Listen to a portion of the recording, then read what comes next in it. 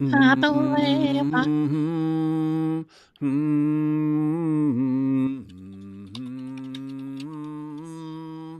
mm, Mm, mm, mm, mm. That's pretty good. That's pretty good. Yeah, yeah.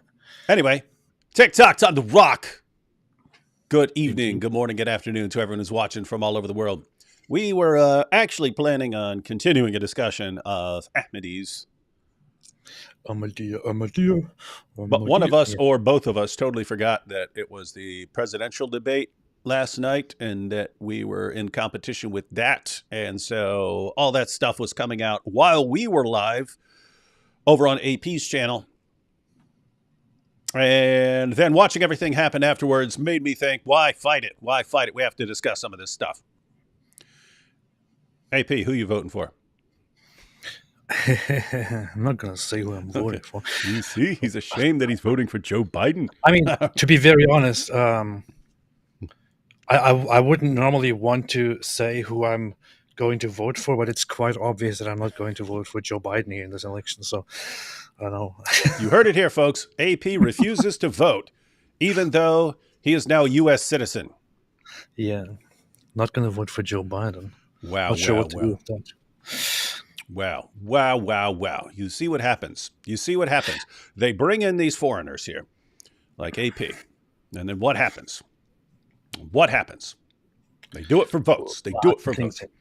Yeah, it's so dumb. It's I mean, I have always, whenever somebody asked me or when the topic arose, I have said that I find the whole political system in America ridiculous, the two-party system as it is going. But right now, I don't know, from what I have so far observed in American politics, it looks like the Democratic Party is at the most embarrassing at one of the most embarrassing moments in the recent history, where they are actually not, where they're actually still not realizing that it's a pretty dumb idea or pretty stupid, pretty ridiculous and laughable to put this old man who can barely talk and barely walk, and to still push him for a second term as president. And only now, after this debate, which is so disappointing that apparently even most Democratic viewers were like, "This is horrible. This is horrible. We are done. We're finished." Even now, they're still like, maybe we should do like an emergency replacement of that. Now they are thinking that. Yeah, and it makes perfect sense why they would think that. But yeah, I would be thinking the exact same thing. I would be thinking the exact same thing. I would be thinking, wait a minute, you basically got half the country. You basically got half the country Democrats. You have a lot of politicians, Democrats. This is the guy you're glued to. You can't come up with one better candidate. To be fair, I think the same thing about the Republican side. Like, this is the only guy. This is the only guy who's acceptable to you. This guy. So anyway. I think Donald Trump is a complete crook. Who? Donald Trump. What the heck is wrong with you, man? Where we got paid by the Trump administration to do this show. Well, I don't remember in the contract anywhere saying that we have to be respectful. Oh, no. Yeah, we got to put on a good show, make us appear to be balanced, although we will come on massively against Joe Biden elsewhere in the show. So this is wild. This is wild stuff. And anyway, I titled this "What Everyone Missed in the Biden-Trump Debate." We're going to go through some clips, and then we will eventually get to what everyone misses in all these things. What everyone misses in all these things, and then you will understand the D Wood perspective. Oh my goodness! I just looked at the super chat. This is very interesting. Not this first one, although this is perfectly fine. D Wood and AP, did your debate strengthen your iman? Yes. Yes, actually it did. I was a Christian before debating the Ahmadis, and after debating the Ahmadis, I'm still a Christian. It has strengthened my iman. Yeah. Hey. I used to think of Ahmadis as non-Muslims, and after this debate, I still think of them as non-Muslims. Oh, gosh, brutal. Gosh, man, why you got to be so mean? You see, this is why no one likes AP. Hey, this is interesting. Aaron Cordell.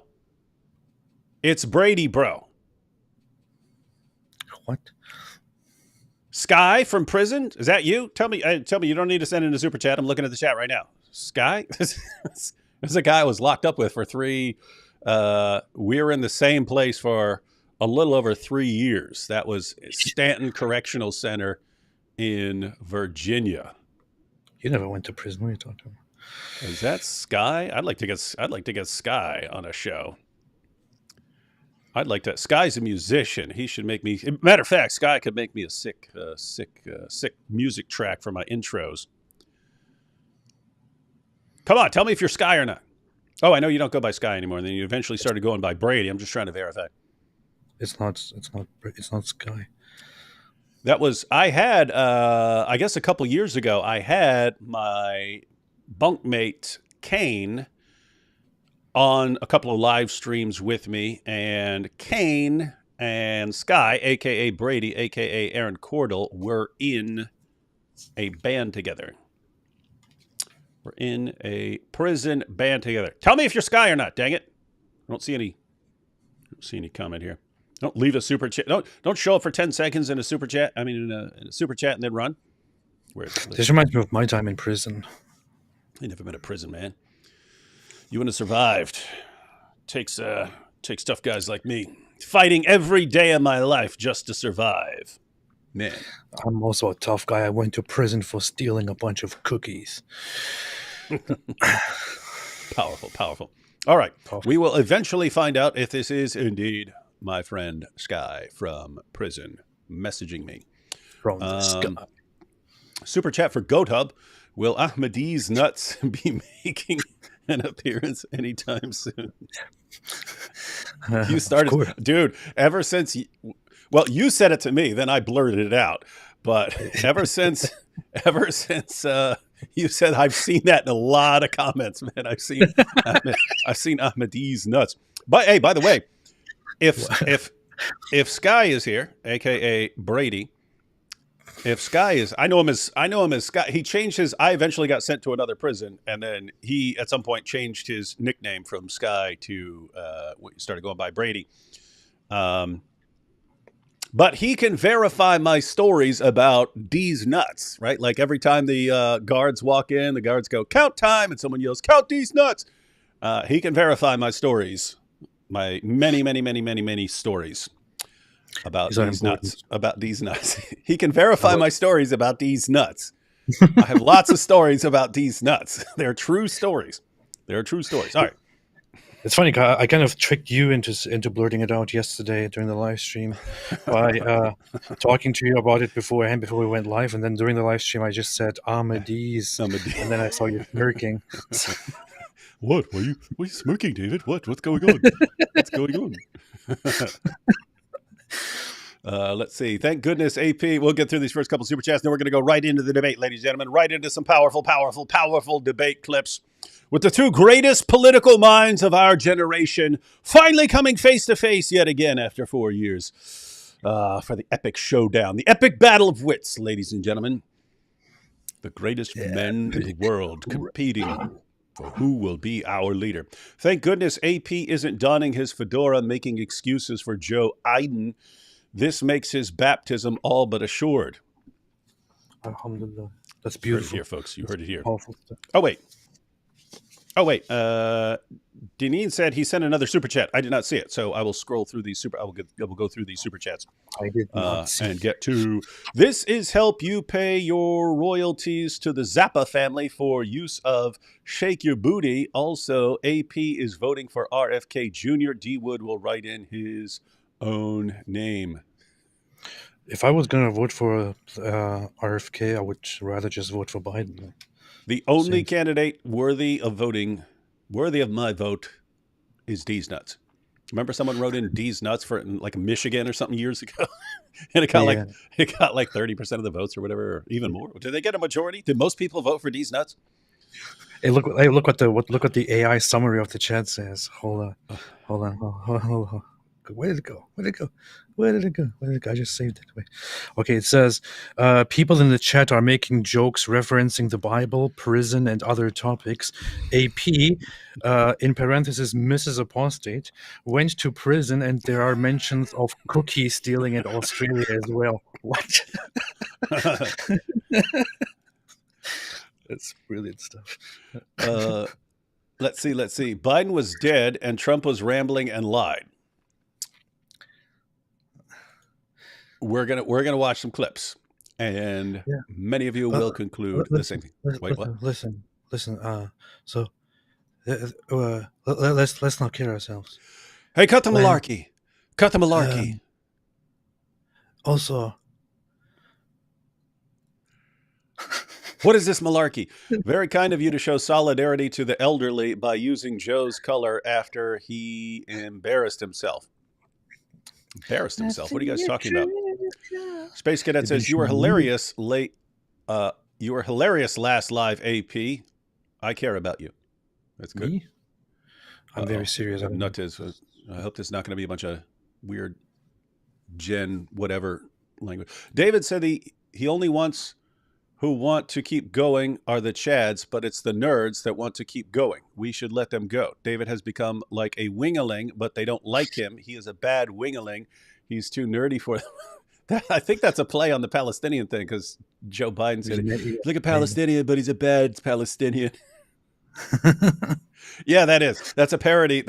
We've got that clip noted. So yeah, that's a good application. Where is, all right, I'm just going to go through these till we get to Aaron Cordell. D. Wood and AP humiliated their opponents just as Joe humiliated himself. Biden will be scapegoated and Michelle won't do it, and Harris and Newsom all terrible. Yeah, who could step in? Does anyone know? I mean, you just said Michelle. I think Michelle Obama could step in and would stand a way better chance than she would actually stand a chance. I mean, I think she is one of the very few who would actually be a serious contester. If Kamala went instead of Kamala Harris went instead of Joe Biden, it would be even worse. Like, that would be a complete disaster. What in the world would that be? I was an Ahmadi before the debate. After the debate, I have become an Ahmadi's nuts. Dude, is this going to be like the new leather straps thing? Just like, is this always going to be funny? We don't joke about that, though. This is very disrespectful. Yeah, it's very disrespectful. You've got to be serious, guys. It's a serious show. Yeah. Mike Winger is the kind of guy to do twinkle toes every time he bowls. That is an accurate description of Mike Winger. Hey, here we go. Aaron Cordell. Yup, it's me. It won't let me send the chat, bro. Hey, you obviously sent the chat. What, it won't let you send regular chats? Hey, man, send me an email or something. Hey, man. Send me an email or something, man. By the way, we're talking about how horrible the performance was of Joe Biden, but there are different polls by CNN and also by now on 538 done through Ipsos, which is a very serious research. And so it's like it shows the graph of how Donald Trump performed and how he was expected to perform, and how Joe Biden performed and how it was expected. Donald Trump, according to viewers, performed slightly better than expected, while Joe Biden performed significantly worse than expected. It's like dropped hugely. Yeah, I think when they debated 4 years ago, everyone was expecting him to be like he was yesterday. Mm-hmm. Lots of people were expecting him to be like he was yesterday, and he wasn't 4 years ago. He was significantly sharper, which is why Trump has accused him of taking performance-enhancing drugs and so on. We thought he was just going to be completely bumbling and incoherent, and he wasn't. So he outperformed the expectations. Whereas here they're thinking, oh, we had low expectations 4 years ago. We knew he was able to do a way better job than people thought, and therefore he's going to pull that off again. And he didn't. So they had higher expectations, and he didn't live up to those expectations. Let's go ahead and jump. Let's go. Yeah, we got more super chats. Let's go ahead and jump into a clip though. Biden versus Trump is like Wood versus Winger if D. Wood didn't run. Mm-hmm. Wait, so I'm the Biden in this analogy? You're both. Mike Winger would be like if Napoleon Dynamite ran for, I don't know. What's wrong with you? All right, let's go ahead and check out a clip. This is from early in the debate. So this is from early in the debate. This is a clip that circulated widely because it seemed like Biden completely lost his train of thought pretty early in the debate. Like you were expecting, okay, what if they did, give him a bunch of, I don't know what you'd take, bunch of Adderall or something like that. And then he'd come out, which is what Trump said. He said he's going to come out really, really hyped up and stuff. But he didn't. He was pretty slow and messed up at the beginning. So let's go ahead and check a little bit of this out.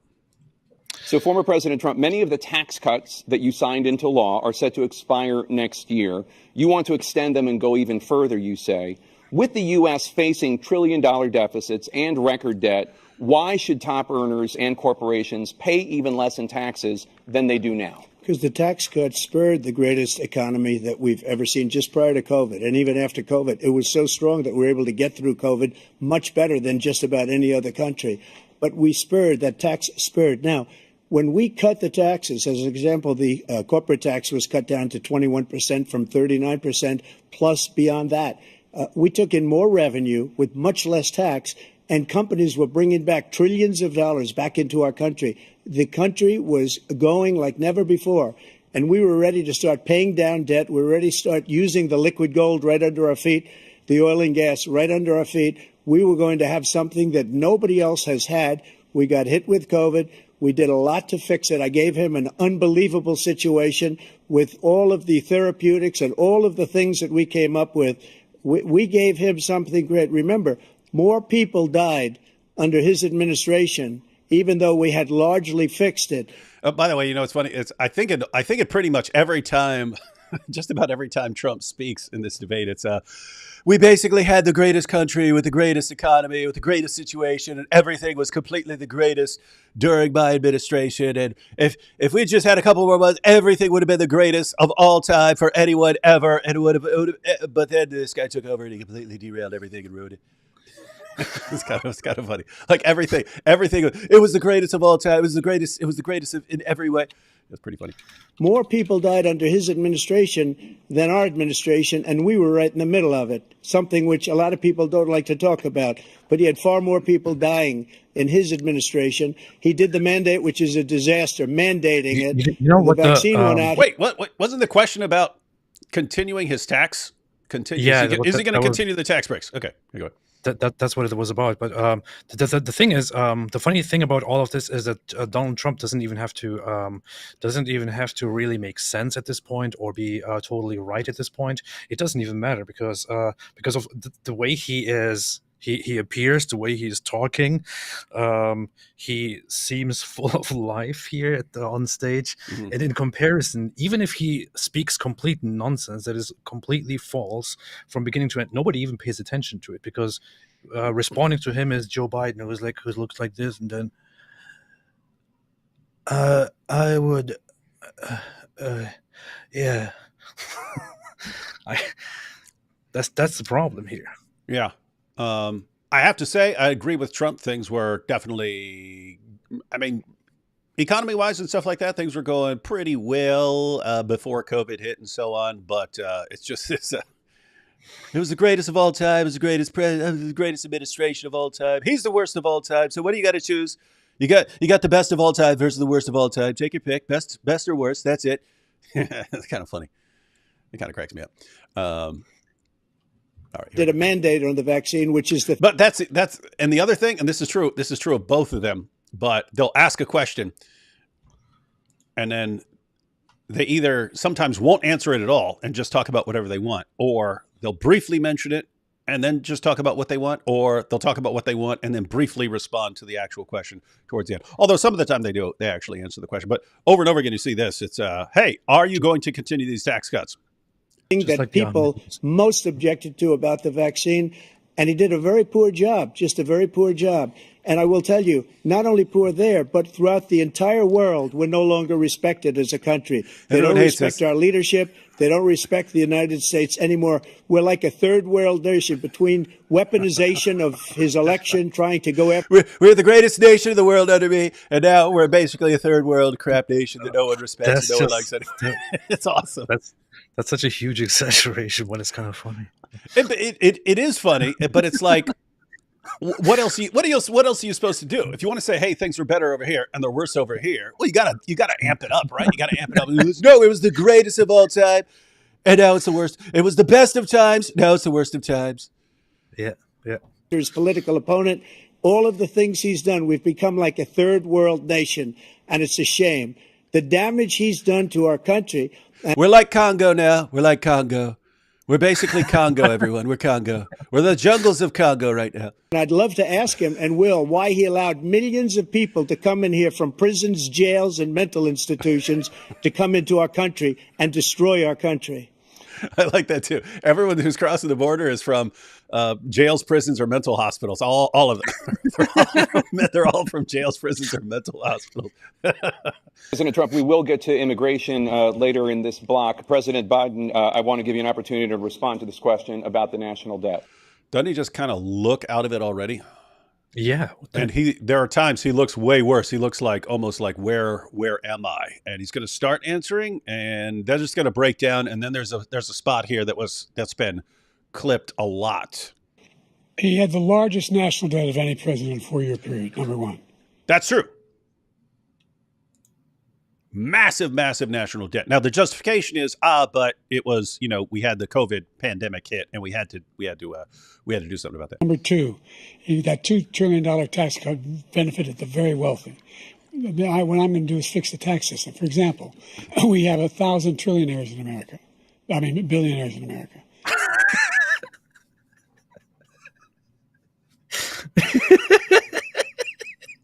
What's wrong with you, man? Quit laughing at the dude, man. It's not that fun, guys. I mean, let me be. It's just funny. 1,000 trillionaires. I know 1,000 trillionaires. Elon's like, what? When did this happen? I thought I was the richest.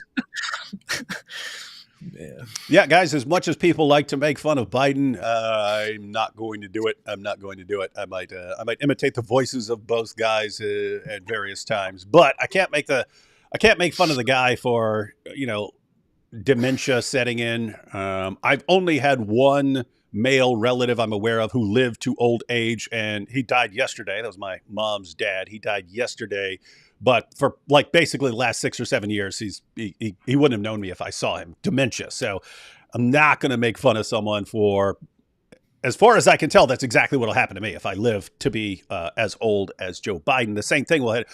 I will blame everyone around him who's doing this and making him think. It's similar. It's like a Jerry Quarry. This is way before you were even born, AP. But back in the 1970s, there was a boxer named Jerry Quarry. He was a white boxer. He's considered one of the best boxers ever to never win any sort of championship. He was the #1 contender multiple times, but he would always lose to Joe Frazier, Muhammad Ali, or someone else. Anyway. They always said, a lot of boxers said he was their favorite guy to box because they could just beat on him the entire day and stuff like that, the entire fight. And he could just take a heck of a beating. Anyway, that guy in 1983 was diagnosed with, this is way before they knew a lot about what happens to football players and boxers and so on. But he was diagnosed in 1983 with significant brain atrophy. He was becoming incoherent. He was clearly not the same person. Anyway. Get all the way to 1993. The people around him convinced him to fight again, to start up his career. Why? Because George Foreman had done it. They're like, oh, you remember George Foreman? He was back in the 70s. He made a comeback. You could do the same thing. George Foreman did not have this massive brain atrophy and so on. So anyway, this guy comes back and fights in 1993. Gets the guy couldn't knock him down. Jerry Quarry was a tough dude. This guy beat his face in for the entire fight, was just basically standing there as a punching bag, getting his head beat in. And that's what I saw a special after that. I was still a teenager, so it was 93 or 94. I saw a special on TV about them convincing this guy that he can fight again when he's completely incoherent. He had massive dementia. He didn't know what he was doing. And they put him back in the ring. Now, I don't blame him. He's a fighter. That's what a fighter wants to do. A fighter wants to get into the ring. It's like a politician wants to do politics. It's the people around you who tell you and convince you, hey, you can still do this. And you're like, wow, they're cheering for me. They really think I can get it done. Okay, I blame them. And matter of fact, I blame his wife. His wife should be saying, "Honey, you need to not be doing this right now." Yeah. His wife, all the other politicians around him, anyone, Kamala, everyone in his party, especially the people who are close to him, should be telling him, "Dude, we love you. You've had a long career. You've been president. You need to step down or step aside. You're But did you see his wife? Did you see that clip of his wife and like going, That was "Yeah, awful. you did it. Yeah, That's what I mean. yeah." That's what I mean. That in that clip. So afterwards, but she's talking to him the way my wife. I want to say the way my wife talks to my 6-year-old. No, it's the way my wife talked to my 6-year-old when he was 4 years old. Right? She's talking to him like he's a little kid. She goes, "You did great, honey. You answered every question." And it's like, you're talking. So he has the mentality of a kid right now. You're talking to him like he's a kid. So it. And you're saying, "Hey, let's get you president again." Why? Because he's going to do a great job? No, you're actually helping the puppeteer. Whoever the puppeteers are behind the scenes, you're helping them use your husband as a puppet. The Irish. That's slimy and disgraceful. The Irish are the puppeteers. They're controlling the government. The Irish are doing it. Hey, we should start saying the Irish are behind everything.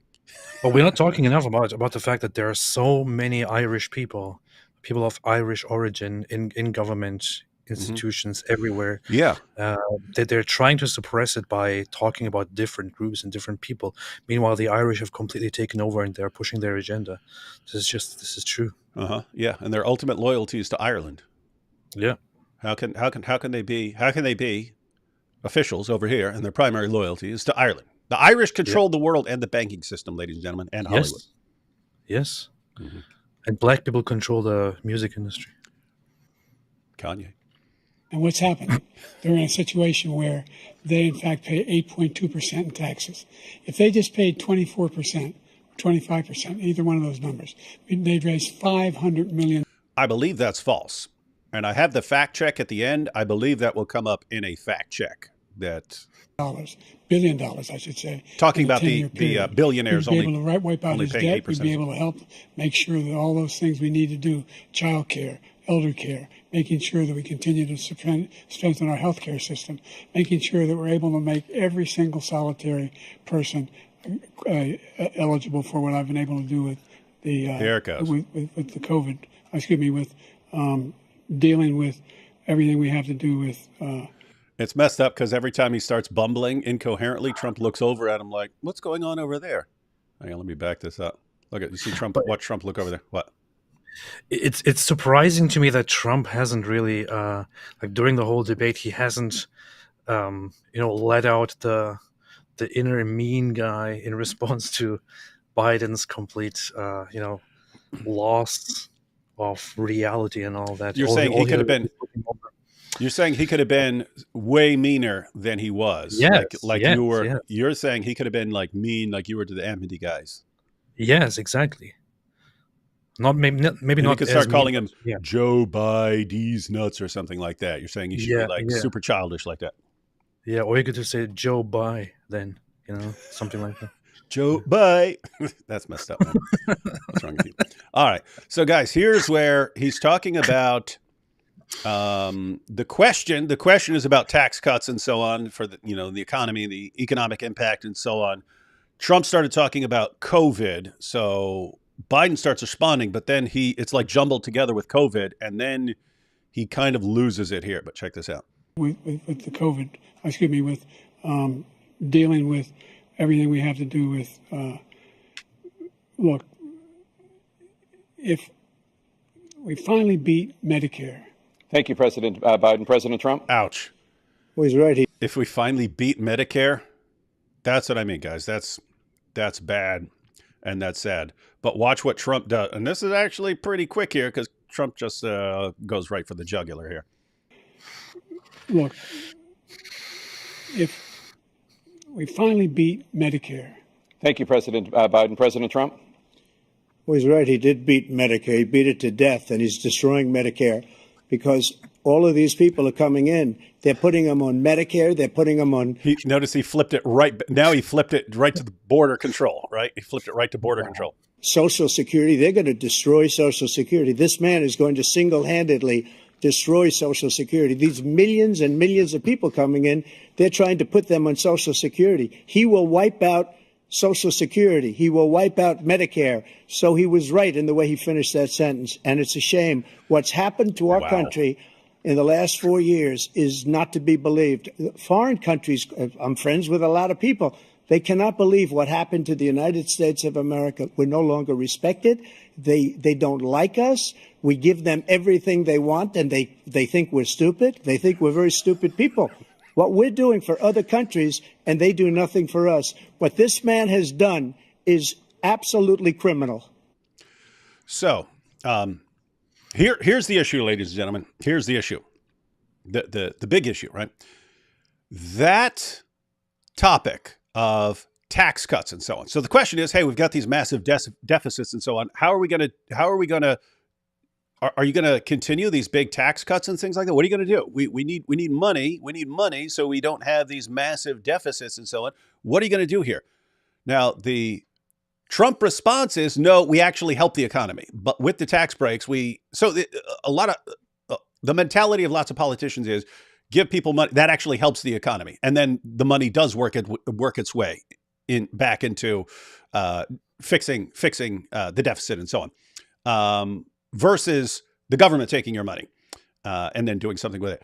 So anyway, that's one perspective. But then, like, from the Democratic perspective, it's one of your main points that you want to make is, look, these guys are just supporting the rich, and they're just, they're all about tax cuts for the rich and so on. And so we need to be taxing them to deal with these problems and fund all these things. That's one of your main points that you want to make. And instead of really making that point, Biden blurts out something about Medicare for no reason, just because he can't hold his thoughts together.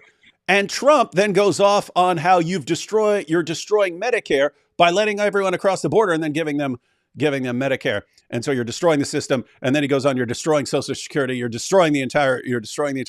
So that's the problem. That's the reason lots of Democrats are saying we got a problem here. Because that should have been one point where we at least make our case, hey, this guy's just about helping the rich or something like that. You want people walking away and go, those are the guys that just help the rich, whereas we're the ones that help the people. And all they got was, look, he's destroying everything. He's destroying everything, ladies and gentlemen. He's destroying the entire country. He's destroying everything. Medicare, Social Security. We're a laughing stock to the entire world. No one has any respect for us anymore. And he walked right into it. I mean, he started. There was no point in bringing up Medicare right there. This is wild stuff, man. And this is why you're voting for Biden? Yeah, it's terrible. All right, let's take some super chats, and then we're going to watch some more. On the real, D. Wood, if I, a Jew, were in prison, what would the survival strategy look like? Yeah, you have a problem because not a lot of Jews in prison, so you don't really have a click that you could click up with. It's going to depend on the location. You see, Jews are controlling the prison system and keeping people out of it. Yeah, the question would be where you're at, because if you're in a like one of these UK prisons with tons of Muslims, you're going to have a problem. If you're in other areas, lots of places, just it's not nearly as bad as it is in the movies. So yeah, lots of it comes down to where you are. But they do have kosher meals and stuff in prison. Based. I know you want to watch Biden with his mouth open and empty eyes, but can you watch hour 3, minute 1 of your debate? Just a minute or two. No, I don't have the full debate posted here to scroll through. And I don't even know which version of the debate you're talking about, because there are like 20 of them and they all had commentary at the beginning. So I don't know which hour 3, minute 1 would refer to. But the entire debate was actually like an hour and a half. So what would hour 3, minute 1 be? Would that be, you're talking about the CNN video where they had stuff beforehand? Yeah. It says your debate. Oh, our debate. Wait, of your debate.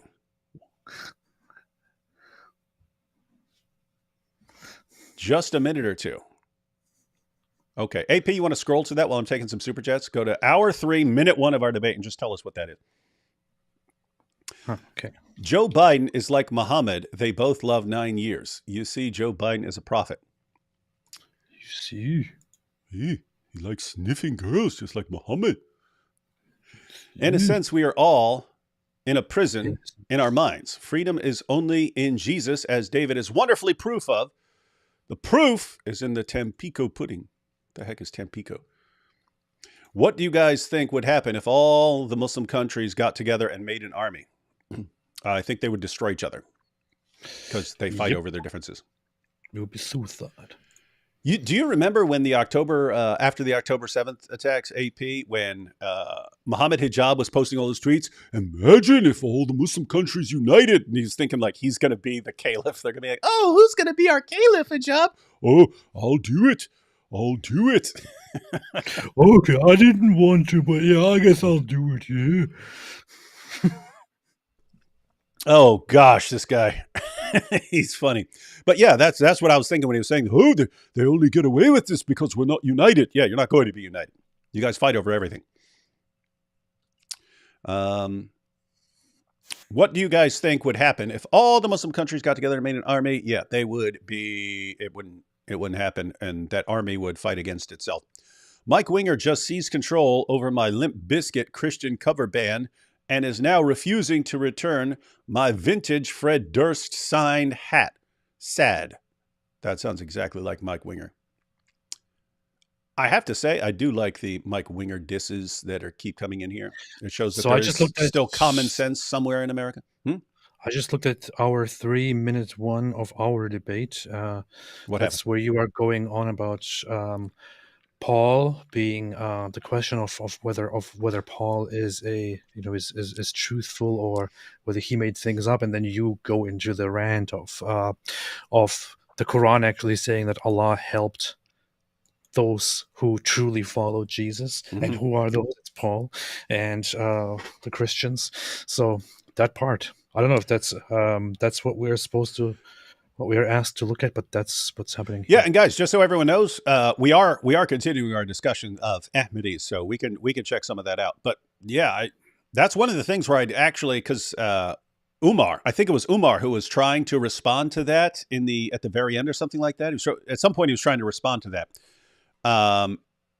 But that's kind of what I meant, because I don't think there's any coherent Muslim position on this. There's no coherent position on the Quran saying that Allah helped the true followers of Jesus until they became uppermost. It's just, okay, and they're making fun of the Christianity that actually became dominant. Wait a minute. Allah says he helped those guys. So you're saying he helped the wrong guys if you're making fun of the Apostle Paul? So anyway, that's one of the things. That's one of the things I meant when I said, if you guys want to discuss something specific, you can come over to our channel and discuss that stuff, because I would be interested. I have no clue what people are going to say, and all the responses I've ever been given are insanely stupid, and they don't fit what the text actually says. So it is a very interesting part that when you actually look at watch the video and you look at the screen, when you are going on about it, I start smiling bigly and nodding and I remember, and the Ahmadi guys, they're also kind of trying to act like no, and then getting annoyed with it.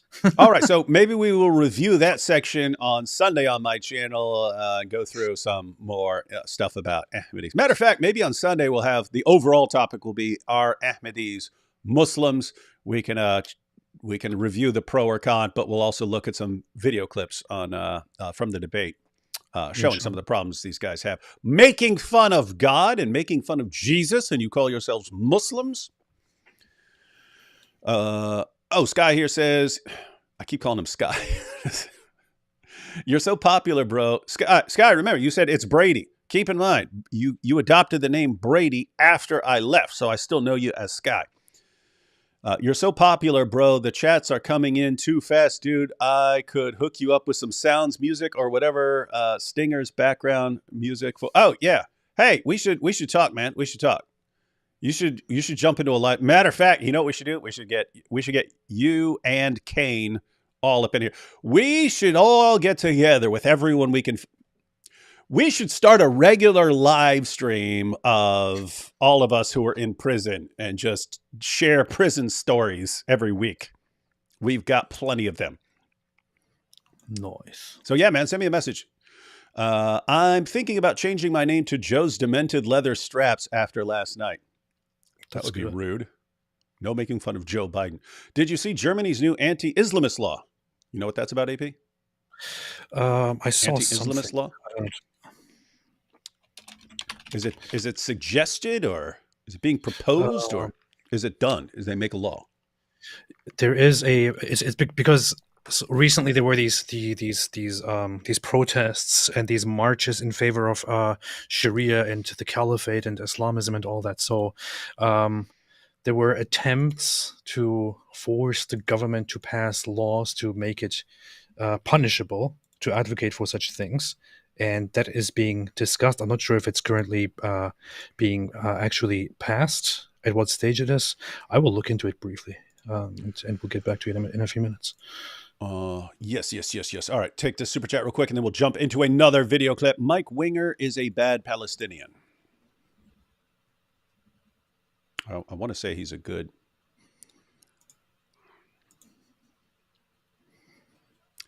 He'd be good working for Hamas, let's just say that. Mike Winger's bad, pretty much everything, though. All right, guys, here's another point, and this goes with... here's another clip. This is another example. So they were talking about the economy and tax cuts, tax breaks, and so on. That's something where Democrats would have thought he was going to give a good takeaway message. He completely derailed it and then opened the door for Trump to blast away at the border. Here's another, and this might be even more important to the Democratic base, is the issue of abortion. And I saw people complaining, like, what are you talking? You have a bunch of people who are enraged about Trump stacking the Supreme Court with people who are going to overturn Roe v. Wade. How did you not just really rally your fan base, really rally your base on this? And so people are ticked off. Anyway, let's check out some of this. This is the first presidential election since the Supreme Court overturned Roe v. Wade.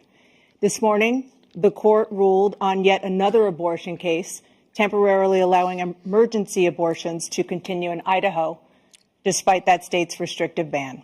Former President Trump, you take credit for the decision to overturn Roe v. Wade, which returned the issue of abortion to the states. Correct. However, the federal government still plays a role in whether or not women have access to abortion pills. They're used in about 2/3 of all abortions. As president, would you block abortion medication? First of all, the Supreme Court just approved the abortion pill, and I agree with their decision to have done that, and I will not block it. And if you look at this whole question that you're asking, complex but not really complex. 51 years ago, you had Roe v. Wade, and everybody wanted to get it back to the states. Everybody. This ties in with what we were just talking about, like this level of exaggeration. Because guys, I'm someone who acknowledges there were all kinds of problems with Roe v. Wade. Well, I'll break that down for people who are in other countries or people even from the U.S. who don't understand what the situation was. I'll give a brief synopsis. But the way he described, everyone is against it. Everyone, 100% of people thought that control needs to go back to the states, that Roe v. Wade, every legal expert, everyone, they all agreed 100%. And it's like, dude, it's not.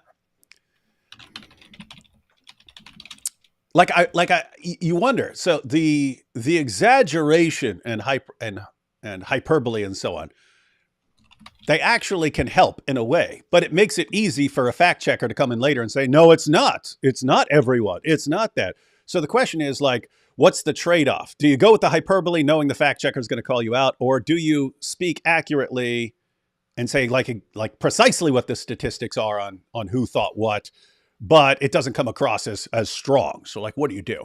I don't know. Without exception, Democrats, Republicans, liberals, conservatives, everybody wanted it back. Religious leaders. He's saying everyone. And what I did is this. I put 3 great Supreme Court justices on the court, and they happened to vote in favor of killing Roe v. Wade and moving it back to the states. This is something. They were in favor of killing Roe v. Wade the way my opponent is in favor of killing innocent little babies in the womb. Thing that everybody wanted. Now, 10 years ago or so, they started talking about how many weeks and how many this, getting into other things. But every legal scholar throughout the world, the most respected. Guys, every legal scholar throughout the world. It brought back to the states. I did that. Now the states are working it out. If you look at Ohio, it was a decision that was an end result that was a little bit more liberal than you would have thought. Kansas, I would say the same thing. Texas is different. Florida is different. But they're all making their own decisions right now. And right now, the states control it. That's the vote of the people.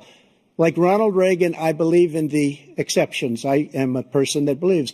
And frankly, I think it's important to believe in the exceptions. Some people, you have to follow your heart. Some people don't believe in that. But I believe in the exceptions for... He's talking about the exceptions as far as like rape or incest or something like that. Rape, incest, and the life of the mother. I think it's very important. Some people don't. Follow your heart. But you have to get elected also. And because that has to do with other things. You got to get elected. The problem they have is they're radical because they will take the life of a child in the 8th month, the 9th month, and even after birth. After birth, if you look at the former governor of Virginia, he was willing to do this. He said, we'll put the baby aside and we'll determine what we do with the baby, meaning we'll kill the baby. What happened is we brought it back to the states, and the country is now coming together on this issue. It's been a great thing. Thank you.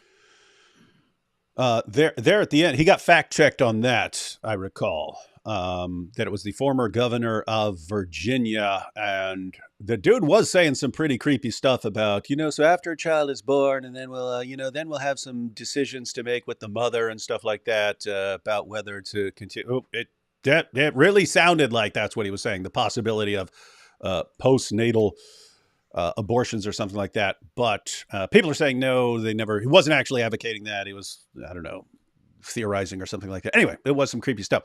On the issue of Roe v. Wade, ladies and gentlemen, the Supreme Court, so the Supreme Court had the case of Roe v. Wade.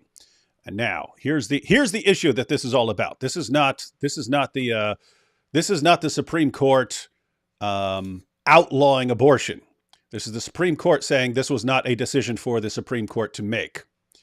And I would say, as far as I can tell, they're completely correct that this was not a court decision. Guys, Congress is supposed to make laws. As a matter of fact, we could go back even further.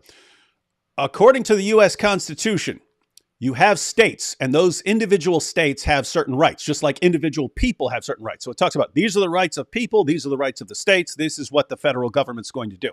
And in the Constitution, it's anything that's not in here, anything that's not, this is what the federal government does, the government that's over all the states.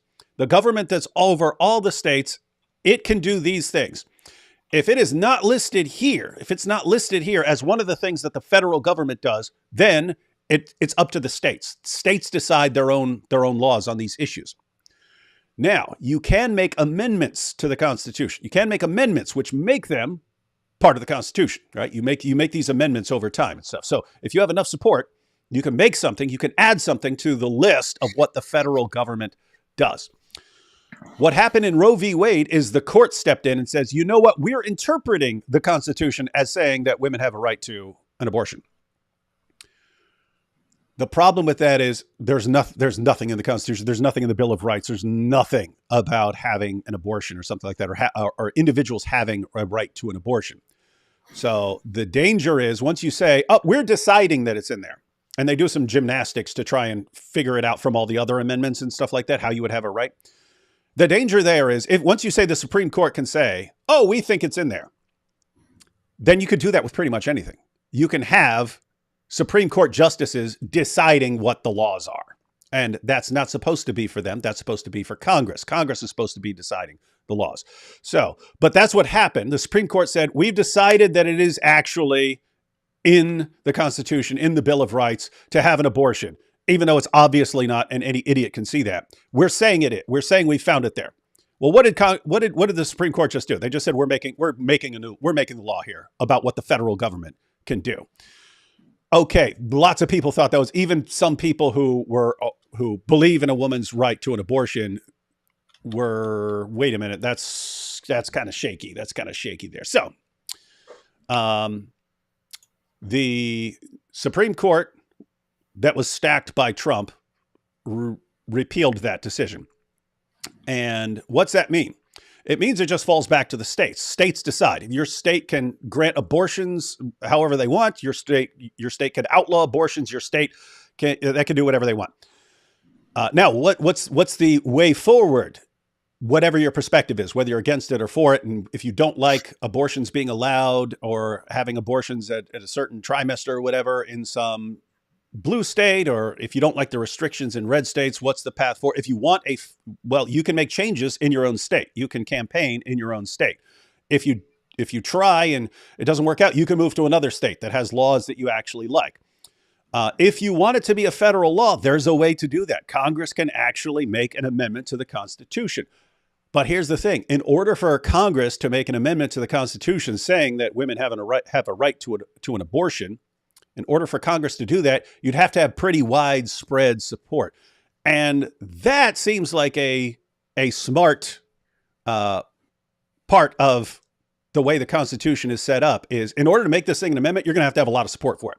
If you don't have that ton of support for it, you're not going to say it's something that the federal government can do. The reason that's smart is it means you need pretty widespread support among all the states in order to get the law part of the federal government. And if you don't have enough support, you can't make it part of the federal government. Anyway, that's the idea behind the Roe v. Wade. It wasn't, hey, we're making abortion illegal or something like that. No, this was never an issue for the federal government. Until Congress makes an amendment, it's not an issue for the federal government, and the courts aren't allowed to impose it as something for the federal government. So that's the issue. What an important topic. It is an important topic. I have an update on the thing, by the way, the law in Germany. The German thing? So, yeah. So I looked into it, read a little bit of the proposed law. It is currently at the stage where the government has agreed to, or the cabinet has agreed to draft a law provisionally that is about deporting people. To make it easier to deport people who are who seemingly support terrorist ideas or Islamist ideas like a caliphate or things like that. And so the proposed law in question, the draft at this moment, would make it very easy to deport somebody who is in Germany and who just likes likes or retweets or on the internet says, I am in support of Sharia. I think we should have a caliphate. Or I like ISIS. I like Hamas. I like this and that group. So for people who have said such things, who have made such statements, for people who where there is clear evidence that they have only shown support for Islamic terrorism or jihad or a caliphate, a deportation can immediately take place. So that is what they are. That is what they are doing. That's how they are currently revising the law. Because before that, it wasn't possible. It wasn't possible to simply say, "Oh, that person has advocated for a caliphate or has shown support for a caliphate or for Islamic terrorism. Let's deport them." This was not possible, but they are making this possible now. And this is not it. They also want to continue and make further laws for marching outside and saying the caliphate is the only solution, for example, which is what happened several months ago when this Hizb ut-Tahrir group marched outside and called for a caliphate.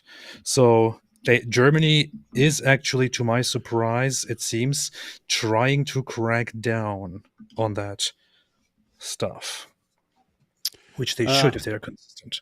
Yeah, I think you're going to be seeing more and more of that.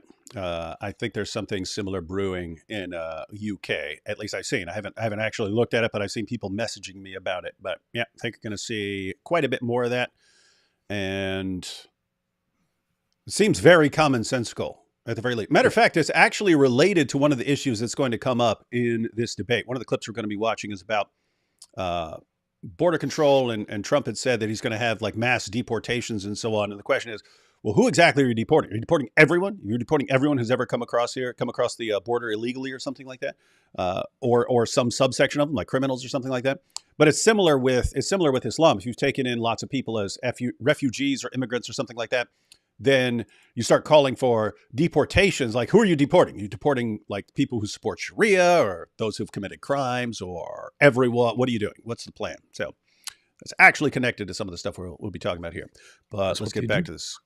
So as far as AP not thinking this is an important issue, the point is it's an extremely important issue to Joe Biden's voting base.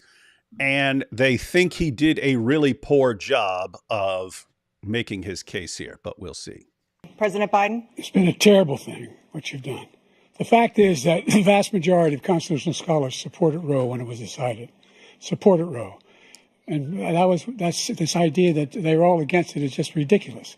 And this is the guy who says the state should be able to have it. We're in a state where in 6 weeks, you don't even know whether you're pregnant or not, but you cannot see a doctor and have him decide on what your circumstances are, whether you need help. The idea that states are able to do this is a little like saying we're going to turn civil rights back to the states, that each state have a different rule. Look, there's so many young women. This is so difficult to listen to, this guy.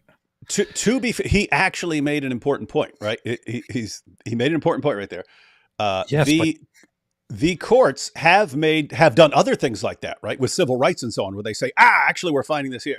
And you could make the same objection. Actually, I don't find that in the Constitution. So what's going on here? You guys overstep your limits. So he's raising, hey, if you're doing it with that, are we going to do it with the other issues too? In other words, are you going to flip like certain rights and stuff that Supreme Courts have made decisions on and flip those back to the states so that states can decide and so on? So anyway, but I don't think it landed. Who have been, including a young woman who just was murdered, and he went to the funeral. The idea that she was murdered by an immigrant coming in, they talk about that. But here's the deal: there's a lot of young women who are being raped by their in-laws, by their spouses. What is he talking about? Brothers and sisters, you see what I'm saying? This is supposed to be one of his strongest points, and they know it's coming up. They know the abortion issue is coming up. They're flipping it to him. Softball question. Hey, talk about Trump's involvement in selecting Supreme Court justices to overturn Roe v. Wade. What are you thinking? And it's just babbling. It's just ridiculous, and they can do nothing about it. And they try to arrest him when they cross state lines. Thank you. There have been many young women murdered by the same people he allows to come across our border. You see what just happened again, AP? Yeah. He gives a weak response, and then Trump immediately goes after the border. He's interested. So guys, notice what's going on. Biden has there's a set of points that you believe that your party is strongest on and will resonate most strongly with your voter base. Trump keeps coming back to the points that he thinks are strongest for him, and Biden just keeps flopping on all the points that you would think would be strongest for his side. And so we have a border that's the most dangerous place anywhere in the world, considered the most dangerous place anywhere in the world. And he opened it up, and these killers are coming in. It's the most dangerous place in the world. It's worse. It's worse than any country in the world. You'd be way safe. You would be way more safe mooning the Taliban. You'd be way safer in Congo. Our country, and they are raping and killing women, and it's a terrible thing. As far as the abortion is concerned, it is now back with the states. The states are voting. In many cases, it's frankly a very liberal decision. In many cases, it's the opposite. But they're voting, and it's bringing it back to the vote of the people, which is what everybody wanted, including the founders, if they knew about this issue, which frankly they didn't. But they would have. Everybody wanted it brought back. Ronald Reagan wanted it brought back. He wasn't able to get it. Everybody wanted it brought back, and many presidents had tried to get it back.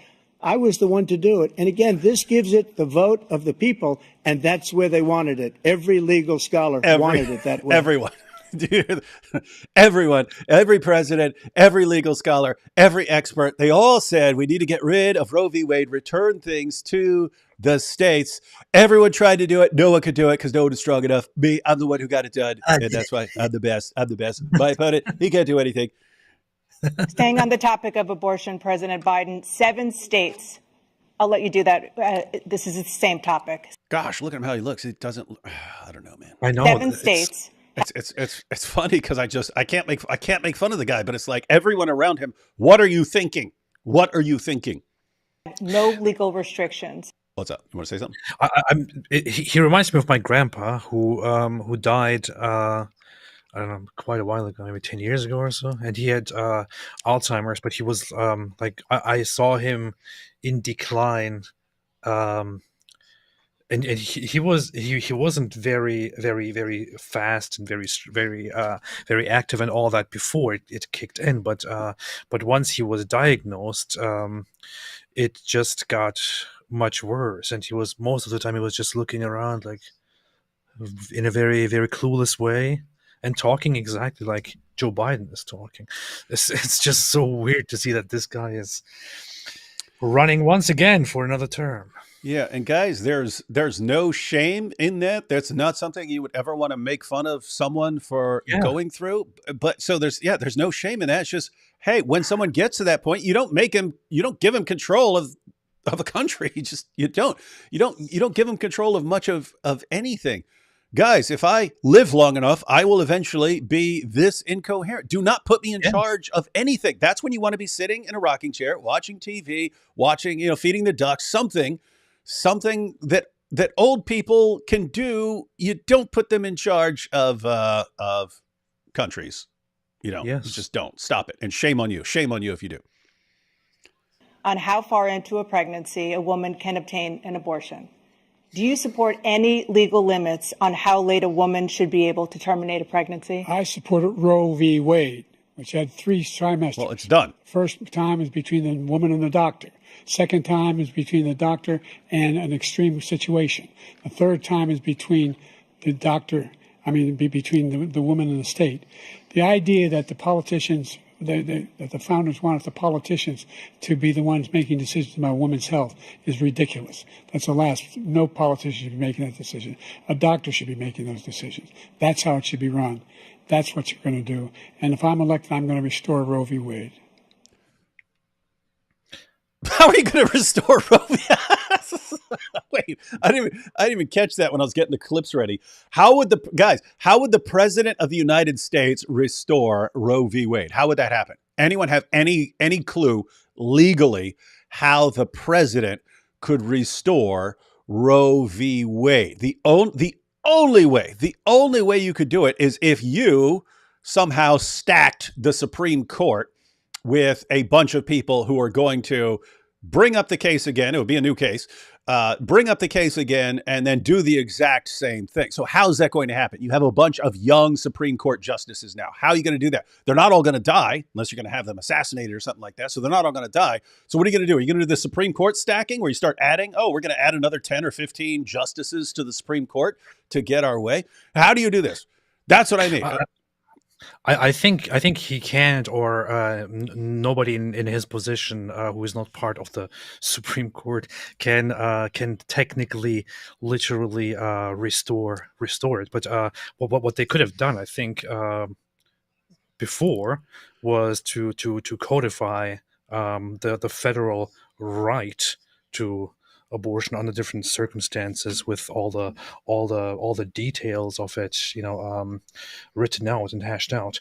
They could have done it back then, but I'm not sure how this is supposed to work in his future. Yeah, in his second term to restore it. Yeah, that's not happening. You're not restoring Roe v. unless you're going to say, hey, we're going to add a bunch of Supreme Court justices or something like that. You're not doing that. What you could, and this is what he should have said, and this may have encouraged his fan base who are concerned about abortion rights.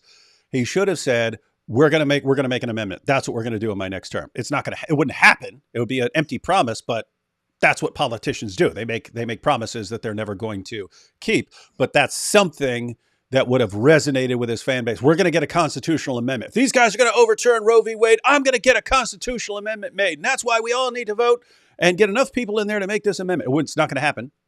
But, that would have been something. Guys, if you look at what just happened, this is one of the points that they thought were strongest for them. And what did Trump say? He said, what are you talking about? Everyone agrees with me. Everyone, every constitutional scholar agreed with me. It has to go back to the states. So that's all I did. I sent it back to the states the way everyone said. Everyone said it should go back to the states.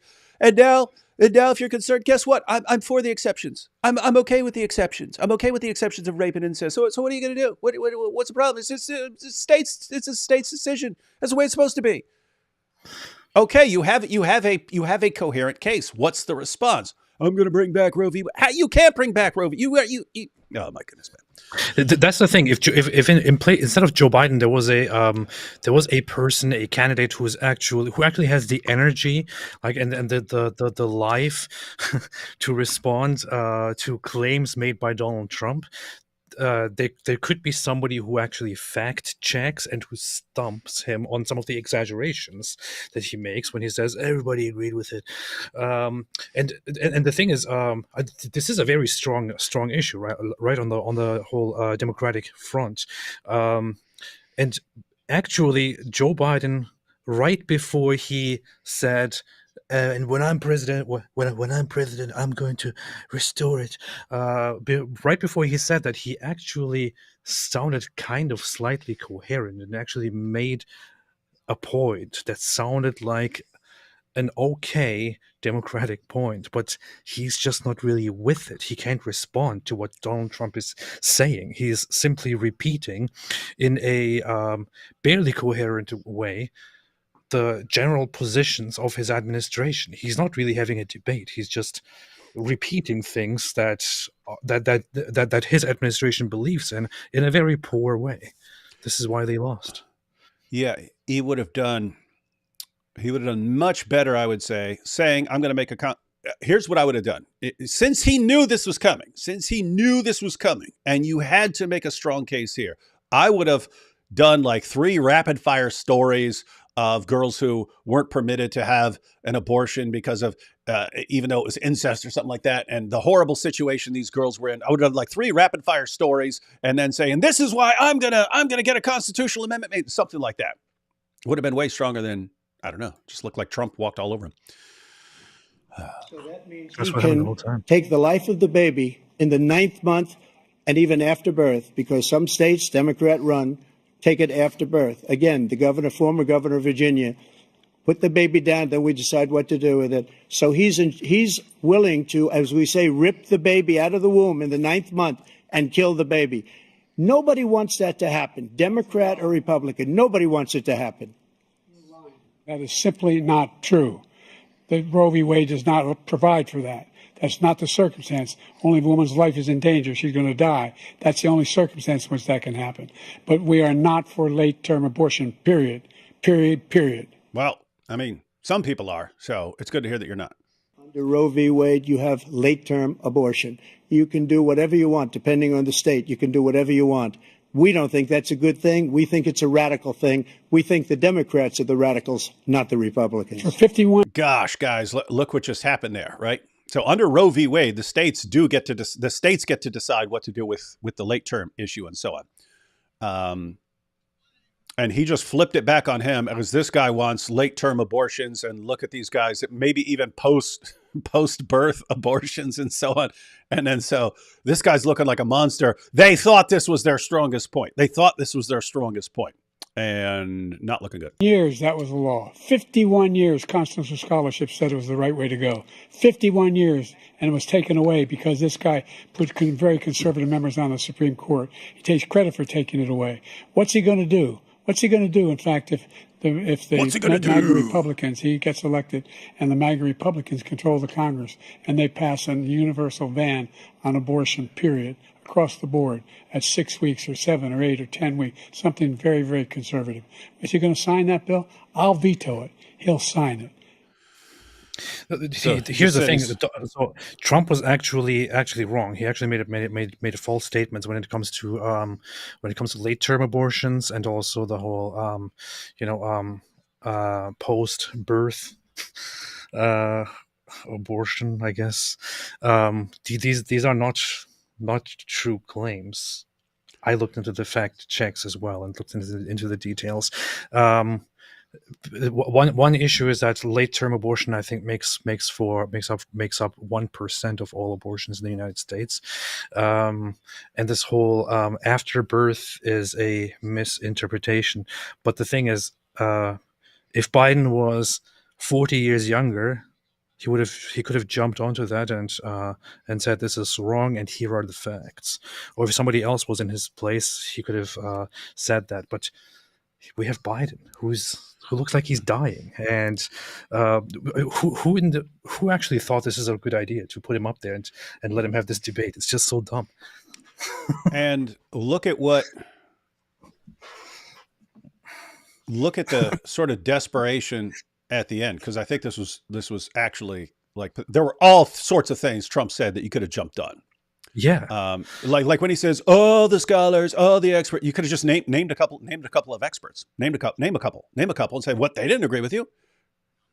So there were all sorts of things that he could have jumped on, and in the end, it's just, what are these guys going to do when they make a federal ban on abortion?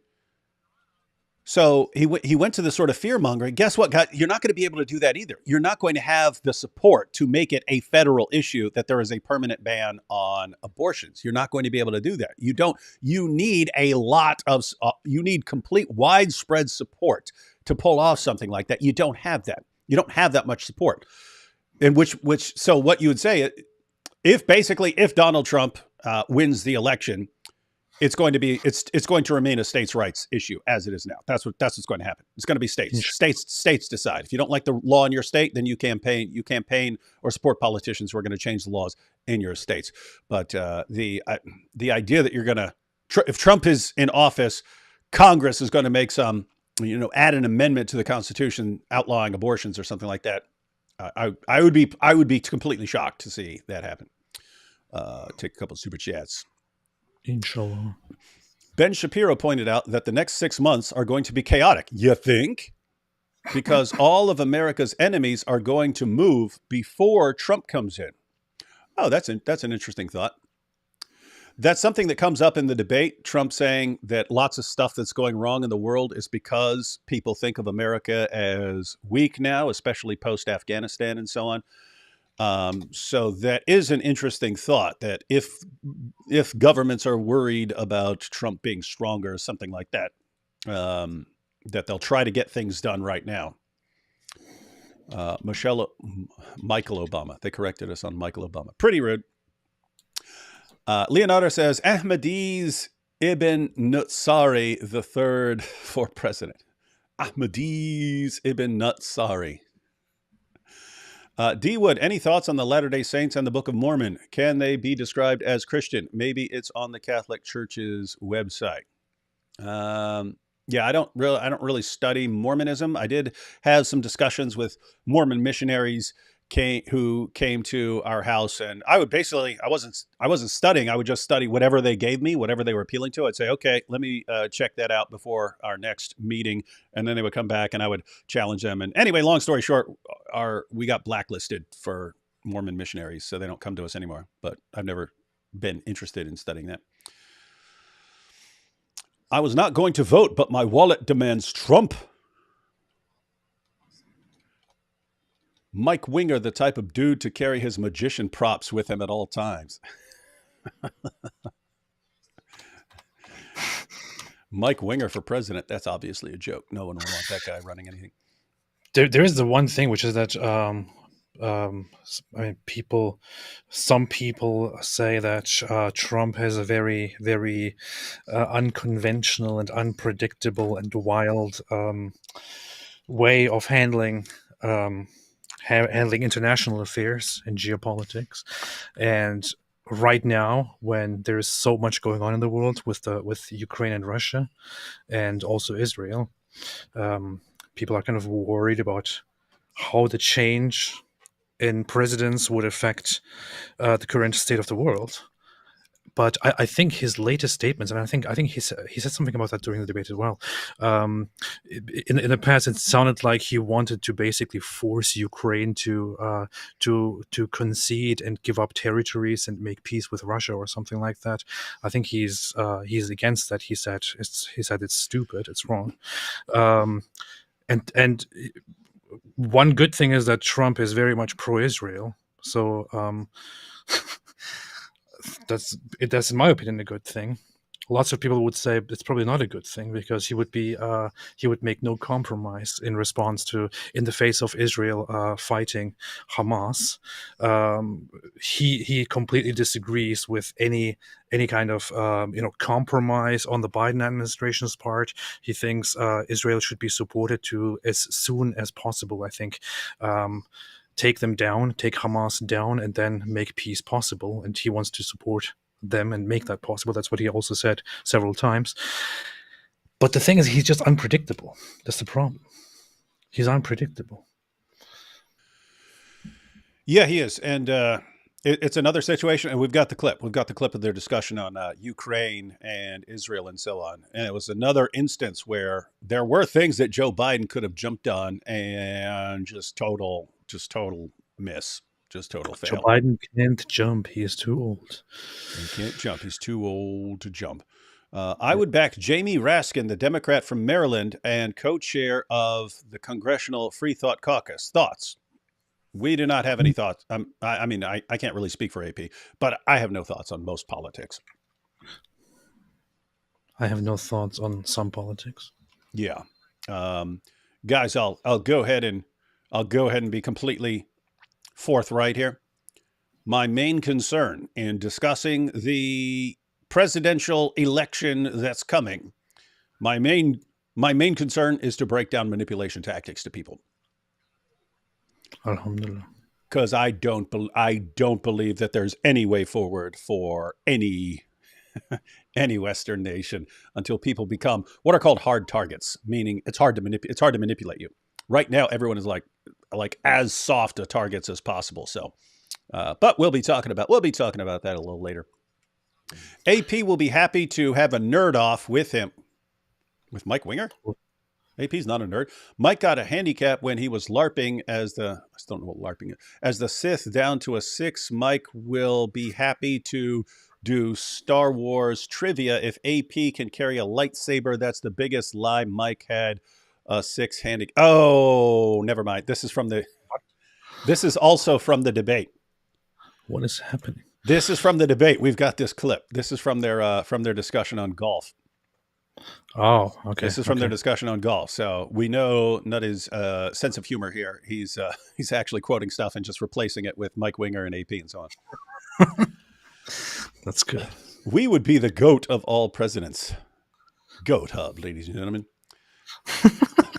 It was narrated that Ibn Abbas said that the Prophet said, "The eyes are the Ahmadis' nuts of the anus."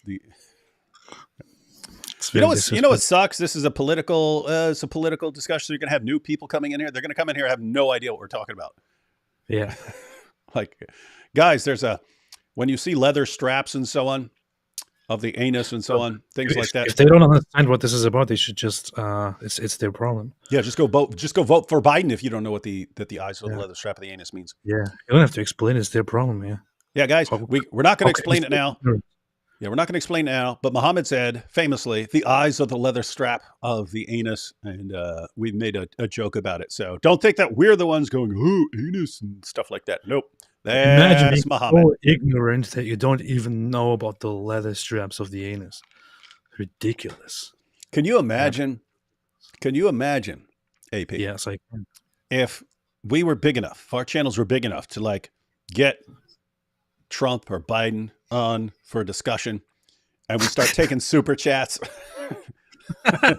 As president, would you agree that the eyes are the leather strap of the anus? And then we'd have to explain it.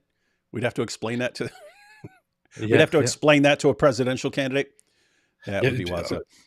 We only have to grow a little bit more. Then I think we are almost there. Yeah. We will. Feels at home in Israel, married to a Christian, and dreams about being Pope. What's AP? Wait, feels at home in Israel, married to a Christian, and dreams about being Pope. Remember AP's Pope dream. What's AP waiting for? A guy named John and the Jordan River? We have a Jordan Lake in North Carolina, and I'm available for dunking. John West, ladies and gentlemen. John West has agreed to baptize AP. I'm gonna go to a Dunkin' Donuts for a baptism. Trump is America's based grandpa, always wildin'. You should make a parody. A pair of D's nuts. What's wrong with people? Now D's nuts are becoming a joke here. Key things are the zingers in these things. Yeah, that's sort of a downside of debates is if you have an hour and a half debate, what gets highlighted and shared as little clips and so on are just the random zingers. And Mike Zinger.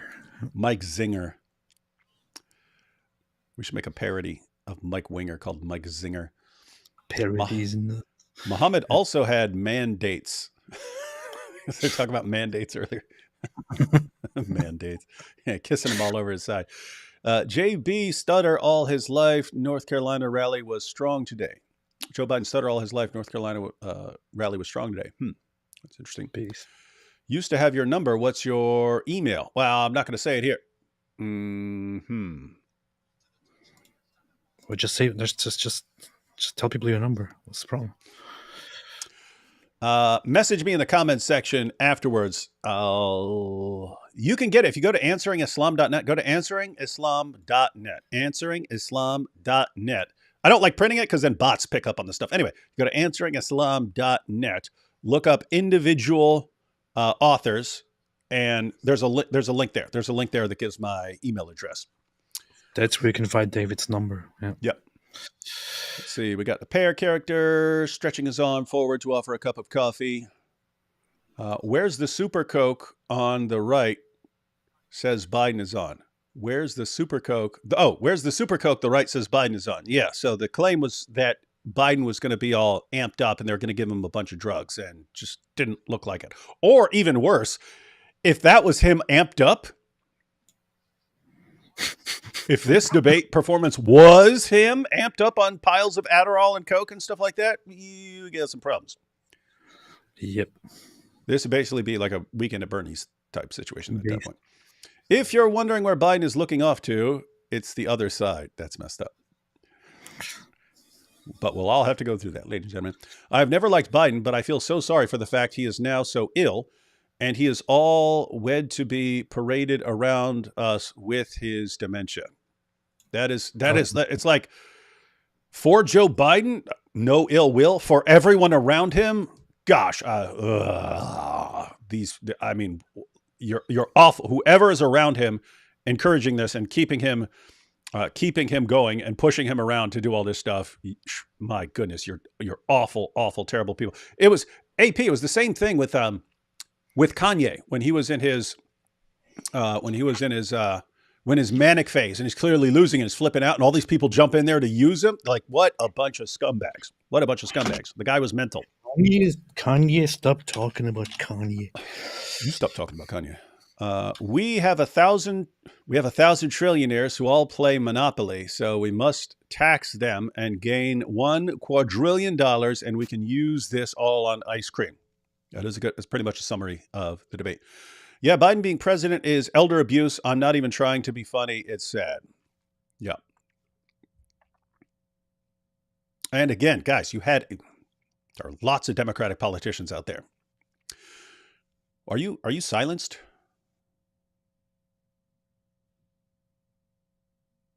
Are you doing that on purpose? Are you being quiet on purpose? No, okay, no. Okay. It switched microphones. Okay. Likely story. No debate Trump hyperbolic and exaggerated language. Joe lies without blinking. Charlottesville, Hitler said some good stuff. Dead soldiers are losers. Joe lies without blinking. So yeah, you're saying Trump is hyperbolic, but Joe Biden lies. To be forthright, I think they both lie. I think most politicians lie a lot. Jamie Raskin passed so this is about, she said she'd support Jamie Raskin. Jamie Raskin passed a resolution for the global repeal of blasphemy, heresy, apostasy laws. He spoke in favor of Mubarak Bala, who got 24 years for a Facebook post in Nigeria, if you're not familiar. Well, those are all very good qualities then. I'd feel bad for Biden if he hadn't scared for the rest of her life and get nearly completely pedo with his daughter in the shower. Yeah, some of that stuff is true. That's pretty creepy stuff. Take one or two more, and then we'll jump back into the powerful debate that is convincing AP to vote Biden. This was a public humiliation ritual seen by trillions. Yes, I mean billions. Joke. This is elder abuse, and Matt Walsh says Jill is the worst wife on earth. I agree. I mean, I didn't know anything about Jill Biden until that, and that was, oh my goodness. Oh my! I will say that. I will say the same thing about any wife. If my wife knows that I'm suffering from massive dementia and that I basically have the mind of a child at some point, and she cheers me on while trying to make me president of the United States, shame on her. Shame on my future wife if she does that sort of thing. On your future wife? My wife in the future, if she does something like that. Shame on you in the future if you do that. It's recorded here. If you see this happening 50 years from now, and I'm all old and decrepit, and you see her, oh, come on, honey, you can do it. You can be president. Shame on you. Shame on you. Save this clip, everyone, just in case that happens. Shame.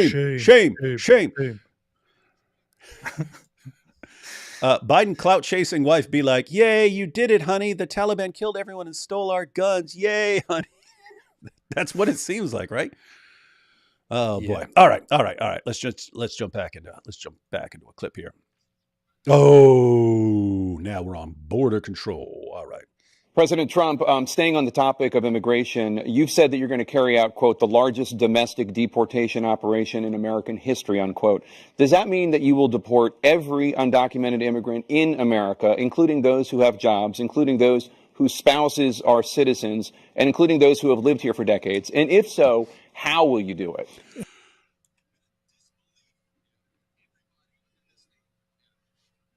I paused here. I want to revisit that question. The reason I want to revisit that question is because, to his discredit, Trump does not answer that. Instead, he goes back to a previous question. And the reason I bring that up is I would have actually liked to hear the answer to this question.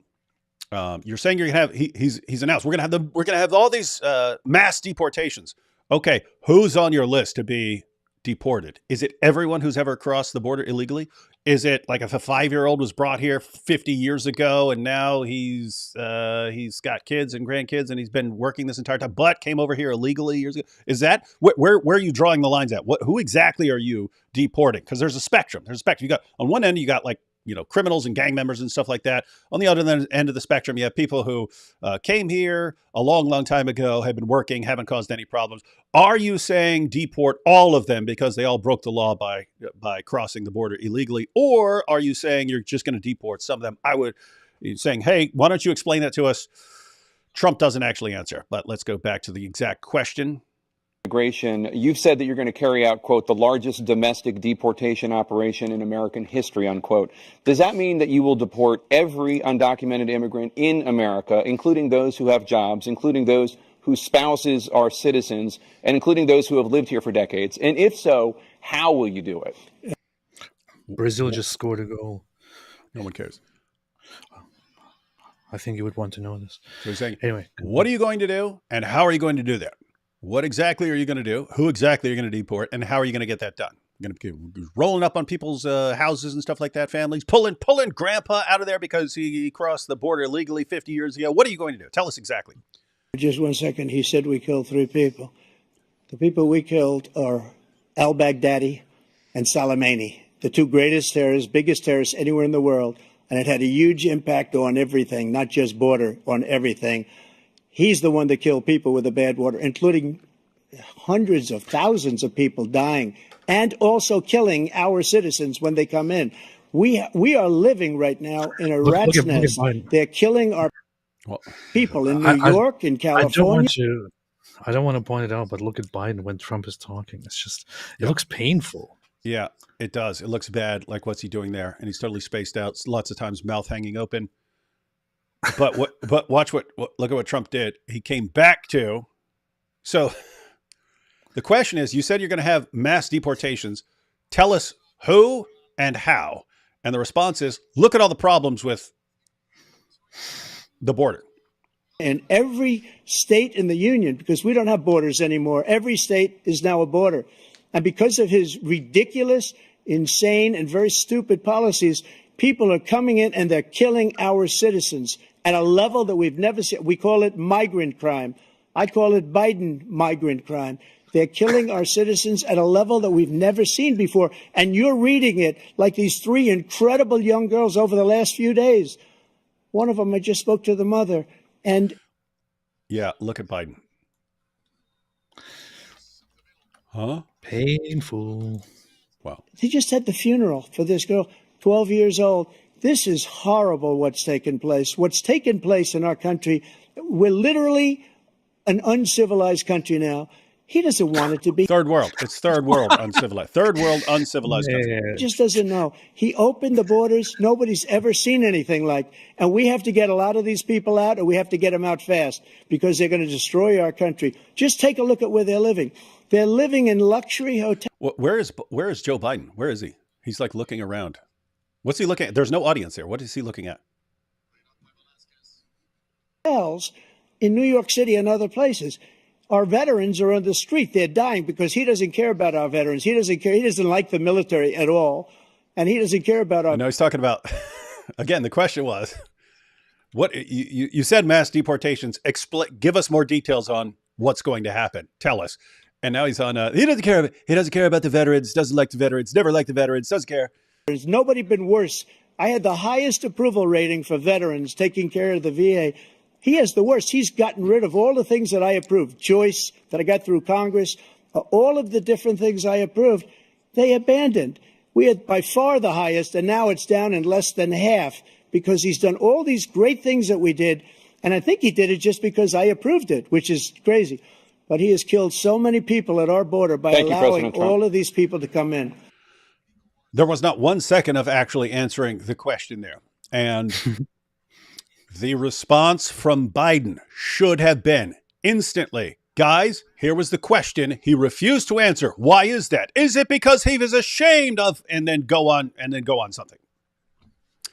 Or just because he wants to deport everyone, even this 90-year-old grandpa named Juan, who came here when he was a little boy. His mom brought him across the border illegally as a baby. Juan has spent his entire life working in America, building up a business, helping his family, and this man wants to throw him back to a country he doesn't even remember. What a monster. That's how you respond. But you get nothing. Oh. Let's see. Honestly, the Irish is a bit more accurate than you think. If you break it down, a vast majority of white people have Irish heritage. Oh, I'm sure I've got some Irish. You know what? Irish control everything. The powerful Irish lobby in America. What? You know what's funny though? Lots of people are not aware of this, but the largest group of among white Americans by ancestry are Polish. actually German. They're currently number one in America. Bull. I'm serious. Bull. I'm serious. You can't just say Germans, that tiny little country, just like have been for like 50 years or so, I think. Bull. But I think that's also because originally the ones who were actually English started at some point identifying as just Americans instead of English. So the English got kind of divided, and those of German origin have consistently remained German origin. So that's why it kept growing. When we lived in the Bronx, we lived in Wakefield, which is kind of the North Bronx, but you go across this little bridge, and then you get over to this area, which is an Irish area. But the people there, they've grown up in that area their entire lives, and they still speak with an Irish accent. You walk into a little diner and stuff like that for breakfast, and they're like, "Hey, what do you have there? Hey," and it's all that top of the morning crap and Frosted Lucky Charms and. Yep, the Irish, they click up. Don't be turning the topic to Germans, man. What have the Germans ever done to the world? Skibbity Biden presidential rebrand win. Skibbity Biden. Do you know what that means? Skibbity. I know that there's a meme or some weird universe of Skibbity. What's it called? Skibbity toilet, I think. I don't know what in the world that is about. Yeah, I don't know what that means. The only Skibbity I know was from the song Rappin' Duke, where he says Skibbity bebop, we rock Scooby Doo. Guess what? America, we love you. Da. It's about as close as I can think. Criminal sociopath. Look up Criminal- Skibbity toilet. It's the best thing ever. I'm not going to look up that ever. Criminal sociopath Wood is trying to destroy your thinking biblically. You need someone like me, Mr. Winger, who will make America think biblically again. Mike Winger will be like, Let's make America think Star Trek again. We're going to make the entire country one giant Star Trek convention. That'll help. oh, there you go. Kenneth Copeland, Mike Winger, 2024. No, Benny Hinn, Mike Winger, 2024. That's your ticket. I have type 1 diabetes. Under Donald Trump, my insulin, $130 per 3-month supply. Biden, I was charged 1 week ago at Walgreens insulin $2,000 for 3 months. You see that, AP? Yeah. Says it was a 3-month supply of insulin was $130 4 years ago, and now it's $2,000. That would be nuts. That would be like unsustainable, right? Like that is a lot. Insulin prices have been going nuts. I'm aware of that because, yeah. Is that just companies trying to get rich? I mean, I can't imagine that. No. Like the cost of manufacturing it has gone through the roof like that. No, I was following insulin prices on the market because I was investing in it a while ago, and I'm aware that they were skyrocketing, but I don't think this has much to do with the president. It's a global issue right now. Yeah, that's always something even with the economy and so on. Like it's always in my mind. Okay, I understand the president plays a role, but exactly how much of a role is that one person playing in the overall economy or something like that? And I don't know. Oh, hey, you have a compliment here for once. AP, you look kind of cute today, bro. Yes, homo. Me? Oh, yeah. That's weird. He didn't say no homo. He said yes, homo. Who would Mohammed and Mirza Ghulam Ahmed vote for? Joe Biden, of course. I would guess so. And they would declare that he's a Muslim, as were all presidents. All presidents were Muslims. And Mohammed would start delivering revelations about Joe Biden, and they ask you about Joe Biden. Say he is super smart, even if he doesn't seem so. And he is a true servant of Allah. And he went to the furthest of the lands, and Allah said to him, "Go and bring justice," and he did. Would apostate prophet 24? Indeed. Which one y'all voting for? AP has already said he's not voting for Joe Biden. He has not clarified beyond that. I've never voted for anyone, and I don't think I ever will.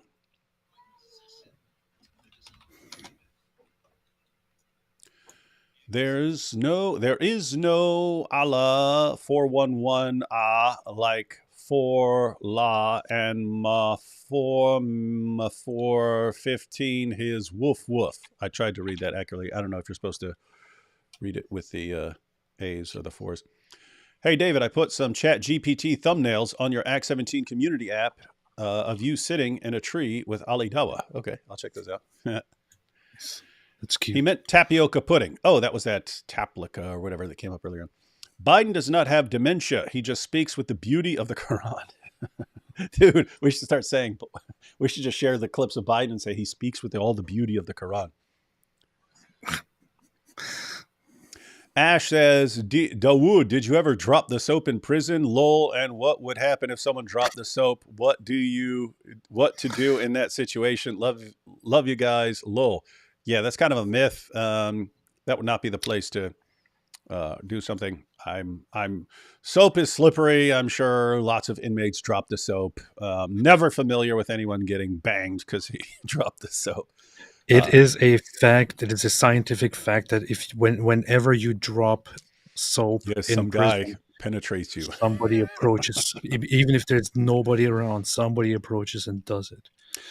Yeah, guys, if you watch shows like Oz and so on, there are places that are definitely worse than others. I was locked up for a long time, and I only even heard about 2 cases of a guy being forced into sexual intercourse. People don't normally do that. They manipulate them into becoming their Many such cases. sex thing. They come in there and they just start loaning them things and loaning them things and loaning them things. Oh, what do you need? Hey, you're new here, man. Hey, you need some cigarettes here. You need this here. You need that. Hey, you need some. You're hungry, man. Here's a box of this and that. And then just come back one day. By the way, this was all planned before the beginning. This was all planned before it ever happened. All right. So this guy plans. This guy sees a new guy coming in. Oh, I'm going to get this guy and I'm going to bang him. And so here's what I'm going to do. You just start letting the guy borrow things. And then one day you come back and say, oh, hey, yeah, you know all that stuff? Yeah, I got some debts to pay. So I need all that stuff back right now. Oh, you don't have all that stuff? You don't have all that stuff? Well, then I'm going to have to beat you down. Not because I'm trying to do something to you. Not because I'm trying to grape you. I just have to beat you down because you're not paying me my stuff back. Unless you come up with another solution, and then the guy doesn't feel like he's being graped. The guy feels like he's making a bargain to avoid getting beaten up for not paying his debts and so on. So anyway, that's how they actually do it. The one good thing about graping is that the Dawa guys are very inclusive, and they are okay with graping on live streams during debates and things like that. Like the Dawa, perfect example. It's good. I mean, Smiles Digenna actually graped him in the mouth. He graped him in the mouth. Smiles Digenna, the grapist, graped Ali Dawa right in the mouth. This is true inclusivity, intersectionality. Biden reminds me of Winger. Don't want to hear him. Yeah, just in this live stream alone, I have listened to more of Joe Biden than I've ever listened to of Mike Winger. And that should say something. These nuts could be Michelle Obama's campaign slogan. Why is everyone blasting? We're pointing out someone that we're thinking, okay, who could really electrify the Democratic Party if you had to toss Biden aside right now? We name someone, and then everyone comes on with mean comments. Here is the thing. There is a whole meme, a whole joke going around about the whole gag about Michelle Obama, and it's hard to tell sometimes if the people who are bringing it up are just joking, or if they are actually seriously buying into the conspiracy. Because there are some people out there who actually suggest that Michelle Obama is a man. And that Barack Obama's gay and got Michelle Obama. And when somebody actually claims that, it's quite ridiculous and can't take that seriously. But I don't know if I'm supposed to laugh with them because I know they're joking, or if they're actually serious. That is a difficulty, right? Someone could be saying it because they're serious and they believe in this conspiracy theory, or they could be making fun of the guys who have the conspiracy theory, or they could just be, saying something mean that they don't actually believe. Yeah. So it is difficult to decide. Anyone who subscribes to David Wood as a threat to I think this is another parody of actual debate quotes. Anyone who subscribes to David Wood as a threat to democracy, his extreme Woodlings shown what they are capable of on January 6th. And if you're having trouble voting for Winger of Wood, then you are not Christian. That's pretty good. It's pretty good campaign pitch. Kenneth Copeland pushes the demons into Joe Biden. Oh, there's things of him like blowing demons away and pushing. Anyway, weird stuff. Let's all take a minute to thank our Catholic brothers and sisters on the Supreme Court. Yeah, Roe v. Wade had to go. Sorry, everyone who doesn't agree, but that was a crap. Regardless of your position, that was a crap way to go about making laws. Irregardless. All right. Let's check out another clip. Ooh, here we go, AP. Ukraine and Afghanistan. Then we have Israel. All right. The topic of foreign policy. I want to begin with Russia's war against Ukraine, which is now in its 3rd year. Former President Trump. I remember when that war started, and I was like, oh, this will be over in a couple days. Here we are years later. I actually thought, okay, this will be over pretty quickly. Either Russia's just going to steamroll through there. Now, I knew Ukrainians would fight way more than like, the Afghanis fighting against the Taliban or something like that. But I just, in my mind, Russia was so powerful. So either they're going to go in there and mop the floor, or other governments are going to stop them or something like that. It would have sounded insane to me to say that this war would still be going on 3 years later. That's what Putin thought too. Apparently, he thought that it was going to be a very quick operation. It's going to last a few days, and then we'll quickly, finish them, and then be done with it. And the West won't even have the choice or the balls to do anything about it. But that's not how it went. Yeah, it may be different for younger people, but if you grew up in my generation, where like the supreme enemy of the United States is the Soviet Union, and we just think of these as super powerful, and what are they going to do against little Ukraine? So I think that was a stupid move in terms of I'm like, gosh, you guys suck now, man. You suck. What's so funny is that over so many years, there was always this. There were always parts of the populations who suggested that that Russia is an extremely serious threat. Could be could be stronger than America. If America and Russia went against each other, Russia could defeat America even easily, and so on.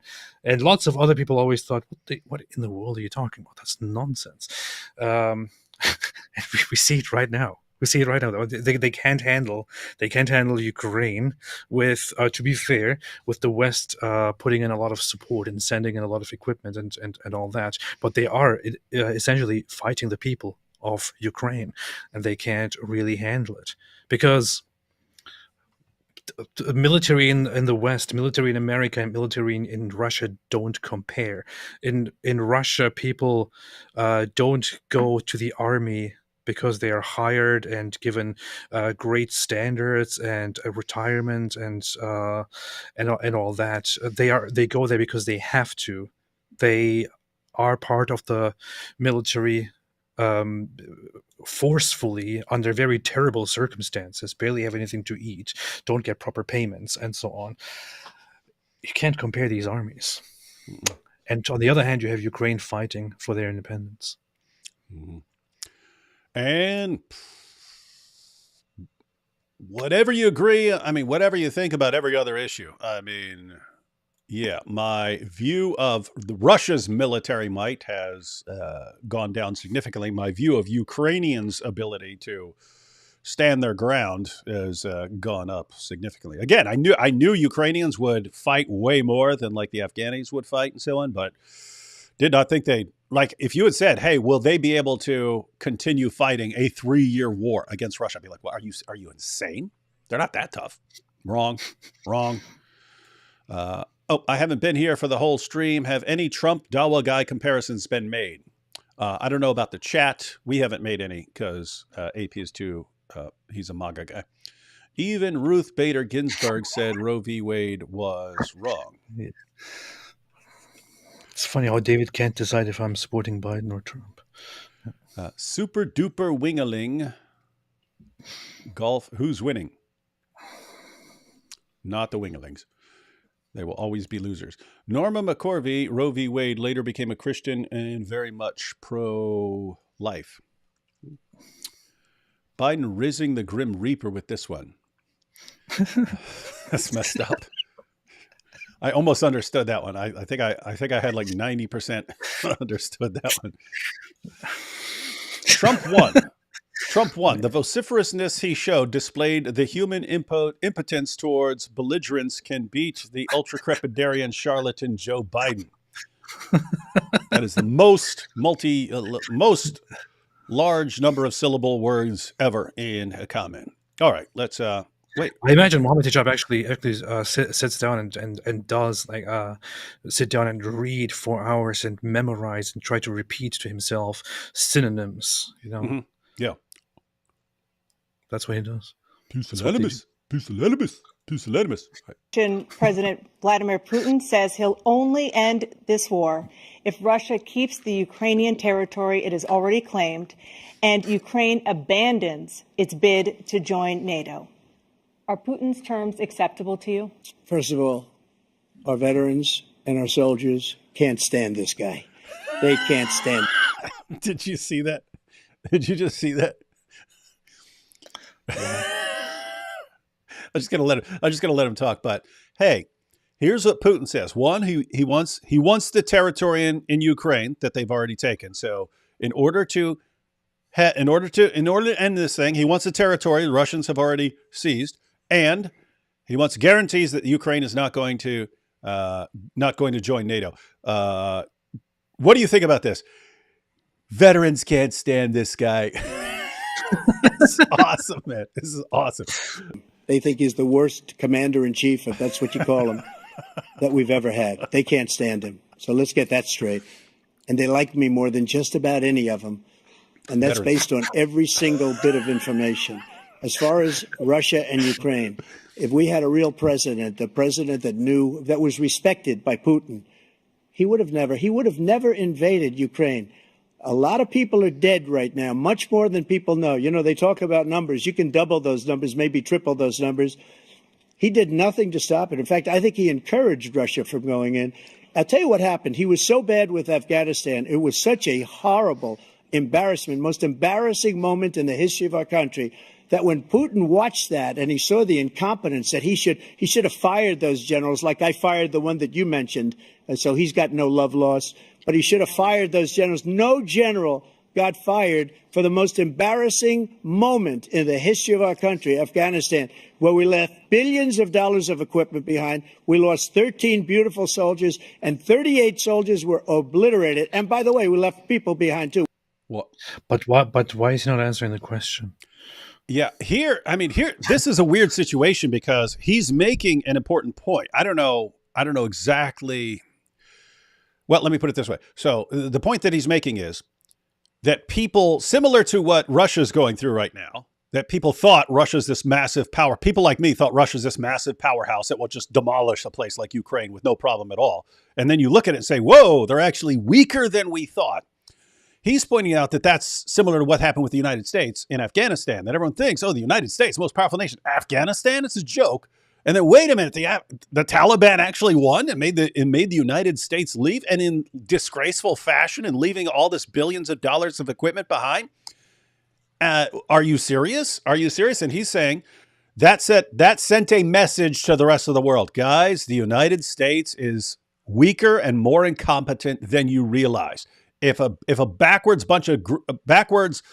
group of guys hiding in caves can actually win against the United States of America, guess what? It could be open season right now. And he's saying that is why Putin got the idea. Just go ahead and invade. What's the United States going to do? They're weak. They can't even deal with the Taliban. They're not going to get it. They're not going to start a fight over this. So that's the mentality. And this is actually connected to what we've been saying about Israel, as far as people saying, ceasefire. Okay, so Israel just pulls out and walks away. Right? That sends a message. In the same way Trump is saying right now, that when you pull out of an area and stuff, you're sending a message to the rest of the world about what they can expect if they were to ever put you in that situation again. And so we've been pointing out, like, it would actually be bad for Israel not to finish off Hamas, because that sends a message. Hey, you can actually get away with it. You can actually go kill a bunch of people and then run and hide for several months, and then Israel will eventually give up. That would be a dangerous message. So Israel's not sending that. Israel's not sending that message. You're sending the message, we are never going to stop. We're going to relentlessly pursue people who kill our people. We're going to relentlessly come after people who've taken our hostages and so on. Okay, but I still want to know if Donald Trump accepts Putin's conditions or not. He does clarify that here in a little bit. So maybe he could have answered the question actually and then gone into this. You know? That's what he should have done, because he does give the little answer and then he again goes off on completely different topics. But he's saying that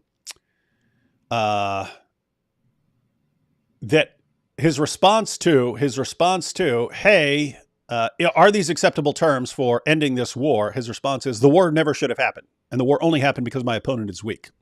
And it would have never happened if I were president, because Putin would have never tried that, which I don't know if that's true or not, but there's a plausible story here that Putin invaded because he thought America's weak because of Afghanistan. That is entirely possible. We left American citizens behind. When Putin saw that, he said, you know what? I think we're going to go in and maybe take this was his dream. I talked to him about it, his dream. The difference is he never would have invaded Ukraine. Never. Just like Israel would have never been invaded in a million years by Hamas. You know why? Because Iran was broke with me. I wouldn't let anybody do business with them. They ran out of money. They were broke. They had no money for Hamas. They had no money for anything. No money for terror. That's why you... What? You about to say something? I think that it's actually factually wrong to say that that Hamas wouldn't have invaded Israel or wouldn't have attacked Israel, because the October 7th attack, was apparently in the making for years. Yeah, and hey, just to clarify, because you've been following this, back when you share those clips of Hamas leaders saying within 4 years they'll be wiped out, that was said during the Trump. So they were planning attacks during the Trump administration. That was in 2018, where you can find them making such public statements, and you can also find them again repeatedly over the years, making such statements and saying, "Soon, the time is coming, soon." And Israel has been observing the borders since then forever, and expecting something to happen. But then, of course, there was a giant failure on October 7th. And they came through, but the plan was there, and it was made during Trump's time. Now, a follow-up related question, AP. He had embedded in what he said right there the idea that because this administration gave money to Iran, that allowed them to kind of pull the trigger. And he's saying they wouldn't have pulled the trigger when they were in a more desperate situation. They wouldn't have told Hamas, yeah, go for it now, if they were in their financially weakened state. True or false? Is that correct? I would say it's probably more likely for Iran to go ahead if they're even in a more desperate situation. Yeah, because we're looking at it now. We're saying a lot of the reason Iran is probably doing lots of things is because they're getting desperate. So if they were even more desperate, if they were doing well, they would probably be less likely to actually encourage this attack and the war.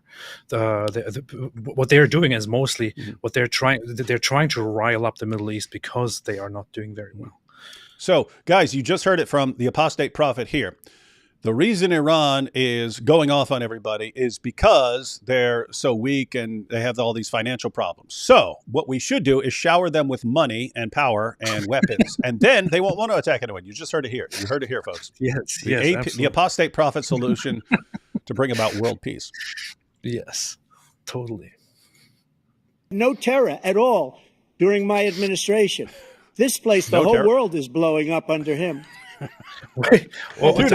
Again, the hyperbole. No terror in the world during my administration. The entire world is blowing up under this guy's administration. You gotta love that. You gotta love the rhetoric. It's pretty hilarious. The world is blowing up under him. Let me back up. You had no terror at all during my administration. This place, the whole world is blowing up under him. President Biden? Never heard so much malarkey in my whole life. Look, the fact of the matter is that we're in Joe, trust me, give up the word malarkey. a situation where, let's take the last point first. Iran attacked American troops, caused brain damage for a number of these troops. Don't bring up brain damage ever, Joe. He did nothing about it recently, not when he was president. They attacked. He said they're just having headaches. That's all it is. He didn't do a thing when the attack took place, number one. Number two, we got over 100,000 Americans and others out of Afghanistan during that airlift.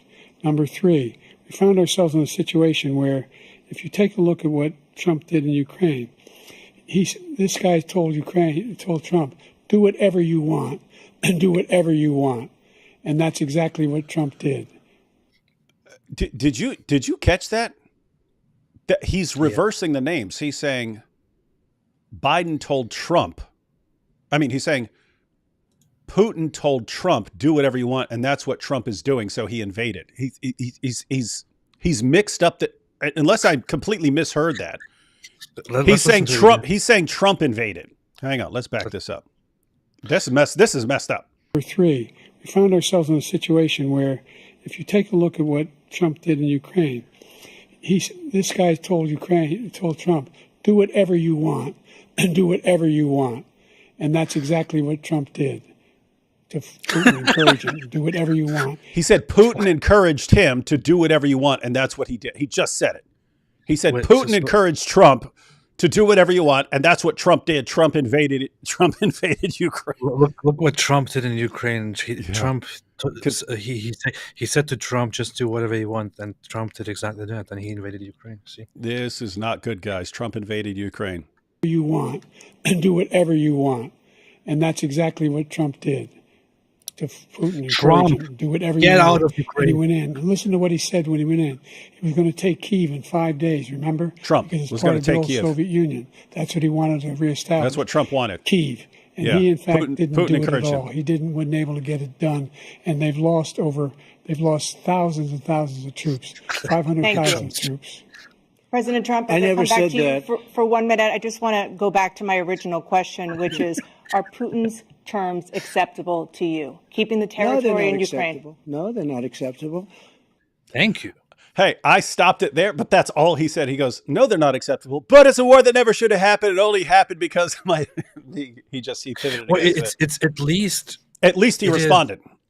At least he said that, because in the past it sounded like he was just he wanted to kind of force Ukraine to just accept whatever conditions Russia presents and say, just make peace. You don't stand a chance, and then just bring peace to the place. But him saying that it's not acceptable is at least something. Mm-hmm. The vociferousness he showed displayed the human impotence. That is indeed. It sounds exactly like. How did I not read that with the Jobs voice? The Democrats have ran on codifying Roe v. Wade for the last 2 decades. They never do it, even with majority House and Senate. I don't understand the technicalities of how it would work to codify it, but it seems that it would have been an extremely complicated and difficult thing to do. Yeah, if either side could have done it, they would have. They've never been able to pull off one way or another. Biden going to preside over the Supreme Court in nothing but a diaper and a powdered wig, looking like George Washington. Pretty mean. Colonize the Supreme Court. That's what they do. Also, secular pro-life is going to brutally fact-check Joe. Even Ruth Bader Ginsburg thought Roe v. Wade was weak. Yeah, at the very least, you should agree that it was a very weak case and a very weak argument. I went through a thing. I didn't read it all through. I kind of skimmed through it. But the New York Times made a fact checking the debate, and it's just wow. It's just a whole page full of Trump misleading, Biden misleading, Trump false, Biden mostly false, Trump mostly true, but no, mostly false. It's endless. Yeah. It's incredible. You'd almost like a situation where you have people sitting, you have fact checkers sitting there at the debate, and every time they say something, their mic gets cut, a fact checker jumps in and says, here's proof that what this person just said is factually incorrect. Now go ahead and clarify. Something like that. But I mean, in an ideal situation, they should have been calling each other out. And they did. They were calling each other out. Oh, that's a bunch of malarkey and stuff like that. So you do need the fact checkers. But I mean, it would be good to have someone at least sharp enough to say that's false and here's exactly why. Biden, Border Patrol Union is on my side, not yours. Yeah, they responded to that. They responded to that. That was embarrassing. Meanwhile, Border Patrol Union on X, to be clear, we never have and never will endorse Biden. Yeah, that was a direct quote from them. So I think that comes up in the fact check. It's officially the Dementia-crat party now. Dementia-crat party. I wonder if people are going to start saying Dementia-crat. Yeah. I think 1%. Okay. America should abolish the current system and start adopting European politics, European democracies. They Well, work. keep in mind that's not the two-party system is not the official system. It's not like, oh, this is your system. It's just kind of what you ended up as. And anytime you have a third party, whichever party they're closest to loses, right? In other words, if you have something that's closer to the Republican Party, this was like Ross Perot when Bill Clinton ran against George Bush would have won if it was just those two. George Bush would have won. Ross Perot entered, who was more on the Republican side, split the vote, and then Clinton won. So you have that. You've had that multiple times. Like people are worried about RFK doing that with the Democrat side. So you just end up with this situation where you can't divide up. You can't divide up your party or something like this because then that side automatically loses and the opposition wins, and so you just end up with two sides to everything. And I agree. It is problematic. It is problematic. It's terrible. It's terrible. It's not a proper democratic process. It's not a proper democratic process. Two sides fighting every so often. Every single time it's like, oh, if the other side gets elected, then this will be the end of America. Both sides say the same thing. Yeah. 4 years later, this will be the end of American democracy if my opponent wins. 4 years later, if my opponent wins, this will be the end. This will be the end of democracy. If my opponent wins, he's going to execute all of us. He's going to kill all of us. He's going to slaughter everyone. But then, and burn the Constitution. But then, 4 years later, it changes. It turns into, if my opponent wins, this will be the end of freedom in America. And then again, 4 years later, if my opponent wins, this will be the end. This is the most important election ever in the history of the United States. People have been saying this for 200 years. Hey, Zane. Zane gifted 10 Apologetics Roadshow memberships. Thank you, Zane. And I'm sure, hey, if you just got a free membership, everyone, thanks, Zane. He gave them to you. 1% of abortions is still tens of thousands of abortions, AP. Yeah, I don't know why you'd be fine with that. Just because it's relatively rare doesn't mean it shouldn't be addressed. Yeah, AP, stop supporting late-term abortions.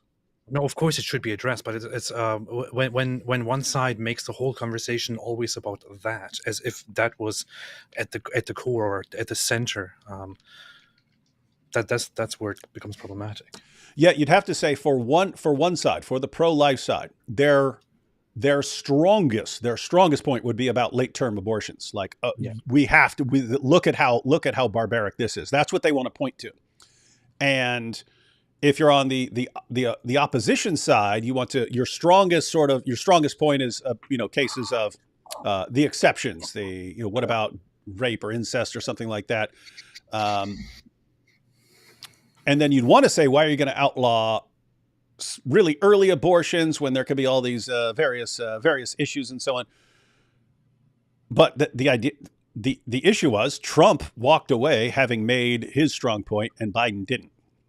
And so Biden is a dinosaur. Yeah, That's so- why dinosaurs can't make strong positions. That's the problem. Yeah. It's quite Well, obvious. People should understand this.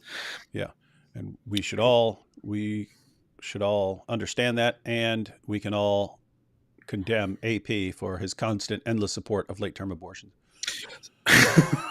This is actually so there was a time where I was much more interested in following the political discussions. I think I don't know what happened, but at some point, I think after 2016, I got so sick of it and stopped following it and stopped following all the discussions around it. But the whole discussion around abortion was one of the issues where I thought it's such a clear example of a discussion where both sides are simply very strongly arguing that they are obviously right and that they are obviously the good ones who are obviously taking into consideration what is right and what is wrong, and the other side is obviously evil and obviously is trying to oppress people or trying to serve evil forces or whatever it is. But it's one of those situations. You actually have so many people who are pro-life will argue that that the other side actually has these ulterior evil motives, which is why they are pushing abortion and all that. But this is what almost nobody, and I'm saying almost because I'm trying to be a little bit charitable here, but I would actually say nobody, what nobody on the other side is actually thinking.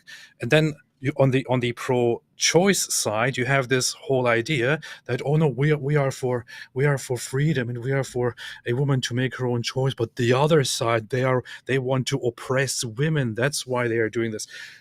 But that's not what the other side actually does. They don't want to oppress women. To them, it's a whole different issue. But the thing is, the discussion revolves around a topic where the values are so different fundamentally that these two sides simply can't get together and have a reasonable discussion, because the two sides have fundamentally different approaches to morality, to what is a human being, what is a soul, what is a baby, what is not a baby, what is murder, what is not murder, what is freedom, what is not freedom, and so on. It's just impossible to resolve this. I honestly don't see how you can actually get to a proper resolution in this whole discussion. And the more I listen to it, the more I just think, what's even the point?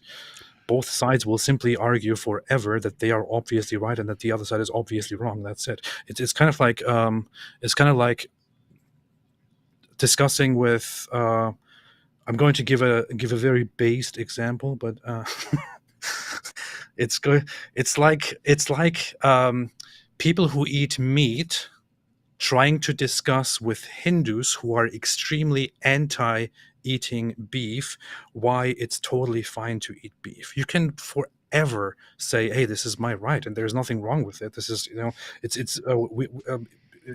beef is meant to be eaten. It is there for a purpose. It is, this will feed us. It's good. There's nothing wrong with it. But the other side will forever argue that this is absolutely evil and unacceptable and immoral, and that the other side that tries to advocate for eating meat is actually advocating for evil because they are evil. That might sound ridiculous to you, but they will hold on to that, and you will never be able to change their minds. It's kind of similar to that. All right. What I just heard is AP saying he doesn't believe that there is a soul, and therefore a 9-month-old baby before birth doesn't have a soul, and therefore there should be no problem with late-term abortions. All right. Yeah. What am I supposed to eat if there is no? Yeah. Good point. Good point. Mormons believed that God was a mortal being before becoming a god, and Jesus did the exact same thing, and they can as well. LDS are Unitarians whose Bible was written by someone who didn't know Greek. Didn't know a lot of things. Indeed. Second most obvious false prophet in history. My cell lead here, AP, say the eyes are the leather strap of the anus while I was at work a few weeks ago and laughed till he cried. he was playing it at work, and someone heard AP say the eyes are the leather strap of the anus. You see? Hey, you should play Daniel Hakikachu's defense of that if you want your the cell lead to hear that again. Mike Winger for Supreme Leader. Yeah, of what? Bruh. What, bruh? I don't know what that's about. AP's side face would look good on a Roman coin. That's a good compliment. That would. You could get coins made. You should make like a Roman style coin, but with your profile on. Because the Romans had noses like that or something. I don't know. Free Joe Rogan. Is Joe Rogan in trouble? Probably not. I understand the claims that Biden has a cold. It just came to me. Nasal blockage kept him from effectively huffing the concentrated Colombian powder. Oh, that would make sense. People are saying he had a cold, and he may have. I don't know. People are saying he had a cold. That was why he had some problems there. But yeah, if he had a cold and he was stuffed up, then maybe he had some problems getting his meds, his special debate meds. Yeah, I get the point. I'm looking at Roman coins right now. It's like, yeah. Totally. No, you could. We should make a Roman coin of you, and you could give them out as prizes to people or something like that. All right. Hey, that was a good point. That was a good point. All right, now for Israel, something Thank that you. we've been Moving talking on to about the Middle East. for a long time. In October, Hamas attacked Israel, killing more than 1,000 people and taking hundreds of hostages. Among those held and thought to still be alive are 5 Americans. Israel's response has killed thousands of Palestinians and created a humanitarian crisis in Gaza. President Biden, you've put forward a proposal to resolve this conflict, but so far Hamas has not released the remaining hostages, and Israel is continuing its military offensive in Gaza. What's up with his blank face, man? Look at it. Oh. So what additional leverage will you use to get Hamas and Israel to end the war? You have 2 minutes. Number one, everyone from the United Nations Security Council straight through to the G7 to the Israelis and Netanyahu himself have endorsed the plan I put forward, which has 3 stages to it. The first stage is trade the hostages for a ceasefire. Second phase is a ceasefire with additional conditions. The third phase is the end of the war. The only one who wants the war to continue is Hamas, number one. They're the only ones standing out. We're still... Is that even true? It's very hard for me to follow what he's saying, but can we just listen to that? Yeah. Pushing hard. You want to listen to it again, or Yeah. Okay. Just again to the last few seconds here. Okay, I'll back it up a little bit. Security Council, straight through to the G7, to the Israelis and Netanyahu himself have endorsed the plan I put forward, which has 3 stages to it. The first stage is trade the hostages for a ceasefire. Second phase is a ceasefire with additional conditions. The third phase is the end of the war. The only one who wants the war to continue is Hamas, number one. They're the only ones standing out. We're still pushing hard to get them to accept. In the meantime, what's happened? It's interesting what he said. He said, I have the plan. Everyone agrees on the plan except Hamas. They refuse to hand over the hostages in favor of in return for a ceasefire. So, I mean, that is interesting. I don't know. What actually did happen is that the Biden administration made a proposal for a ceasefire, but the proposal was the plan was one that Israel never really agreed to, and which they considered a little bit ridiculous because it implies basically that Israel would be giving up their initially declared goals in this war, and that they would have to somehow make an agreement with Hamas and trust them that all the hostages will be safely returned. Plus, they would have to get out of Gaza and leave Hamas in charge, which Israel has never agreed to. When he says that Hamas is the only side that wants to continue this war, he might have a point if he is saying that that Hamas wants to continue fighting because they will not accept being brought to justice and being disarmed and all that. But it's not really true that Israel agrees to his conditions or his plan and wants to go through with it. Yeah, Israel has been maintaining from the beginning that they want to that the war will end under the conditions that all the hostages are released and that Hamas has completely surrendered and is completely removed from power. So Netanyahu and Israel made it clear that there is no future where Hamas will be left in charge. That was my understanding. That's why I asked you, because you follow this stuff more carefully than I do. But my understanding was Biden says, hey, here's the plan. And Israel is there is no ceasefire just for handing over hostages. In other words, it's not done. We're not ending this war if they hand over the hostages. No, Hamas has to be destroyed. Once that's happened, yeah. But that's not something that Hamas is going to agree to. So guess what? No one's going to agree to it because Israel's saying no, not until Hamas is destroyed, and Hamas is saying, well, if they're we're not gonna. If they're going to destroy us, then no, we're not handing over the hostages. We're keeping these hostages. Yeah. So, All right, let's let Israel Joe were trying to continue. say the only thing I've denied Israel was 2,000-pound bombs. They don't work very well in populated areas. They kill a lot of innocent people. We're providing Israel with all the weapons they need and when they need them. And by the way, I'm the guy that organized the world against Iran when they had a full-blown intercontinental ballistic missile attack on Israel. No one was hurt. No one Israeli was accidentally killed, and it stopped. We saved Israel. We are the biggest producer of support for Israel of anyone in the world. And so there are two different things. Hamas cannot be allowed to be continued. We continue to send our experts and our intelligence people as to how they can get Hamas like we did bin Laden. You don't have to do it. And by the way, they've been greatly weakened, Hamas, greatly weakened, and they should be. They should be eliminated. But you've got to be careful for using certain weapons among population centers. By the way, he actually, I mean, I don't know if this is true or not, because I don't trust a lot of things that either side is going to say until it's been fact checked. So people have criticized the Biden administration for withholding weapons transfers to Israel. He responded, said the only thing we're withholding are these 2,000-pound bombs, because if Israel drops them, they're gonna kill tons of civilians that they don't need to kill. If so, that seems like a reasonable response. I don't know if it's correct, but I can see that. I can see that. No, I'm not giving you any 2,000 pounds. 2,000-pound bombs. You're just going to drop them on a city. I'm pretty sure that the discussion there is. I don't know. I'm not entirely. I would say well versed with the whole with the agreements and the weapon the equipment delivery, but the disagreement was on delivering equipment that was already agreed to, and that was part of a plan to. Did you say fart of a plan? Yeah, fart of a plan.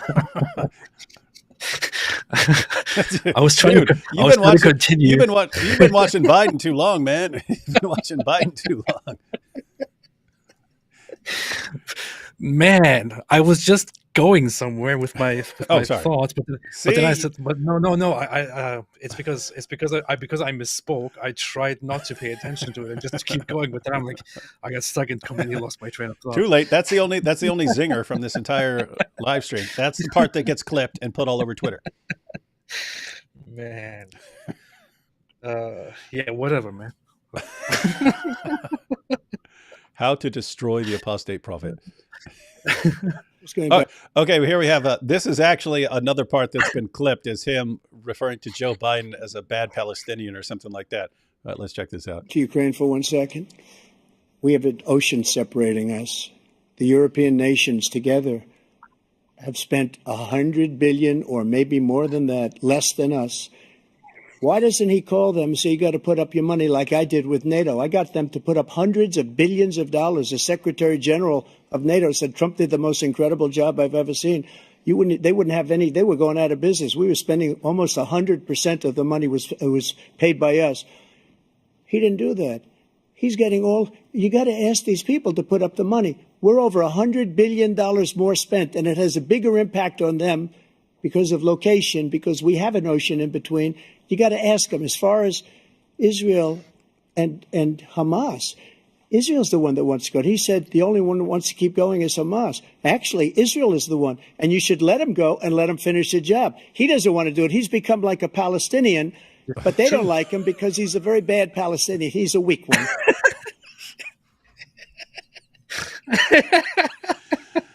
That's pretty.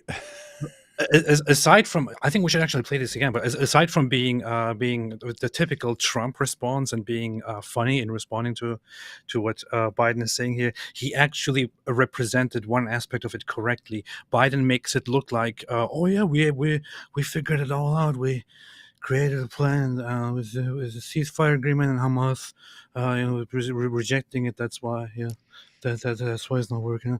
That's not really what's happening. Israel has been very, very clear from the beginning that they only see an end to the current war in completely dismantling and disarming Hamas, whether that is by force or by surrender, and by freeing the hostages. Any other alternative to that is not acceptable to Israel.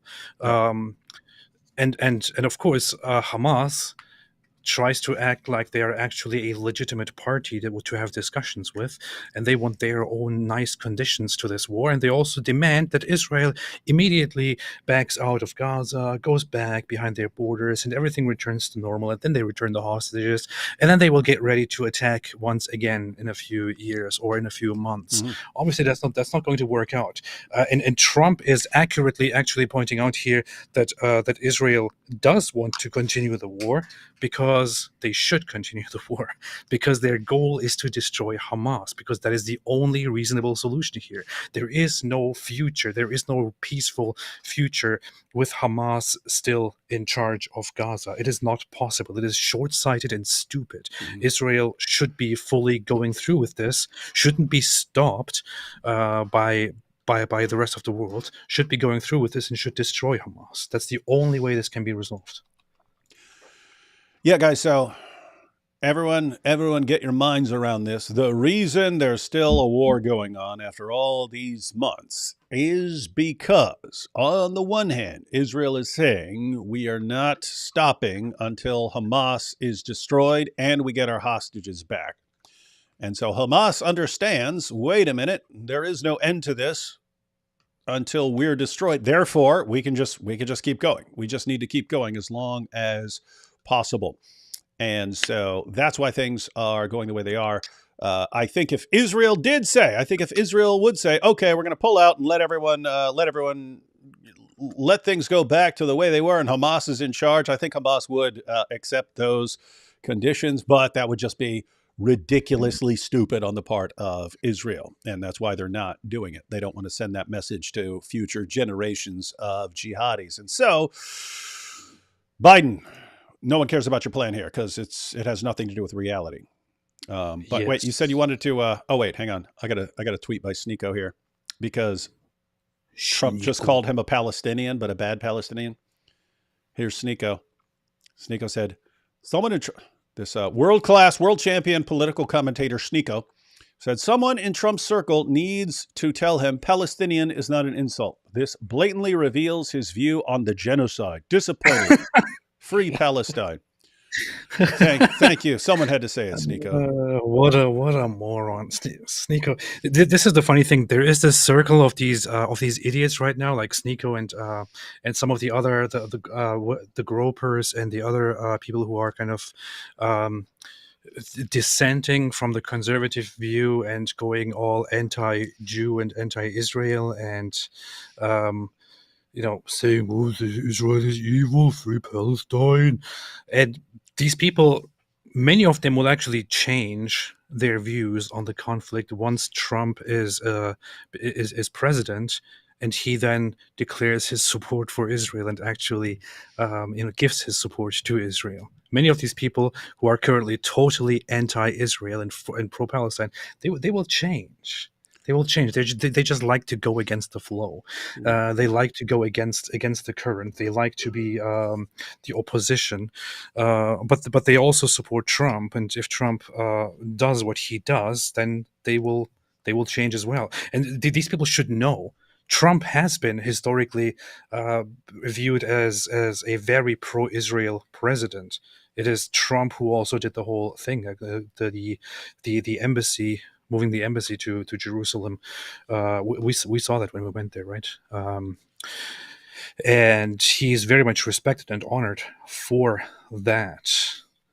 So not sure what these idiots are expecting. Yep. But you said you wanted to see that part again, so let me rewind it a little bit. And it has a bigger impact on them because of location, because we have an ocean in between. You got to ask them, as far as Israel and Hamas, Israel's the one that wants to go. He said the only one that wants to keep going is Hamas. Actually, Israel is the one, and you should let him go and let him finish the job. He doesn't want to do it. He's become like a Palestinian, but they don't like him because he's a very bad Palestinian. He's a weak one.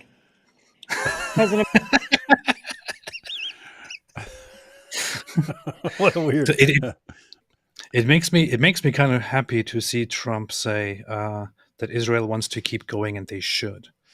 So Yeah, that could have gone in multiple ways. He could have said, "No, Israel's the one that wants to keep going," and then left it at that. But yeah, to add on, and they should. In other words, he just put his foot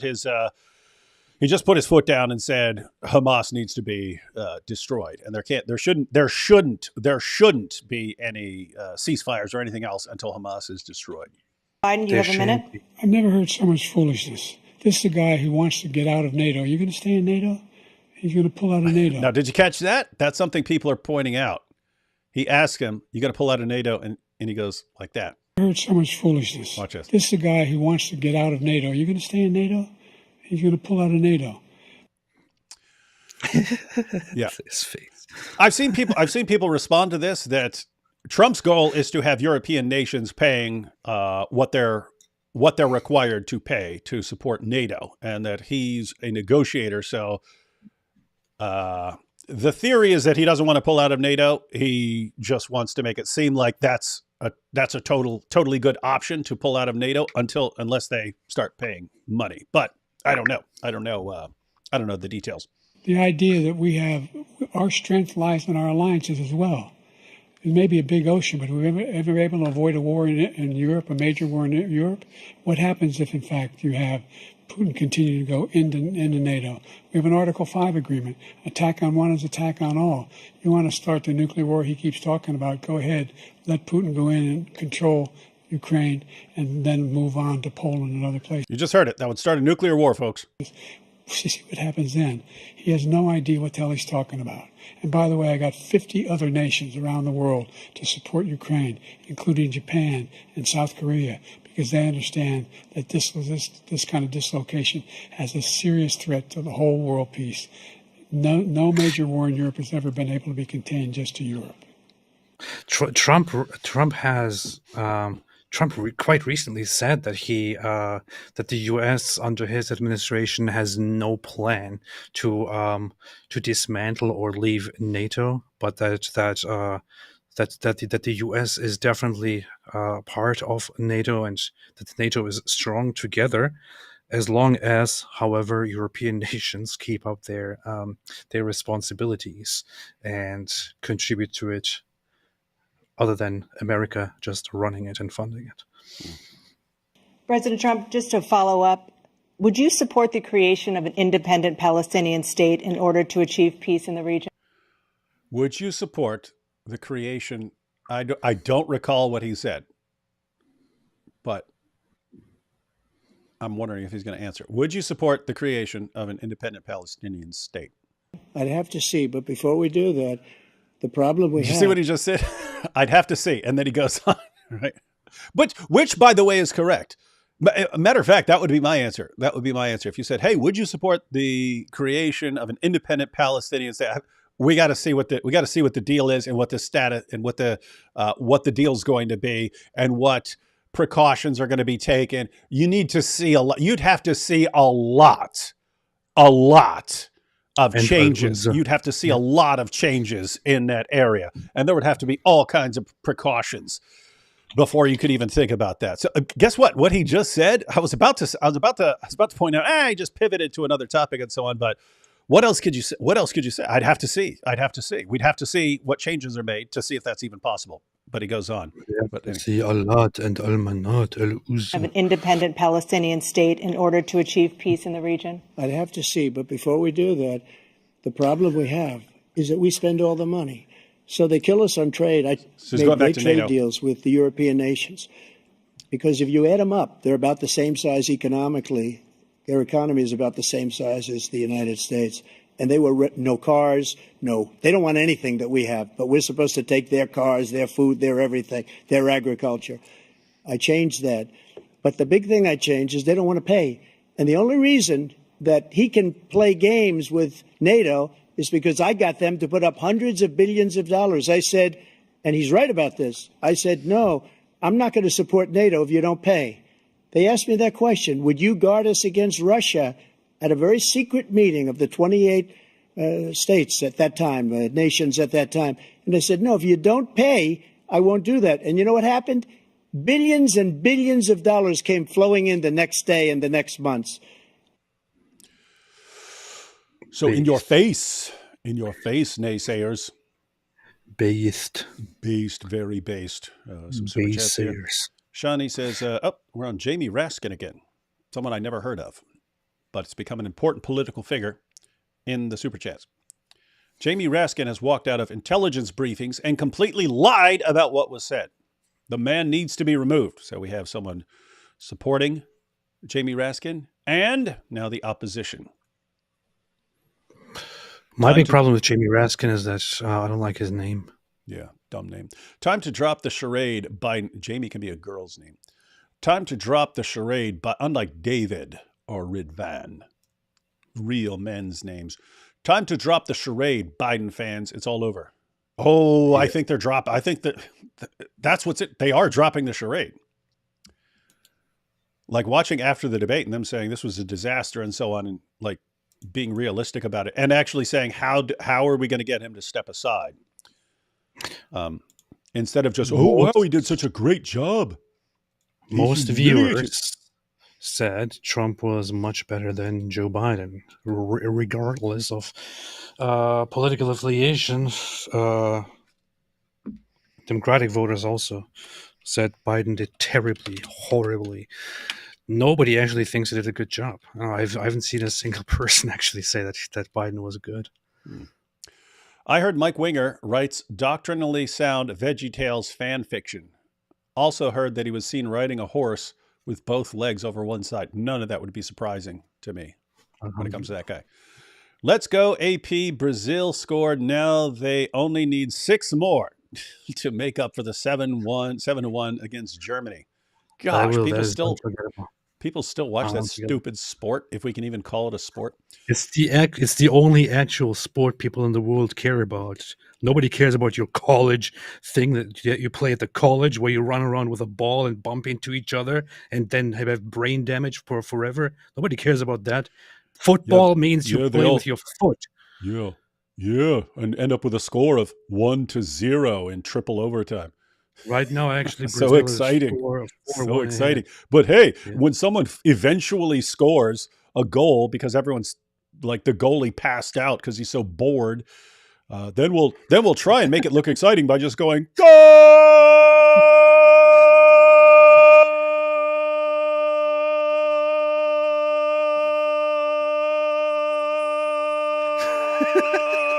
And stupid people cheer for that crap. It's like, gosh. What's funny is that with your yelling there, I think the microphone, something happened in the system where it started adjusting the volume to fix things. It was kind of funny. Powerful. Yeah. The look on Biden's face just screams, "My trousers are a disaster." That's false. Yeah. The look on his face screams, "I'm super confident and ready to lead the most powerful nation on earth." Joe Biden is staring straight at you. Joe Biden. Skibbity bebop, lipo, I'm a skate man. Skibbity bitty papa lepo, I am a skate man. Lo. No idea what you're talking about. Third SOS, AP, can a common cold last for months? I've had a cold for months.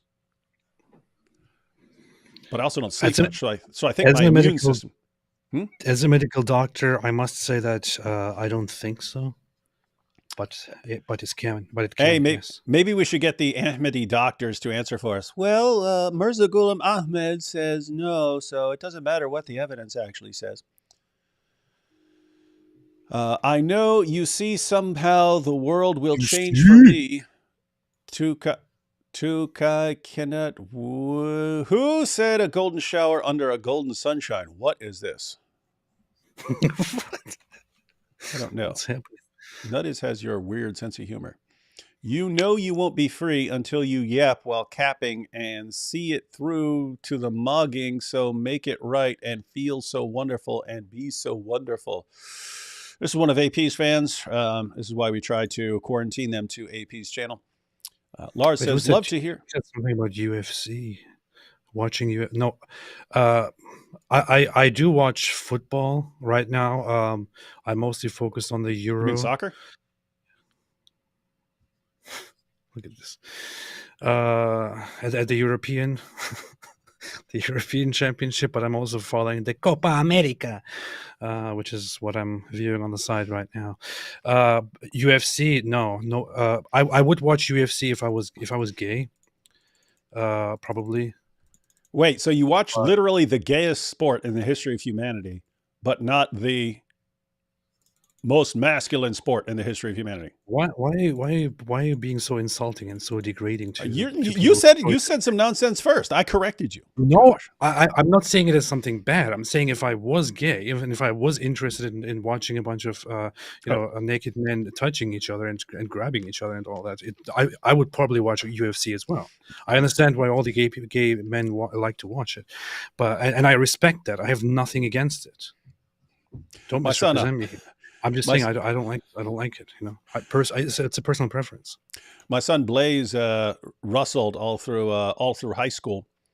Eventually became the captain of the wrestling team there. But he said after he started one day, right after he started, he came home all sweaty and mangled and said, "I feel like wrestling is the manliest of all sports, but simultaneously the gayest." And I was like, oh, kind of made sense. A bunch of sweaty guys rolling around on the floor together. Love to hear. Hey, what is this? Love to hear DT describing Mike Winger as the worst person. Who's DT? David Tudd. David Tudd. Presidential debates are for chest thumping, not expositing ideas. Google self-deportation. The idea is to enforce existing law on E-Verify. Pretty sure Trump said it in 2016, though the idea is older. Yeah, AP would have to check that out. I will make you change your mind about busing because I'm not going through it. I'm not going through it. That's busing. AP's fans get overlooked. Some insulin shots are being used for weight loss now. Supply going down, making the price go up, and especially when your insurance doesn't cover it fully. So I guess that's a theory about why the prices are going up. If so, that's massively screwed up. If people are using it and then the price for people who actually need it is skyrocketing. I know that there are different things. There is currently the controversy around Ozempic, which people are taking, which is normally for diabetes, but people are taking it for weight loss, and thereby really making it unavailable and driving up the prices for everybody else, for all those people who need it. Mm-hmm. Same thing is happening with a lot of different things like the major insulin providers, I think. Weird stuff. I'd rather drop the soap in prison and a prison shower than drop the soap around Muhammad. That's true. Here we go. Big Mike gonna move in on Biden. We still in the prison? These are the prison jokes from earlier. Hi, loves you guys. Just to let you know that Mike Wingeling has a floating globe, a cat cam, and he's a massive fan of The Lord of the Rings. I think all that's true. Like he actually has a cat cam that will cut away to his cat at random times. And that is the single nerdiest lame thing I've ever heard in my entire life. Can't wait for Jordan Peterson and Tommy Robinson. Oh, hey, yeah, Tommy's in Canada. Are they going to have a discussion? Are they sitting down? Did they do that already? I don't know. He is going around seeing a bunch of people. Not sure if he can freely move around right now. Isn't he contained to a certain area at the moment? I don't know. No, I believe he got released. He said he's in Toronto. He won. He won. Really? Yeah, he won really? In the court. Yeah. Okay. So they tried messing around with him, and he said that guy, was it Ezra Levant or something like that? Anyway, the guy helped him. He said he got him the best lawyers, and they went in there and crushed it. So that's good. There is one controversy which he already caused, which is making news in Canada right now. There is an Iranian Canadian woman who is a conservative politician in Ontario, and so apparently she met up with Tommy when he went there. with Tommy Robinson when he went there, and she made a post saying, "Hey, it was very nice to meet you," and I did see that. And the She got in Muslim trouble. Council. The Muslim Council started complaining, "We cannot believe that an elected representative is meeting up with an Islamophobe like Tommy Robinson," and so on. And as a result of that, the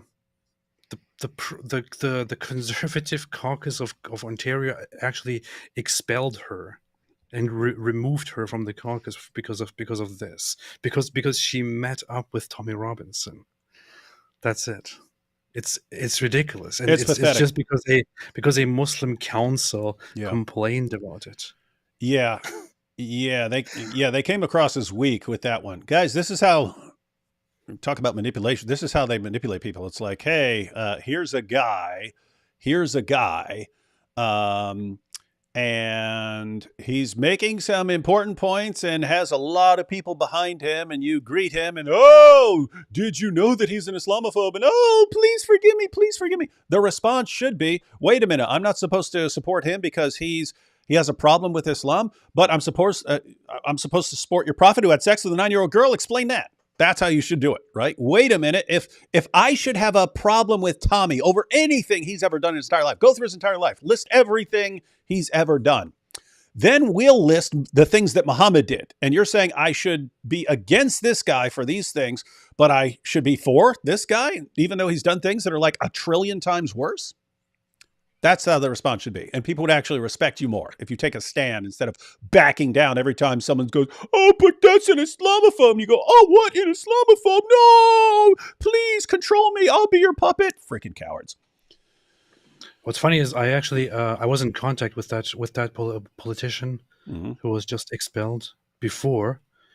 I'm checking right now. I messaged with her way back in April and said, "Hey, would you like to join me for a discussion on the current things?"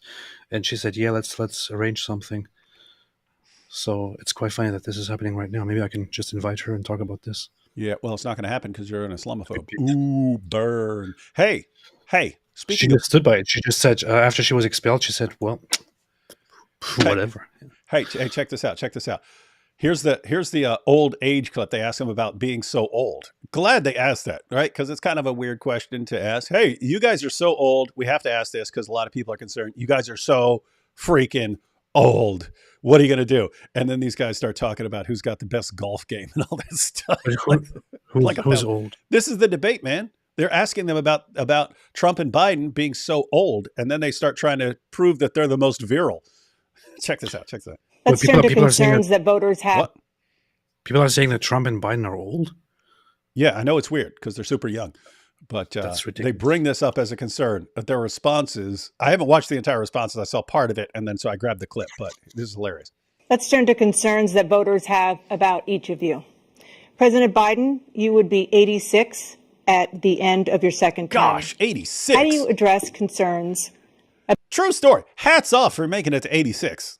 about your capability to handle the toughest job in the world well into your 80s? Well, first of all, I spent half my career being criticized being the youngest person in politics. I was the second youngest person ever elected to the United States Senate, and now I'm the oldest. This guy's 3 years younger and a lot less competent. That's actually good. That's actually a good little burn there. This guy's 3 years younger and way less competent. I like it. That's the first time that he actually Yeah. He should have had those sick burns, those little burns just throughout, and it would have affected people's perception. That's funny. I react like this when Trump does these things. This is the first time that I'm actually reacting to Biden saying something like that. Guys, whoever's side you're on, a good little jab is a good little jab, regardless. Look at the record. Look at what I've done. Look how I've turned around the horrible situation he left me.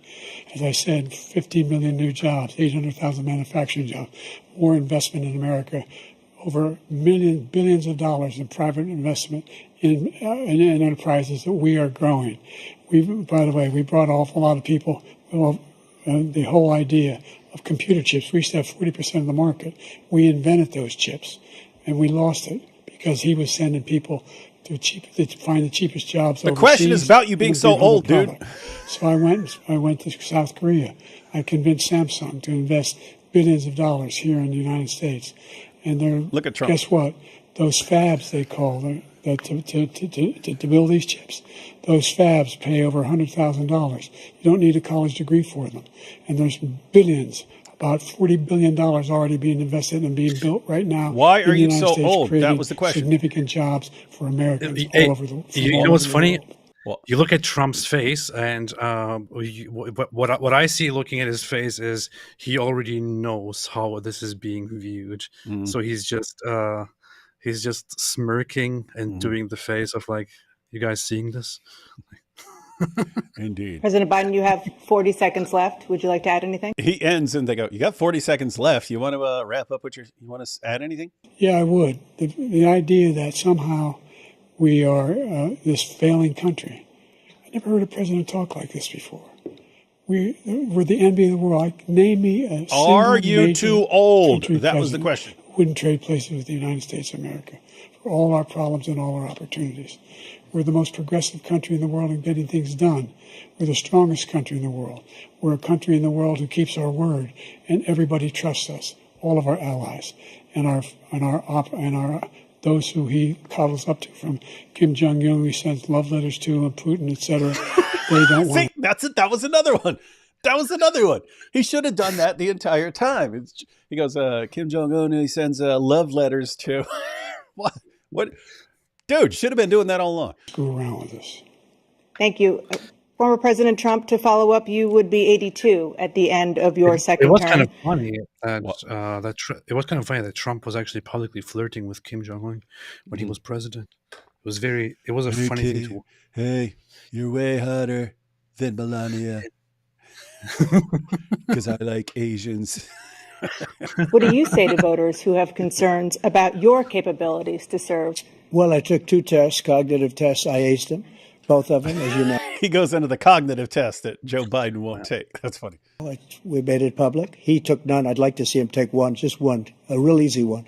If I go through the first 5 questions, he couldn't do it. Take a cognitive test. I took 2 cognitive tests. I passed them. They said they'd never seen anyone with greater cognitive abilities than me. They said it was their all-time greatest test. I took the hardest ones. I said, hey, don't give me an easy cognitive test. Give me the hard ones. Give me the real deal. Give me the ones that are made for geniuses. They said I did better than anyone else in the history of humanity. That's what they said. This guy, he could answer one question. He would pass out. He would pass out. His brain would explode. This makes me think of Trump's tweet back then. I just looked it up. November 11, 2017. Trump said, "Why would Kim Jong Un insult me by calling me old when I would never call him short and fat?" I love those kind of burns. That's funny. Oh His well, little I love try letters. so hard to be his friend, and maybe someday that will happen. Now that's funny stuff. That's high quality funny stuff. But I took 2 cognitive tests. I took physical exams every year. And, we knock on wood wherever we may have wood, that I'm in very good health. I just Shout won out to D. 2 Wood. club championships, not even senior, 2 regular club championships. To do that, you have to be quite smart, and you have to be able to hit the ball a long way. And I do it. He doesn't do it. He's, as far as his age, he's bragging about winning a championship on his golf course. Have to be able to hit the ball a long way, and I do it. He doesn't do it. He can't hit a ball 50 yards. He challenged me to a golf match. He can't hit a ball 50 yards. I think I'm in very good shape. I feel that I'm as in good a shape as I was 25, 30 years ago. Actually, I'm probably a little bit lighter, but I'm in as good a shape as I was years ago. I feel very good. I feel the same. But I was willing to take a cognitive test. And you know what? If I didn't do well, I aced them. Dr. Ronnie Jackson, who's a great guy when he was White House doctor. And then I took another one, a similar one. And one of them said they'd never seen anybody ace them. Thank you. He actually did it. I aced the cognitive test, and I was told nobody's ever aced this test before. That's how smart I am. Oh, and I won a golf championship multiple times. So all your concerns are invalid and unjustified. President Biden? You can see he is 6'5" and only 223 pounds, or 235 pounds. Well, you said 6'4", 200. Well, anyway, that's it. Anyway, just take a look at what he says he is. And take a look at what he is. Look, I'd be happy to have a driving contest with him. The reason I got my hand. talking about having a driving contest, not in a car, ladies and gentlemen, with a golf club. He wants to. He's challenging Trump to have a driving contest, see who can hit the ball, because Trump said he couldn't hit a ball 50 yards, and these are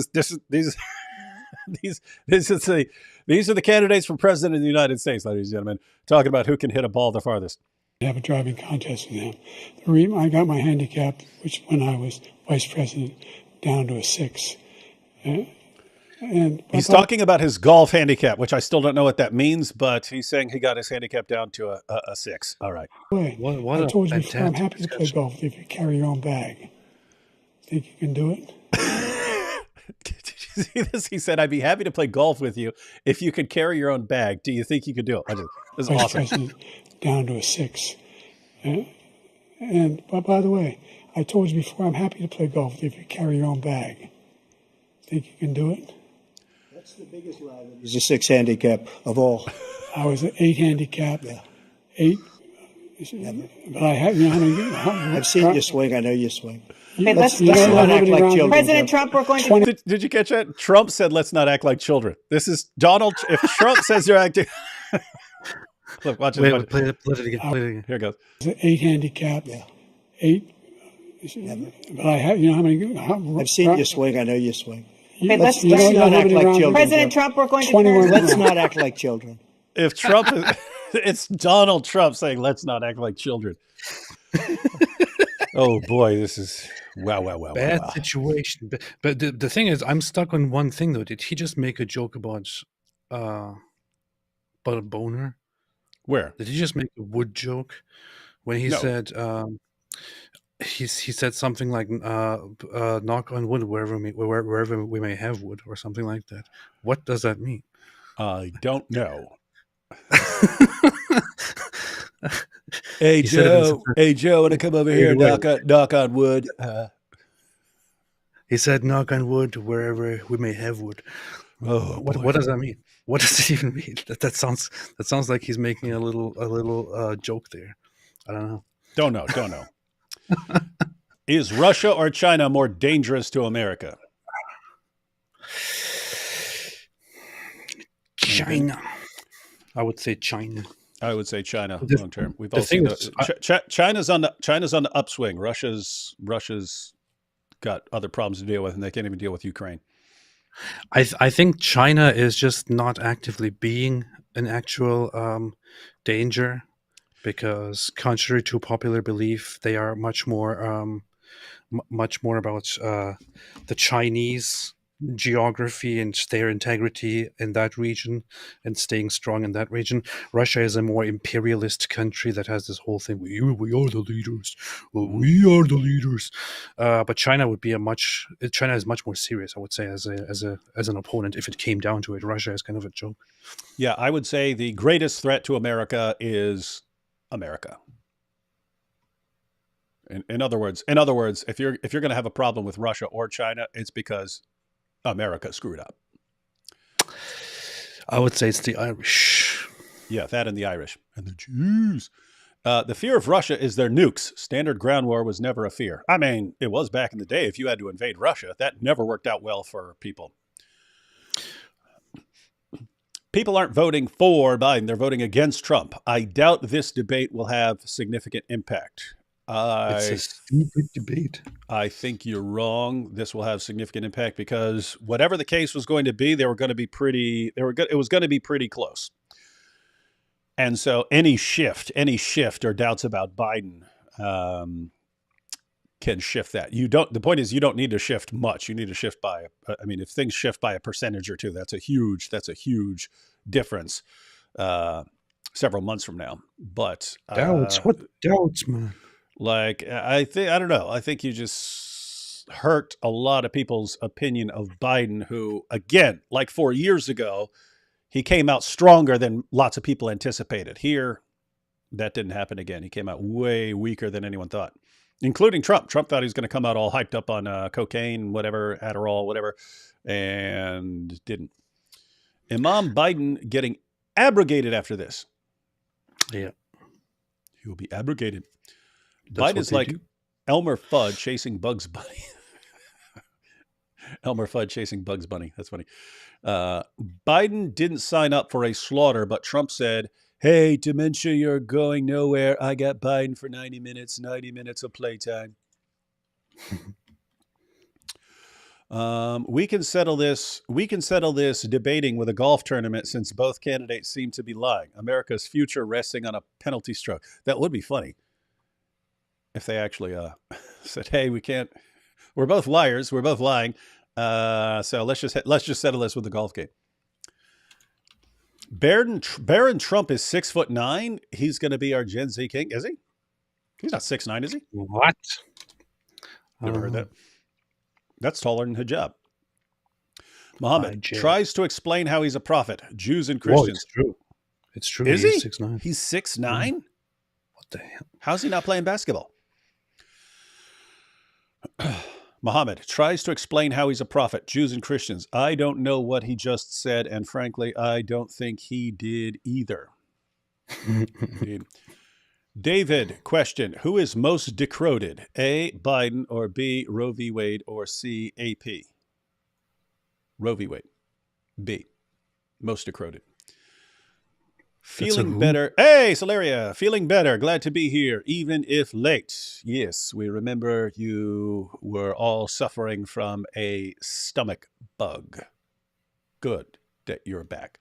David, did you do woodworking in prison? And if so, then why aren't your bookshelves handmade like Mike Winger's? I'm starting to think you are the nerd. This is obviously a joke. Mike Winger gets his bookshelves from IKEA. Mine are all handmade from the materials I got at the hardware store. Did I do woodworking? No. My trade was learning to weld. I can weld. I've never used it since I've been out, but if required to do so, I could take two different pieces of metal and make them one piece of metal. I can turn two pieces of metal into one piece of metal. That is a skill that I have. And you're a nerd for saying it, Silas. Have you all seen the statistic that Albania's Muslim population is now under 50%? First time in decades. Cheers. Yes, I think I saw that earlier today. You recall that, AP? It dropped like 11% since the last census, which is interesting because that normally doesn't happen because of higher Muslim birth rates. It's no surprise to me. Normally, in most countries where Muslims are a minority among a non-Muslim population, they increase and take over. This is the shift that happens in many countries. Albania is quite different. Albania has never had a proper Muslim mentality and a Muslim way of thinking and living. Even the religious Muslims in Albania are not very, very, very Muslim. They're also one of the populations that don't really go with the general Muslim trend in wherever they stand in terms of geopolitics, for example.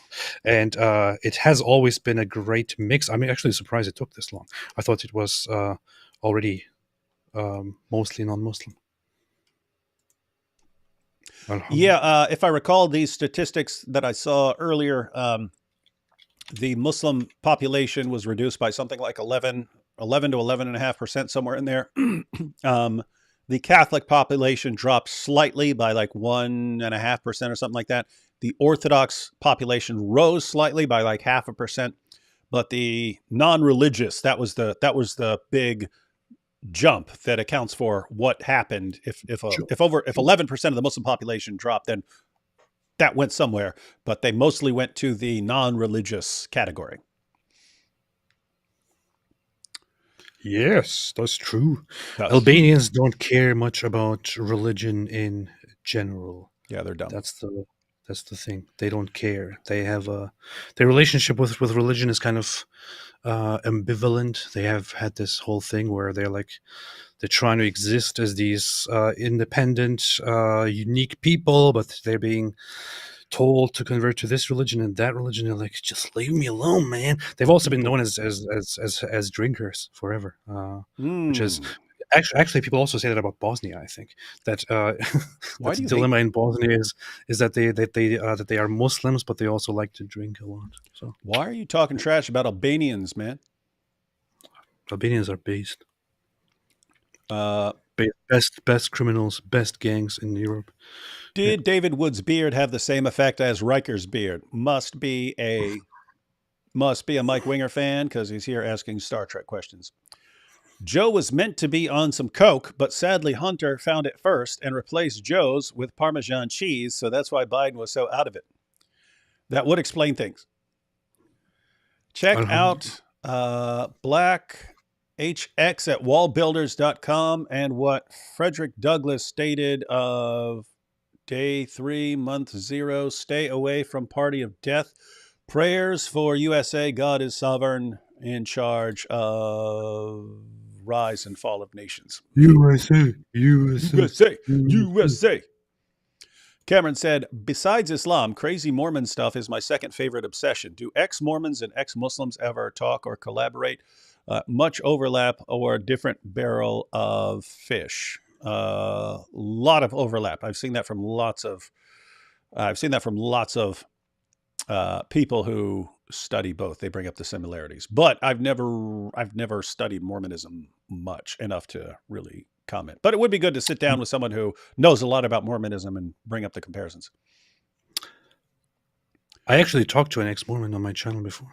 Oh, that make you feel strong? Ooh, now I can attack Mormons too. Ooh, look at me. Nice Mormons who show up and just speak nicely and ride their little bicycles and show up in button-up shirts. And it's like a 17-year-old with Elder Jones sitting on his shirt. Yeah. You're gonna pick on these 17-year-old kids, huh? And make you feel tough, make you feel strong. Yeah. Picking on little 17-year-olds. Yes, I actually have a live stream still on my channel with an ex-Mormon, so you can find that ex-Muslim and ex-Mormon talk. It was quite funny. Pretty rude. Oh, this is an important comment. Nobody cares about commie ball. That's true. That's true. It's a situation where like everyone thinks that they care about it, and so they all act like they care about it, but they don't really care about it. Did you guys see, I saw the link to it. I didn't actually watch it. You familiar with this? Did you guys see Open to Debate's video, Is Islam Anti-Semitic? Reza Aslan versus Tim, can't remember his last name. Rabbi Shmuley showed up a moment. That sounds like a horrible event, but I'll check it out. I might want to check that out too. I'm not sure which Tim this is, but Rabbi Shmuley apparently thinks that if you're like Islam and Judaism are good buddies, but that there are Muslims who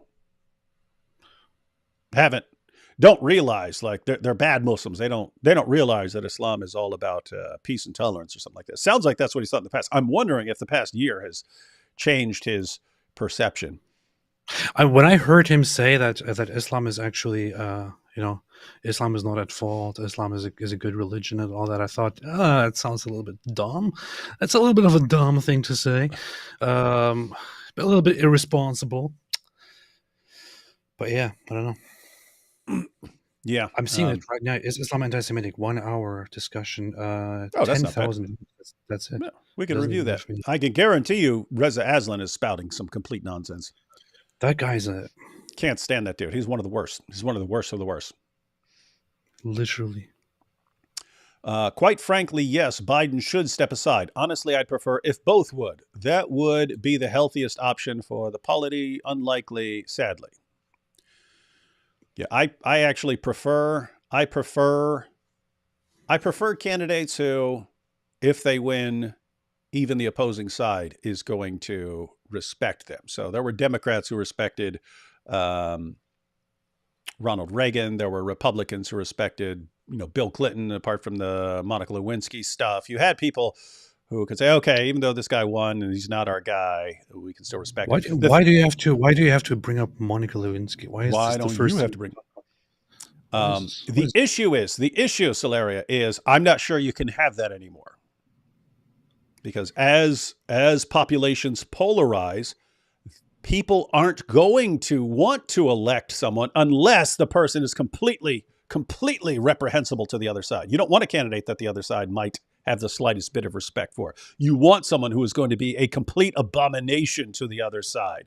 You want someone that's going to enrage the other side. I think that's where we are right now. So it wouldn't. You could get rid of Trump and Biden right now. The replacements would be people who are the devil to the other side. But the people... Don't say it. Royal here says, for the first time in 200 years, as Albania is no longer considered... Oh, yeah, another comment. For the first time in 200 years, Albania is no longer considered a majority Muslim country, according to a 2023 census. Congratulations. Yet, neither is Iran. Pleased. So things can change, ladies and gentlemen. Iran is no longer a Muslim majority country. Albania no longer a Muslim majority country. Let's get all the other so-called Muslim majority countries to non-Muslim majority countries. Let's get the party started. Well, the thing is, I would be celebrating it if it was a different country. But the thing is, I never really considered Albania a Muslim country. I mean, I grew up with Albanians around me. What is your problem with Albania, man? Everything you say about Albania is negative. I knew about Albanians. I know the history of Albania a little bit, pretty much. I know the culture of Albania, and most people don't look at it and see a Muslim country or a Muslim culture. It's very, very detached from Islam. Yeah, that's it. You have to check out the culture and stuff that comes out of Albania. Nothing to do with Muslim culture. Totally detached. So yeah. Or but is it so Muslim? But they still have the best crime rings, best crime stuff, best like when it comes to, for example, in Europe, if you want to steal a car, for example, and do something with it, definitely always Albanians best choice. No, you guys hear about Archbishop Vigano excommunication trial for calling the Pope a buster? Bro has been going off. No, not familiar with that at all. That is interesting if you get excommunicated for calling the Pope a buster. I think if your name is Vigano, you should be excommunicated by default. I was thinking that was a cool name. I like the name Vigano. And you're like, oh no, you should be excommunicated. Biden needs the device that Hans Niemann used to cheat in his chess match.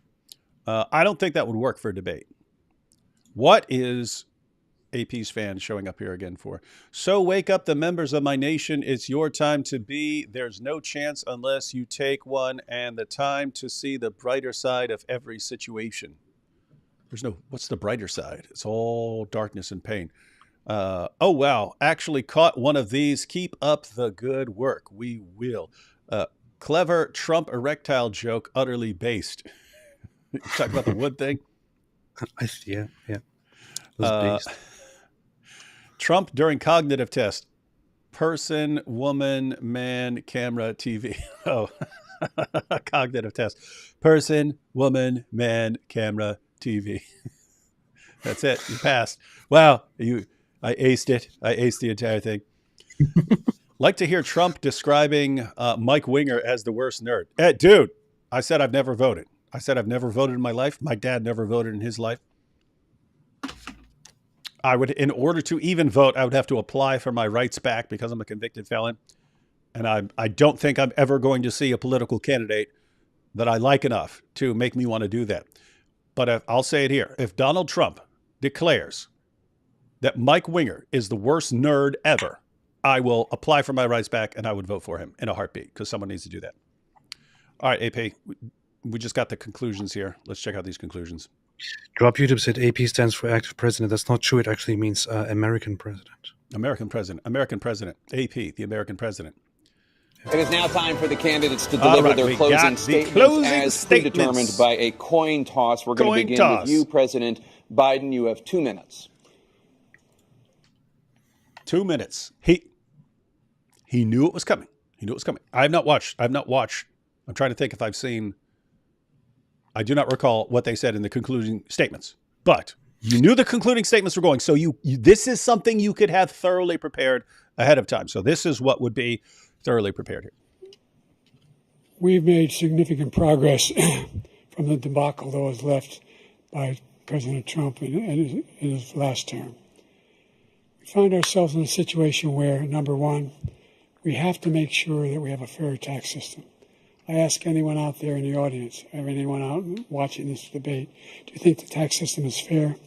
The fact is that I said nobody even making under $400,000 had a single penny increase in their taxes, and will not. And if I'm reelected, that'll be the case again.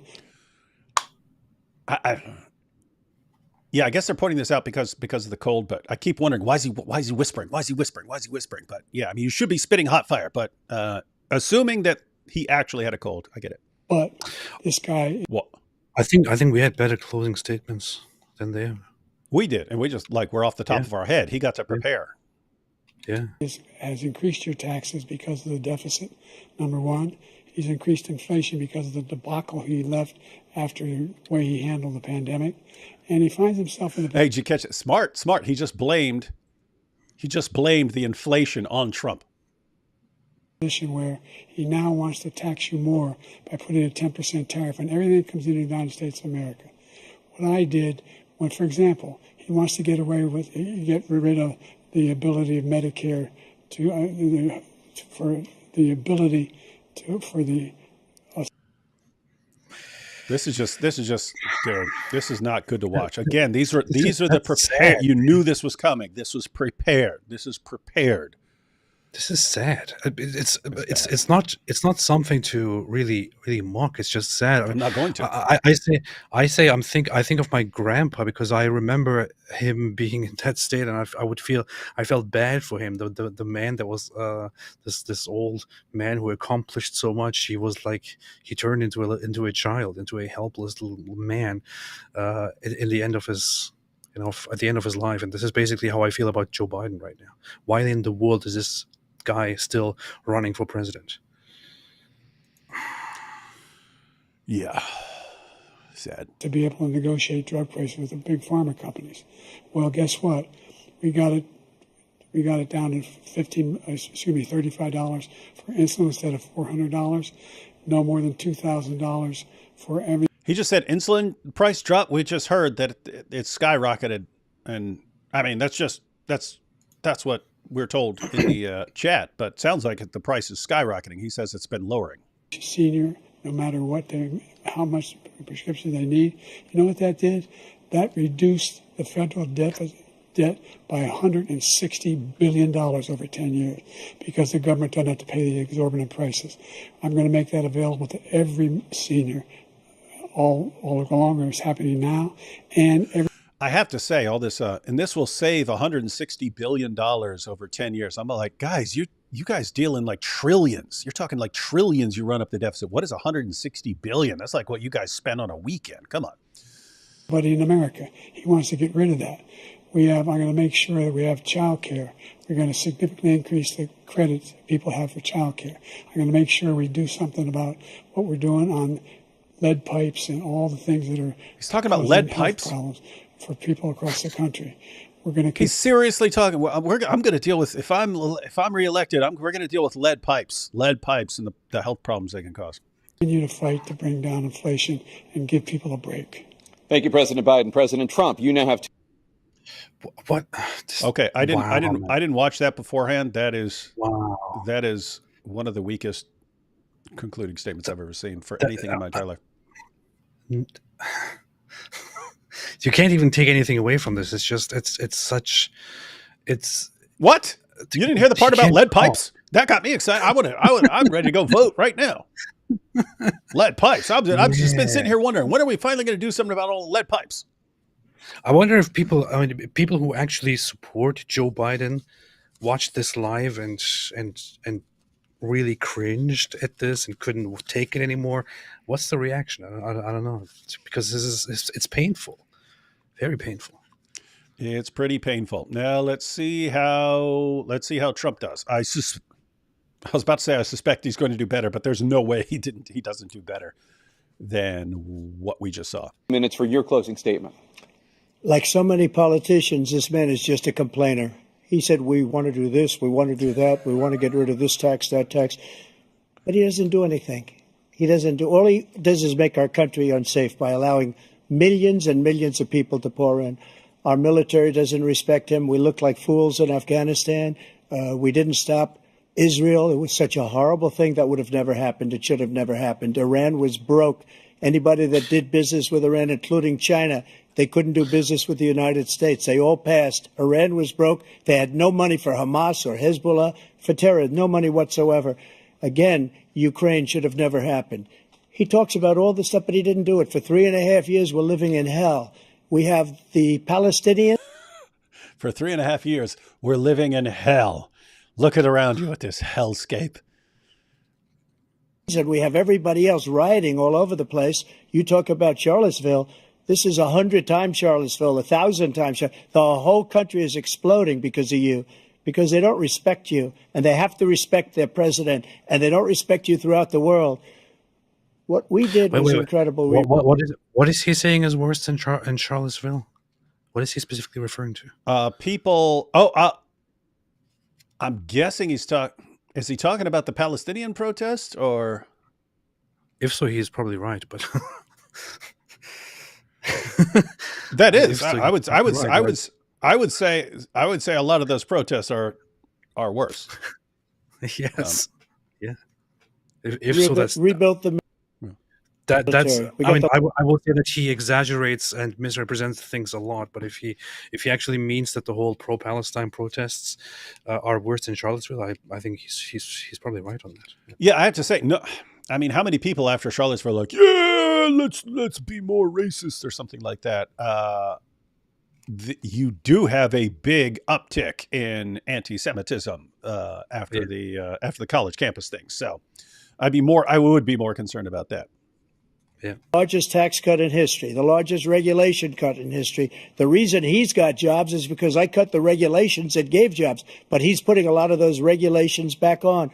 All of the things that we've done, nobody's never seen anything like, even from a medical standpoint, right to try, where we can try space-age materials instead of going to Asia or going to Europe and trying to get when you're terminally ill. Now you can go and you can get something. You sign a document. They've been trying to get it for 42 years. But you know what we did for the military was incredible. Choice for our soldiers, where our soldiers, instead of waiting for 3 months to see a doctor, can go out and get themselves fixed up and readied up and take care of themselves, and they're living. And that's why I had the highest approval rating in the history of the VA. So all of these things, we're in a failing nation, but it's not going to be failing anymore. We're going to make it great again. Not going to be failing anymore. We're going to make it great again. Yeah, that's a lot of talk there. Yeah, that was a lot of talk. And if it was, I mean, I don't know. If Biden hadn't done so terribly, the situation might have been different. But the Biden administration is just it's so bad. It's absolutely bad. It's like, you know, when Trump went against Joe Biden, when it was Trump versus Joe Biden, lots of people were actually sick and tired of how things were when Donald Trump was president, and that is probably also very much influenced by the whole COVID environment, which nobody enjoyed. But then Joe Biden comes in, and this administration is just so ridiculous. So absolutely ridiculous. And to me personally, what recently things have been bothering me on the whole front of Kamala talking about Islamophobia and denouncing Islamophobia and all that. And I'm just thinking to myself, you know, everybody has their concerns, right? Everybody has their concerns in politics and in the nation and in international matters. To me, it seems very, very wrong to actually vote for and support a party and people who think there is a big Islamophobia problem and we have to stand against Islamophobia. We have to take a stance against Islamophobia. If you want to look at actual hate crimes, you know, crimes based on hate, and the target of the victims, Jews are significantly ahead in terms of being the targets of hate crimes. Muslims are nowhere near. And we are talking about Islamophobia, and they're letting all of these ridiculous developments happen that we have been seeing since October 7, and actually still talking about Islamophobia. This is one of those things that I care about. I just think it would be ridiculous for me to actually go and support these guys. Yeah, if you look globally, Christians are the most persecuted group in the world. If you look at the U.S. and other Western nations, then it's Jews. And what do all our politicians say? Islamophobia is the problem. That's what we need to be targeting. Islamophobia. It's freaking nuts. Totally nuts. Let's see. Meanwhile, in Montenegro, wait, is that making fun of AP talking about Albania all day? Montenegro. I don't know. I have actually been to Montenegro, which is very weird because most people haven't been there. No, yeah. Most people who are on the world don't go there, but it's a very weird place. Uninspiring philosophy is a wingaling. Thoughts? Yeah, I'm not sure. I mean, he did post an extremely offensive picture of him with Mike Winger. So Mike Jones, inspiring philosophy. Maybe they think, we're both named Mike, so we need to unite. It'd be stupid. But it's also possible. I mean, Mike Jones, not Mike Winger. Mike Jones, very intelligent guy. And so perhaps he's trying to infiltrate the wingaling community to bring it down from within. We don't know yet. We don't know if he's a terrible traitor who joined the wingalings or if he is infiltrating them to destroy them from within. We won't know. We'll find out. But if he is actually a wingaling, his judgment will be swift. We need more creators to spread truth. I speak to all. Rise up and make differences like these guys are doing. If you have talent, do something. Yes, do something. That is a good idea. And that's something I've said lots of times. Guys, don't think that you have to spend all your time doing something. Don't think that you have to go out and just learn all these massive amounts of. It's good if you do, but don't think, in order to do something, I would have to go and do all this stuff. No, you can learn one or two important little things and just keep sharing that over and over and over again. So, yes, do something. Be like David. Yes, be like me. Ben's take on economics is great, and Joe's, the rich must pay their fair share, is not economically possible. Then again, Ben controls the space lasers. Oh, Ben Shapiro here? Ben controls the space lasers because he's a Jew. Yep. Chabad House Virgins versus Israel Beitar Chads. Alhamdulillah.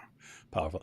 Super Chat had me edit chat several times, hence not easily understood. I'm new to this. Mormon and Islam have same source, so many similarities. Your debate several days ago, bros, was great. Yeah, we do have this issue with Super Chat. And what's interesting is that the chat, apparently it's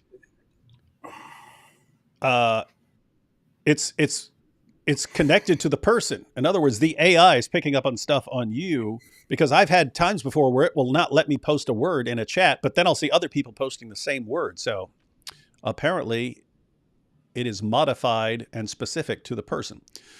And talk about criminals. He tries to thwart the Supreme Court with his student loan forgiveness. There is no more obvious politician buying voters. I would agree that is an attempt to buy young voters. Live life, breathe air. I know somehow we're going to get there. These things happen all the time, and it's all real. I'm telling you just how I feel. Spoken like a true AP fan. By the way, the match ended with Brazil 4 and yeah. Well, I know Germany already had 7, so. No, Brazil 4 and Paraguay 1. So, I thought you might want to know that, Dave. Someone said German, yeah, but no one cares. No one cares. The crap sport. That was a long time ago. That was a long time ago. Yeah. Okay. Well, you wouldn't get it. No one in the world cares. Literally no one. Always look on the bright side of death. That's a good idea. Some things are meant to be, so give me your best and leave the rest. To me, I know it's time to raise the hand that draws the line. What are these lyrics from? I don't even know. Do you know what this is? You might want to search one of this. I know somehow it's going to be mine. Show me what you can become. There's a dream in everyone. Just leave it all to me. If you read all these, you said all the lyrics to the iCarly theme song based. iCarly? Is that a cartoon? Some sort of cartoon, isn't it? I don't know what in the world iCarly. It's a theme song. TV show or cartoon. What age did you guys read the Quran? Michael Knowles read it at 14 years old. A sitcom from 2007. Weird. What What age did you guys read What the age Quran? did you guys Michael read the Knowles. Quran? Michael Knowles read it at 14 years old and debunked this TikToker that the Quran is not violent, and Knowles knows what's up. Michael Knowles? What? We might need to review that. We might need to find that. Michael Knowles. Really?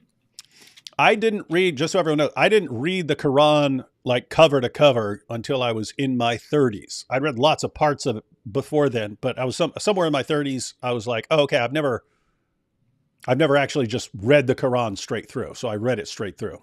It was the worst experience of my life. Guys, I spent years in prison, and reading the Quran was worse. Donald Trump is often very hyperbolic, exaggerates. It's the worst ever, but David is not exaggerating. I'm not. It's the When worst he thing talks about ever. It's worst. It's the worst. We do need to. Don't let me forget that. Someone remind me if we forget to check out Michael Knowles responding to a TikToker and exposing the Quran, because we want to check that out. I won't remind you. No. AP, have you ever read the Quran? If so, at what age? I read it before I was born. I don't read the Quran. Quran reads me. Yeah. In your face. To be fair, insulin was purposefully inflated for years due to corporate greed. The current problem is new, based on evil prescription practices. Makes me not want to get diabetes, which runs in my family. A bunch of my family members had diabetes. What's your problem with diabetes? Well, now they're telling me that it's $2,000 for a 3-month supply. I don't want to get that stuff. So why are you dissing diabetes? It's dark but hilarious South Park end of obesity. It mocks the U.S. healthcare system and is about, Ozempic, and the poor people take it. Oh, Lizzo. That must be a recent thing, because the Ozempic thing took off like within the past couple of years, right? Didn't that become a big thing? So that must be a recent South Park episode. Alhamdulillah. All right, AP, one last clip. Really? There's more? There's a last clip that's just the short fact check thing on who lied deliberately throughout the debate. And the claim is that they both said a bunch of completely false things. So we'll check this out, and then we're out of here, ladies and gentlemen. We're out of here. But we did have the entire debate. We watched probably like 30 to 40 minutes total of the hour and a half debate. And anyway, Here is the takeaway fact check, in case you want to know who you're going to trust. Our fact checker, Daniel Dale, joins us now. So, Daniel. Hang on. I recall. Did I transfer this file? Hang on. I have a cropped version. What channel is this? What is this? Biden, Trump. That was the original video. I have a cropped version where we're off to the side. Okay, here we go. Our fact checker, Daniel Dale, joins us now. So, Daniel, what stands out to you? What stood out was the staggering number of false claims from former President Trump. On first count, Aaron, I counted at least 30 false claims. Now, President Biden also made false claims, at least 9 false or misleading statements on first count. I'll give you some of them. He said he's the only president in a while. Okay, so he said 30 false claims from Trump, and what did he say, 9 for Biden? Let's see what they are. At least 9 false or misleading statements on first count. I'll give you some of them. He said he's the only president in a while who didn't have any troops dying anywhere in the world. Troops have, of course, died on his watch. He said he's put in a $15 per shot cap on insulin and Medicare. It's a $35 a month. $15 per shot cap on insulin and Medicare. Okay, so I guess people are saying that the price is massively higher than that, are talking about not in Medicare? Yeah, I don't know the details. Cap. He said it's a $200 cap on overall drug spending in Medicare. It's $2,000 a year.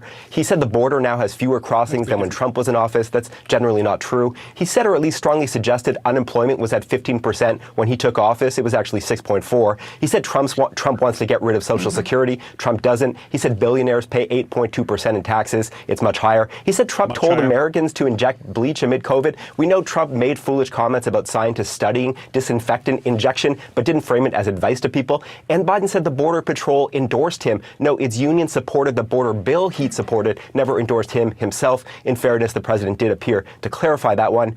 Now, It's actually surprising to me that they fact checked and pointed out that Trump never suggested injecting bleach, because this is one of those things that people exaggerated and said he told people to drink bleach.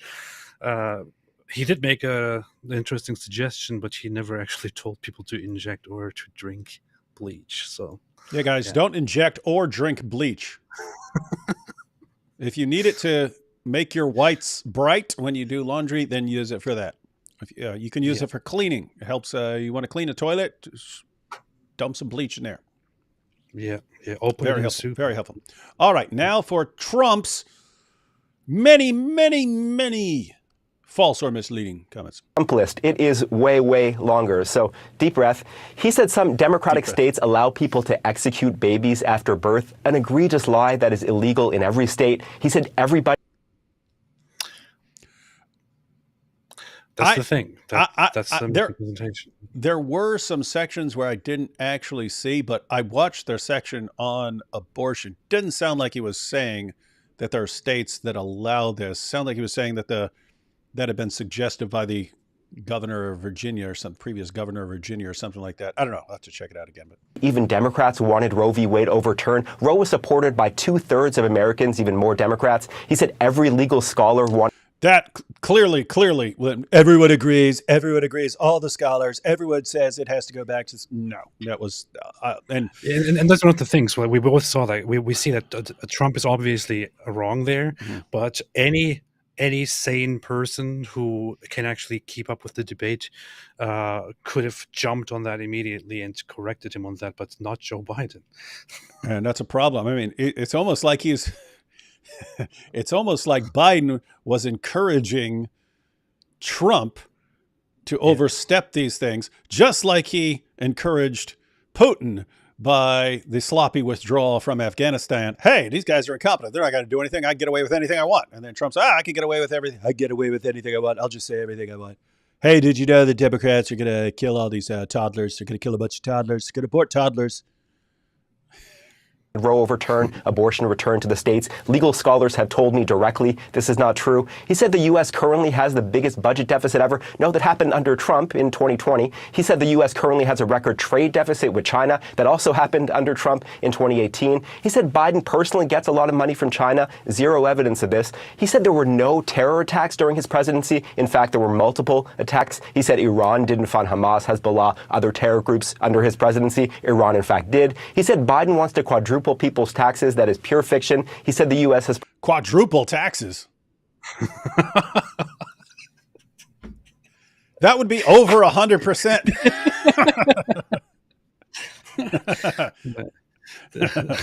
Provided way more. He wants to tax you 150% of what you make. So you better vote for me. Okay, dude, this actually sounds like, hey, if this guy's not going to catch me on anything I say, I'm just going to say. To Ukraine than Europe had. It's actually the opposite. He said the U.S. has provided about $200 billion in Ukraine aid. It's closer to $110 billion. He said 18 or 19 million people have crossed the border under Biden. That is millions too high. He said many of these migrants are from 18 or 19 million.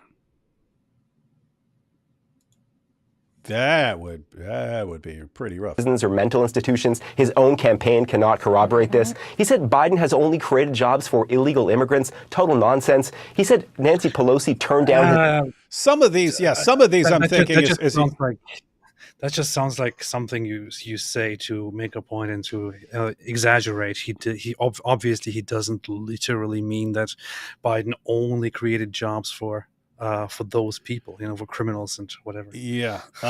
There's some of the times the exaggeration would be taken seriously and it's factually wrong. Like saying, all the political scholars agree with me. No, they don't. No, they don't. Everyone agrees. No, they didn't. They did not agree. So don't take that seriously. But if he's saying, all he's done is help these people, and you fact check it, it seems kind of That seems kind of weak because No, actually, that's not true because it wasn't only those people. He here's also a person. gave jobs Here's to a these person. other people. Yeah, help that person right there. So hot. You've been refuted, Donald offer Trump. of 10,000 National Guard troops on January 6th. There's no evidence she even got such an offer. It was the president, not Pelosi, who had the power to deploy the D.C. Guard. He said Pelosi now acknowledges she turned down the troops. No, her office tells me this claim is still a lie. He said he deployed the National Guard to Minneapolis in 2020. Actually, that was the Democratic governor. He spoke of, quote, ridiculous fraud in the 2020 election. Zero evidence of any widespread fraud. He said NATO was going out of business before he took office. Completely, clearly absurd. He said the U.S. was paying 100% of NATO before he came along. The U.S. made up about 71% of NATO defense spending, not 100. He said he, not Biden, is the one who lowered insulin prices in Medicare. He did it for some seniors, but Biden did it for far more. He said Biden indicted him. Again, no evidence Biden has had a personal role in any of these four. It's This so fine is a listening longer to list. CNN fact check, What's up? but it's fine listening to CNN fact check this debate because they're like, the guy is so excited to just so angry at Trump. Yeah. Yeah, I know. Executions. He said Europe takes no U.S. cars. Just not true. He spoke of food prices. Even this, when he's like, they don't take our cars, and they're interpreting it says Europe would never take in a U.S. car. And yeah, there are guys. There are plenty of legitimate things to point out. It seems like he's trying to make the list longer than it needs to because there are things on here we agree completely that was false or misleading, saying they don't take our cars, I got to make them take our cars and stuff like that. Donald Trump said you're losers, but obviously we're not always losers because we also win here and there. So this is clearly wrong. Why is he lying? Donald Trump said that there's not a single Ford automobile in the entire in any European nation, and that's false. Here's a picture of a Ford right here in Italy. Quadrupling under Biden. That's a wild exaggeration, though they are up. He said Biden made up the idea he called dead service members suckers and losers. No, the Atlantic magazine reported that, and then former Trump Chief of Staff John Kelly corroborated it. He said Biden called black people, quote, super predators for 10 years. Biden never once deployed that phrase, let alone for 10 years, though he did at least once speak of, quote, predators without specifying it was about black people. He said his Trump tax cut was the largest in U.S. history. Wait. They didn't add the correction here of what... I want to fact check this briefly, but so they are right. Trump said that Biden called black people super predators, and Biden indeed never called black people super predators. But I'm pretty sure, and I want to fact check that very quickly, it was actually somebody else who said that. I think that was actually Hillary Clinton. Because There's no way. they should have added that to the clarification because that's a very important context here. Let's see. Oh yeah, Riker here says Hillary said that. Yeah, Hillary Clinton, not Joe Biden, used the term super predator in the 1990s. This is what Reuters posted as well. So. Very important context here. Why would CNN not talk about what actually happened? I mean, they should have clarified that it was Hillary Clinton who said that. That would have been funny. He said Biden says this. That's false. It was Hillary Clinton. Could have been funny, wouldn't it? Man. All right, coming to the end of the list here. Not true, though. In fairness, Biden also said this. Trump said China and others stopped buying from Iran under him. China never stopped. He revived his pet lie. I don't know how many times I've done it, that he signed the Veterans Choice Program into law. Barack Obama did that in 2014. Trump signed an expanded version in 2018. And finally, Trump said Biden got rid of that Veterans Program. Biden has not done that. All right. That was the CNN fact check of the debate.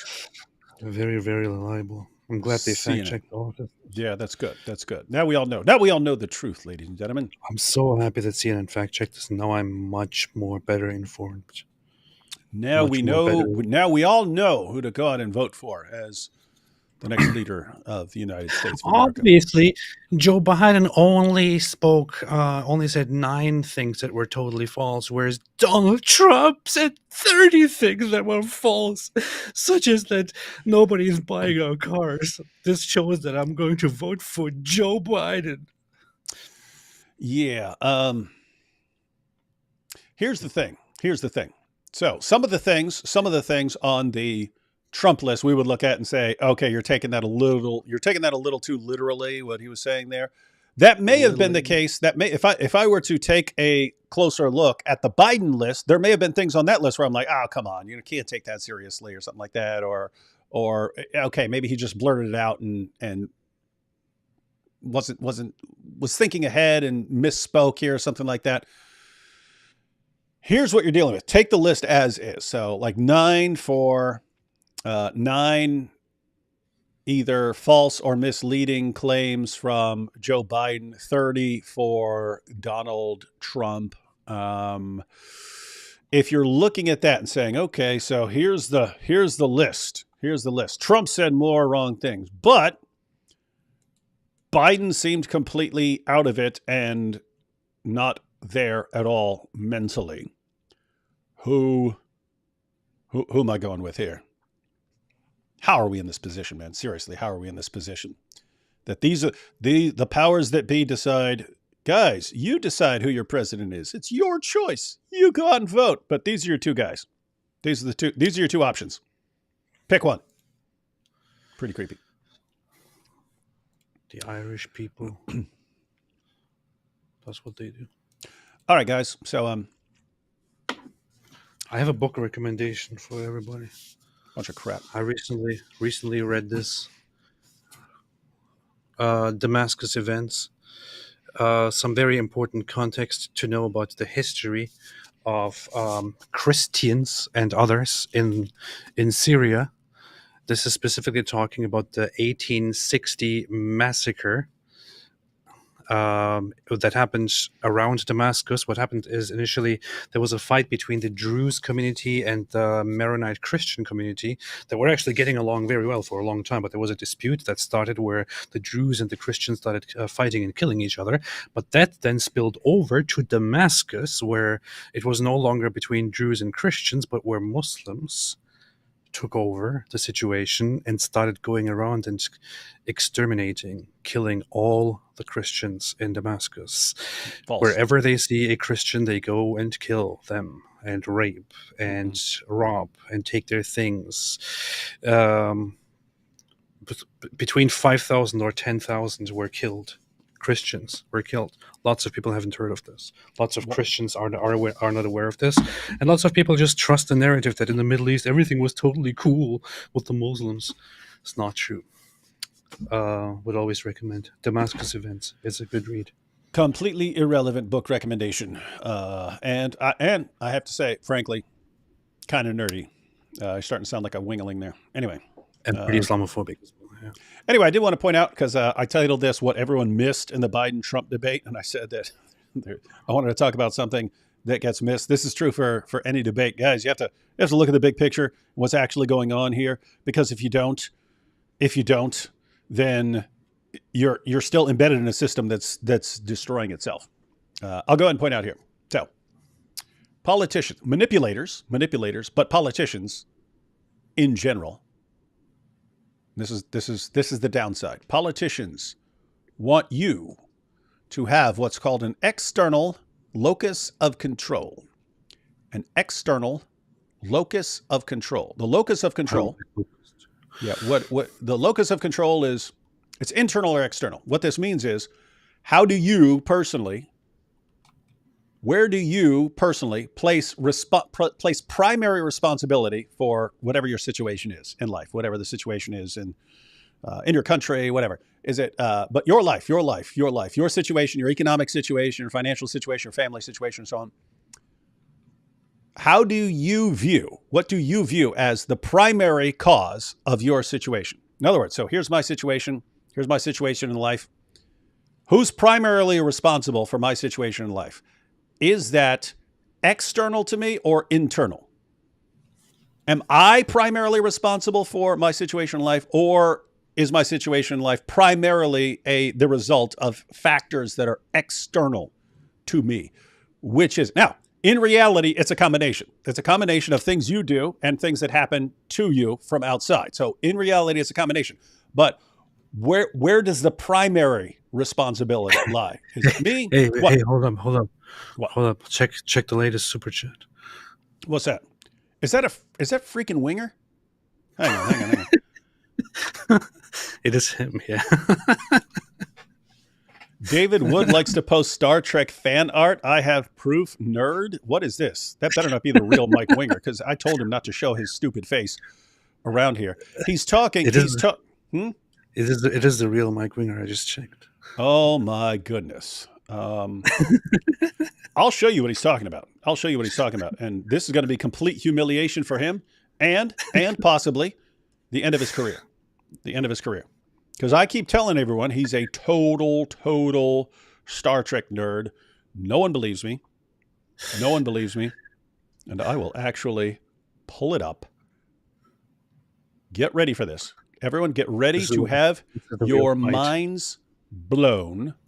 Get ready to have your minds blown.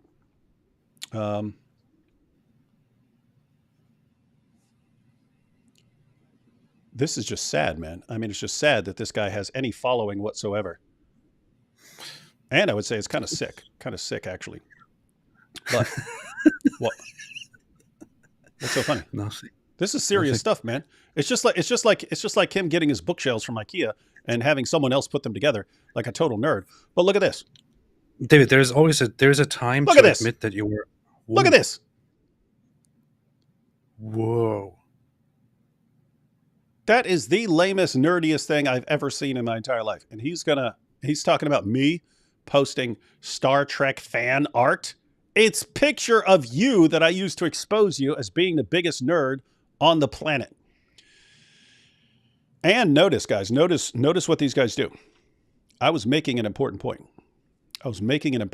What did he do? He came in here and tried to derail the entire conversation. This is what they do. This is what these Star Trek nerds do. Anyway, back to what I was saying. And this is a takeaway. Wow. This is a takeaway. We would have been done right now. We would have been done by now because I was making a very simple point. Internal versus external locus of control. Where does the primary responsibility lie for your situation in life? This is your personal view. Is it mainly Did you ever eat locusts, by the way? No, but I would. Is it mainly you or is it factors outside of you? Politicians and manipulators want you to have an external locus of control, meaning that you view things outside of yourself as primarily responsible for your situation in life. Why? Because that keeps you focusing on, in order to change those things out there, I need to get other people to do things and to make these changes so that my situation is better. And that's how they keep you actually dependent on them.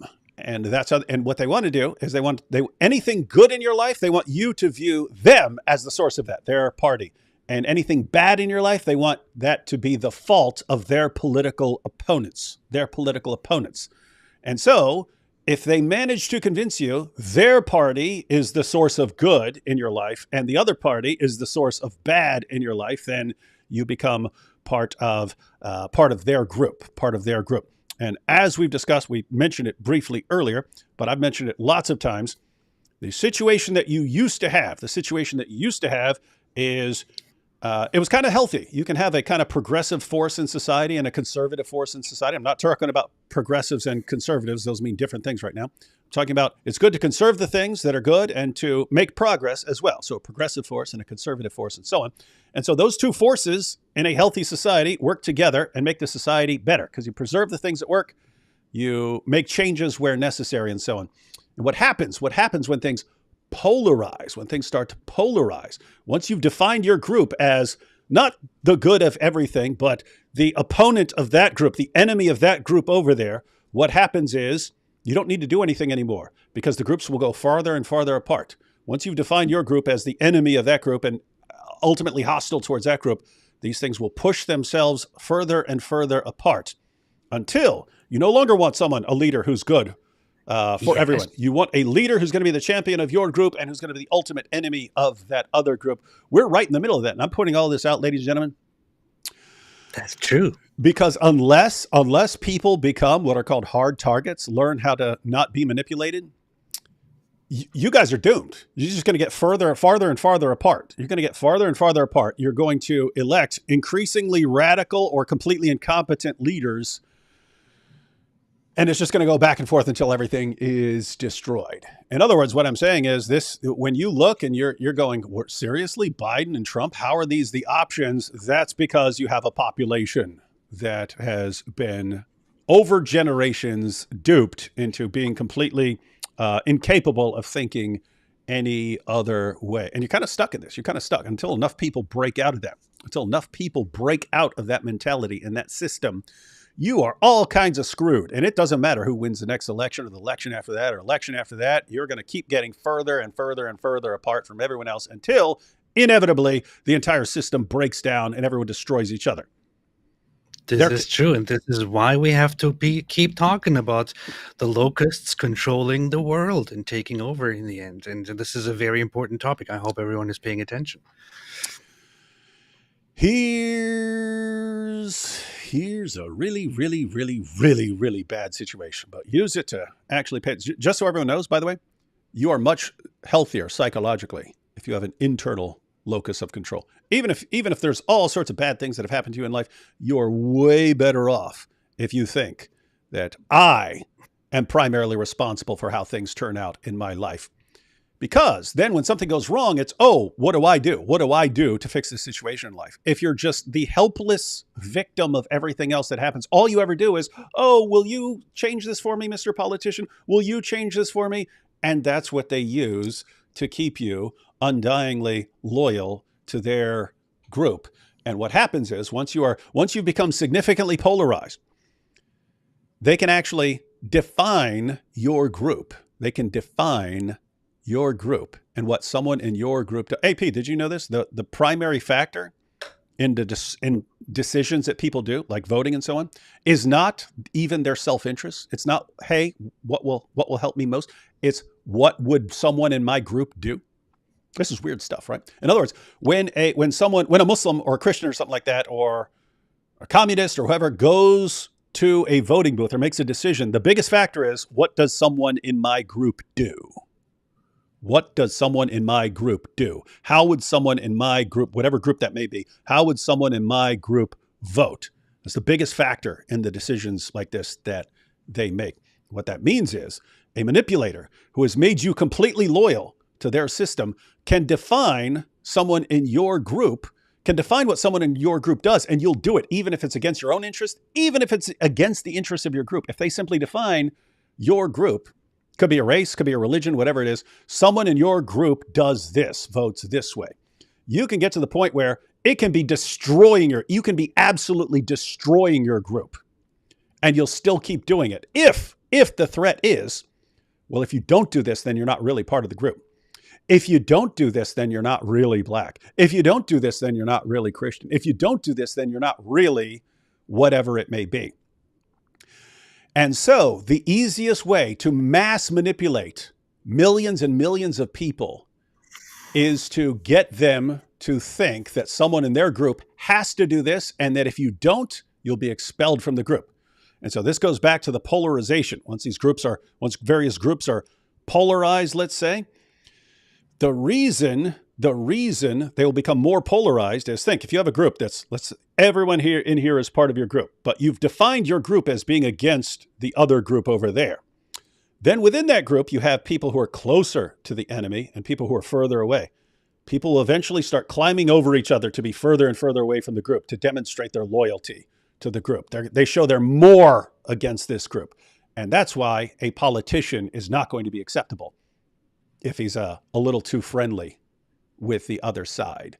And the result is, just by this will just happen. These two groups will push each other further and further away until you have absolutely nothing in common, hate the sight of each other, and how do you even have a society? So the point is, ladies and gentlemen, your society, your civilization is being destroyed before your eyes. All the stuff we watch, this political contest or this election, these are all symptoms of something much greater that is going on right now. And if you do not figure out a way to fix it, again, it doesn't matter. It doesn't matter who you pick. You may win. Your guy may win an election. Your guy may lose an election. You are absolutely doomed unless you get the heck out of this.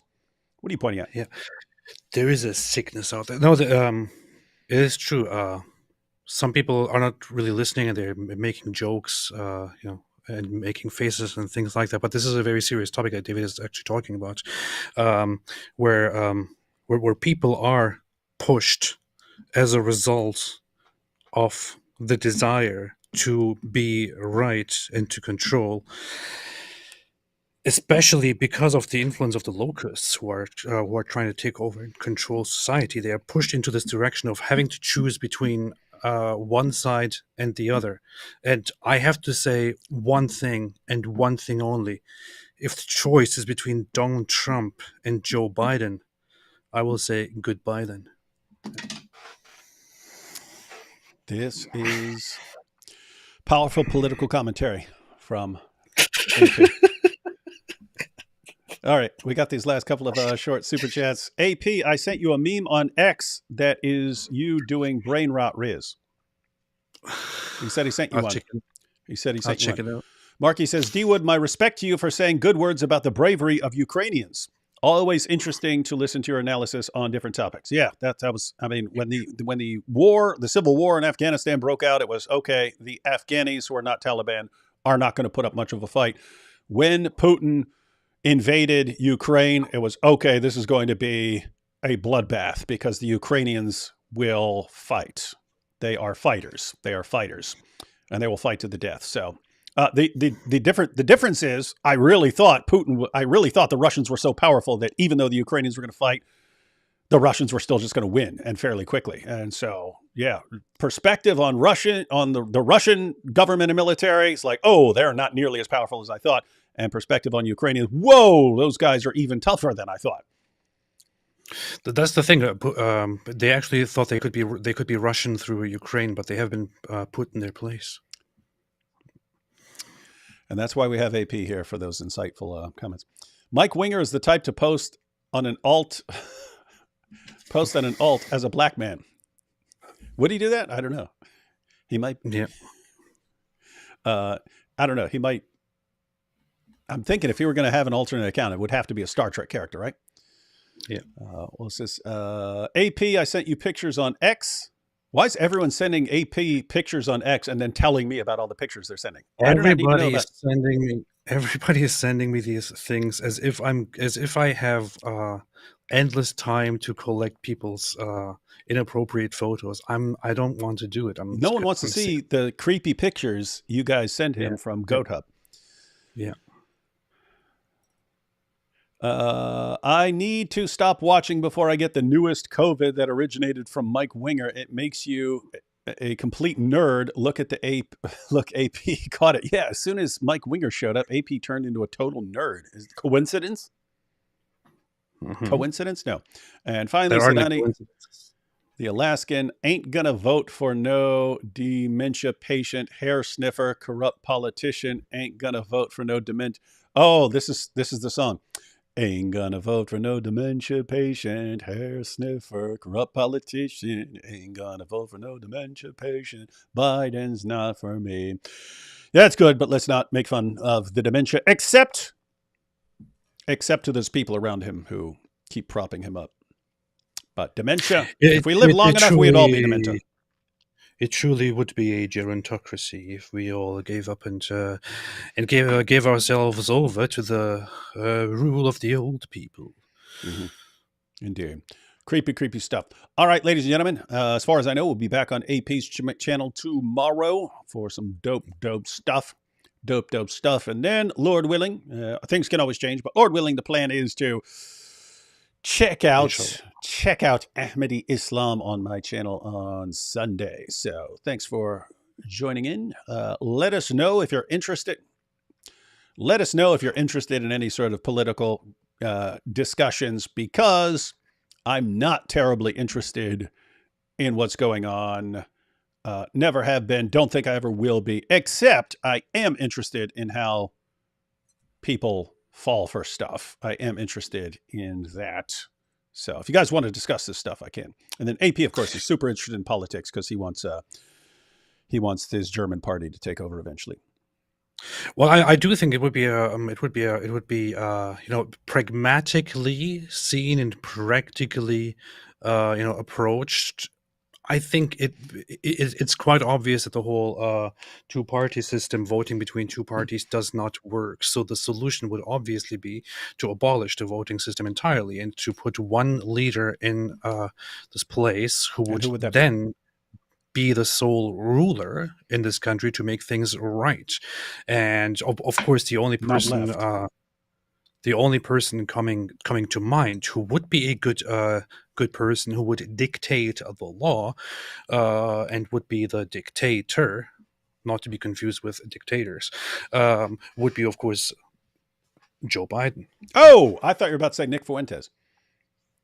Oh, no. Talk about the one person who would be. Yeah, okay. I totally thought you were going to say Nick Fuentes. No, I want a gerontocratic dictatorship. We do need. That's what we need. Wait, what's this? Make America Akbar again. That's good. That's greater. That's greater. All right, everyone. Yeah. Let us know. Let us know what you think, what you want us to discuss on these shows. Again, when I just said not terribly interested in politics, what I mean is I view that as symptomatic of deeper problems in society. And so I'm concerned about the problems in society more than the symptoms of them. But you can always discuss things and then discuss the deeper issues. But let us know what you want us to talk about, and we will catch you all next time. If we can. Everyone be sure to make fun of Mike Winger whenever possible. Inshallah.